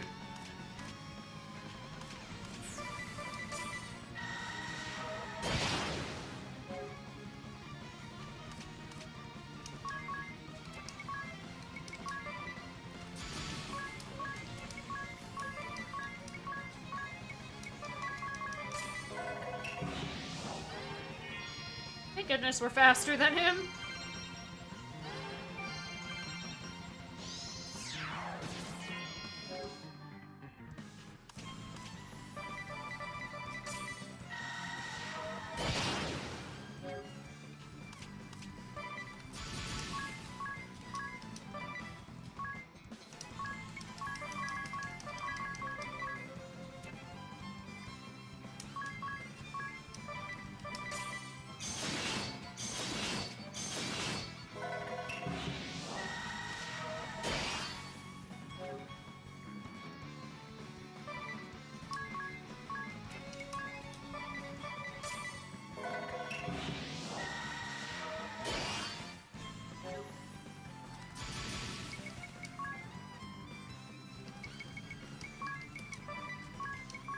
Anya's up.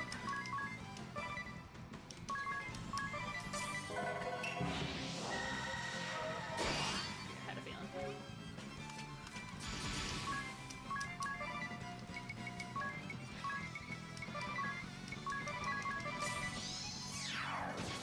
Shit.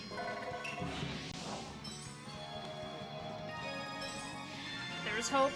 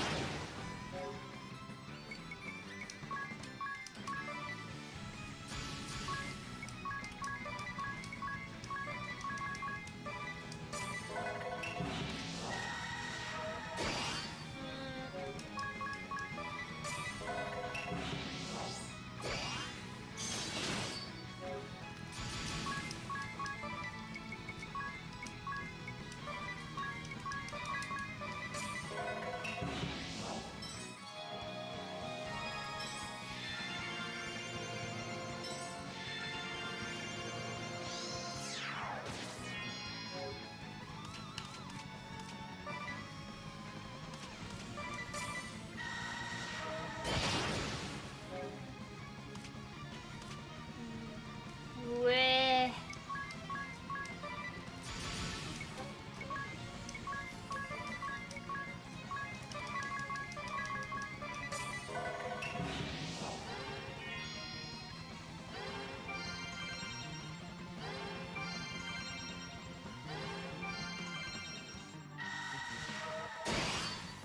Oh my god, did we all dodge that?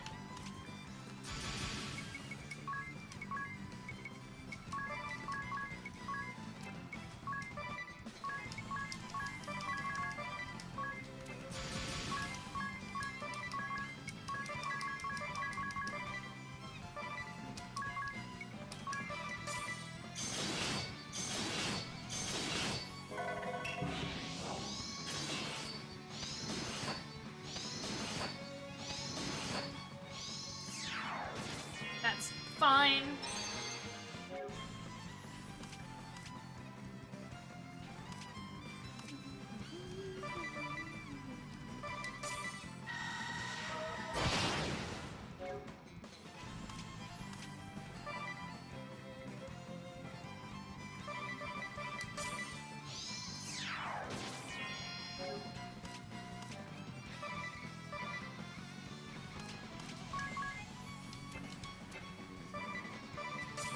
This is gonna hurt.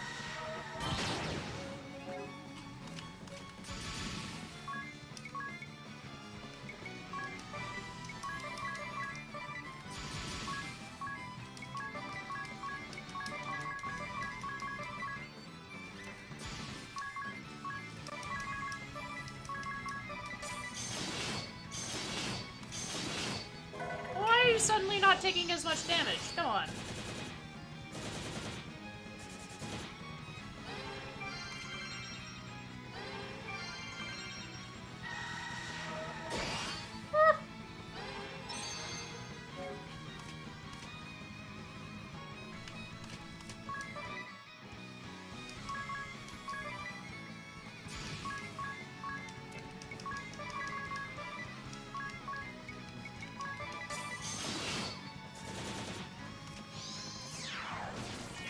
Ah! He's close.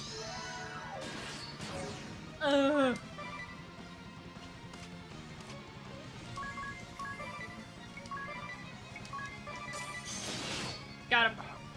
How can this be?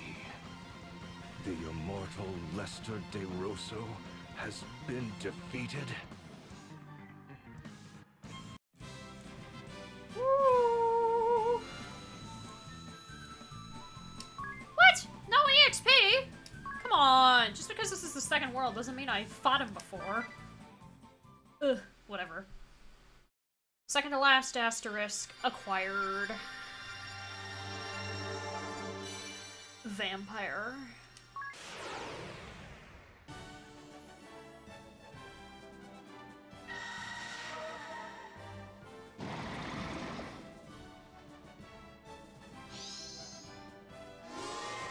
Oh yeah, this is a unique class.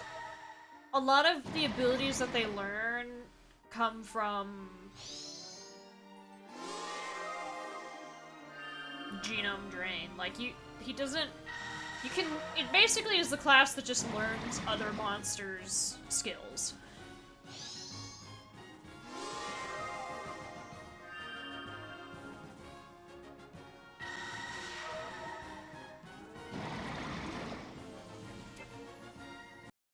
So you definitely have to make it strong. It doesn't start as such.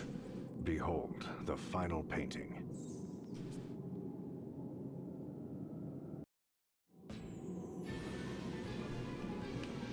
Alright, final painting. This painting. It is the angel descended from the heavens during my final battle against Juliana. An angel?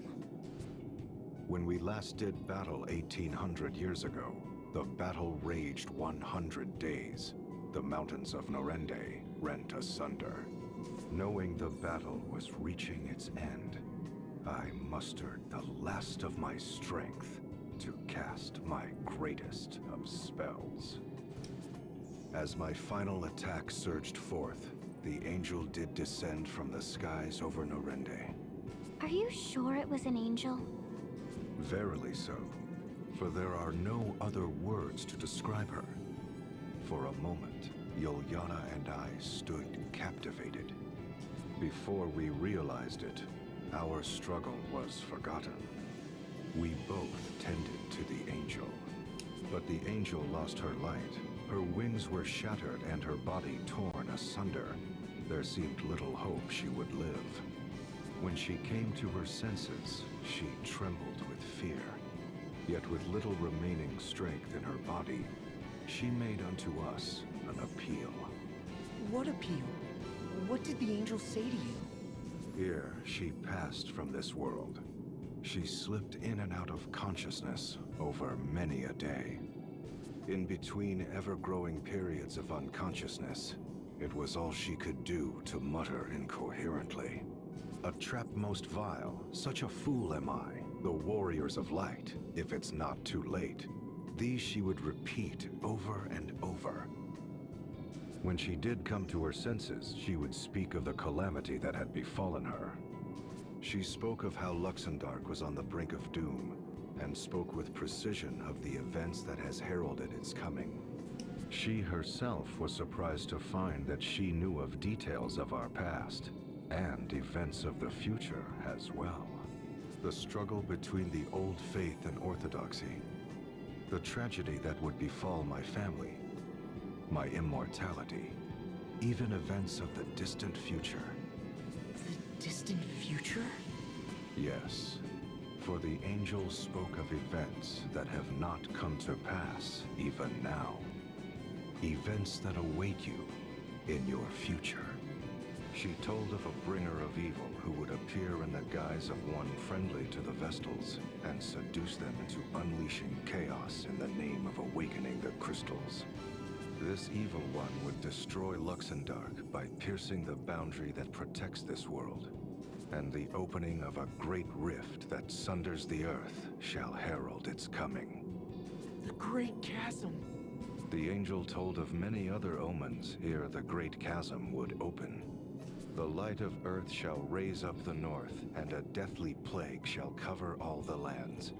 Then shall a great rift rend the earth. She then entrusted me with a certain task, one that only an immortal such as I could fulfill. What sort of task could only an immortal fulfill? That I cannot say, for she swore me to secrecy. But thereupon she quietly passed from this world. For 3 days and 3 nights, my former mortal enemy Yuliana and I spoke of what had transpired. Ultimately, we vowed to join forces to prepare for the coming doom of which the angel had foretold.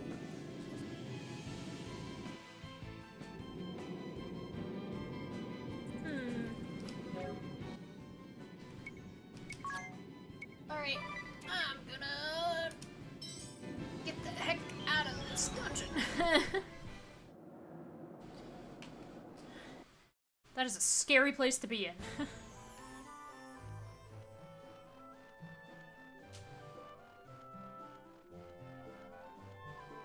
I'm actually gonna make my way to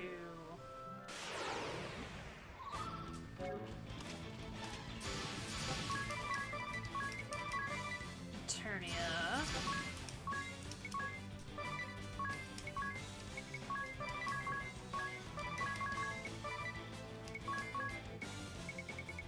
The city of Eternia. No, not that. Desperation.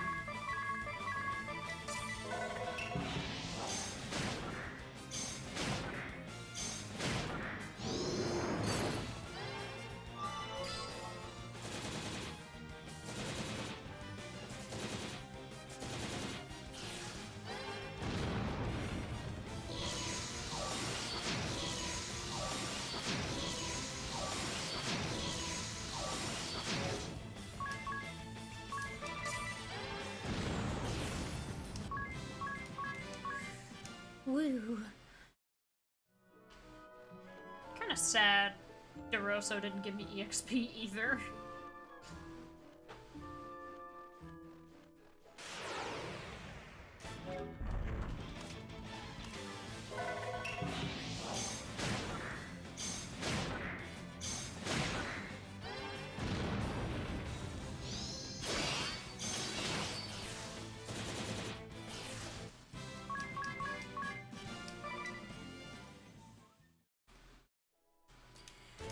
It's fine.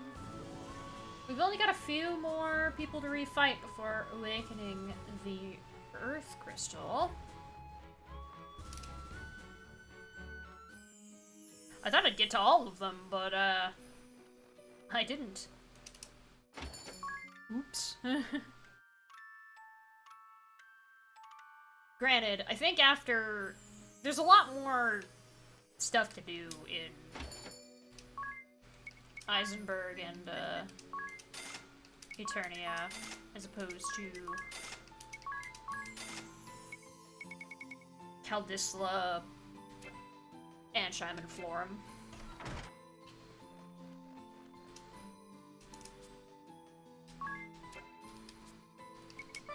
I can buy that shield from you now.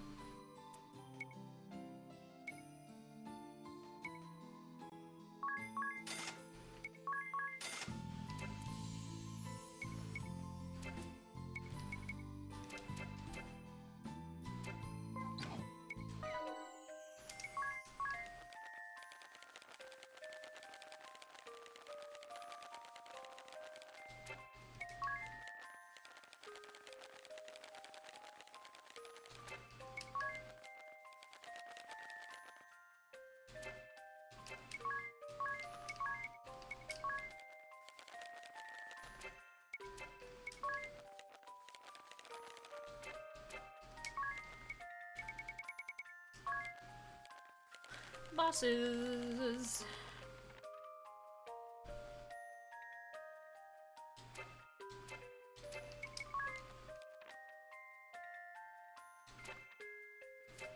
Oof.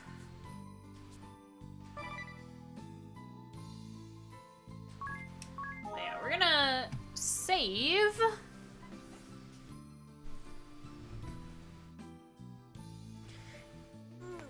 And I think I'll wrap up here because it's quite late and I did go a bit longer. But that's mostly because Vampire Castle. Well. Goodbye, YouTube.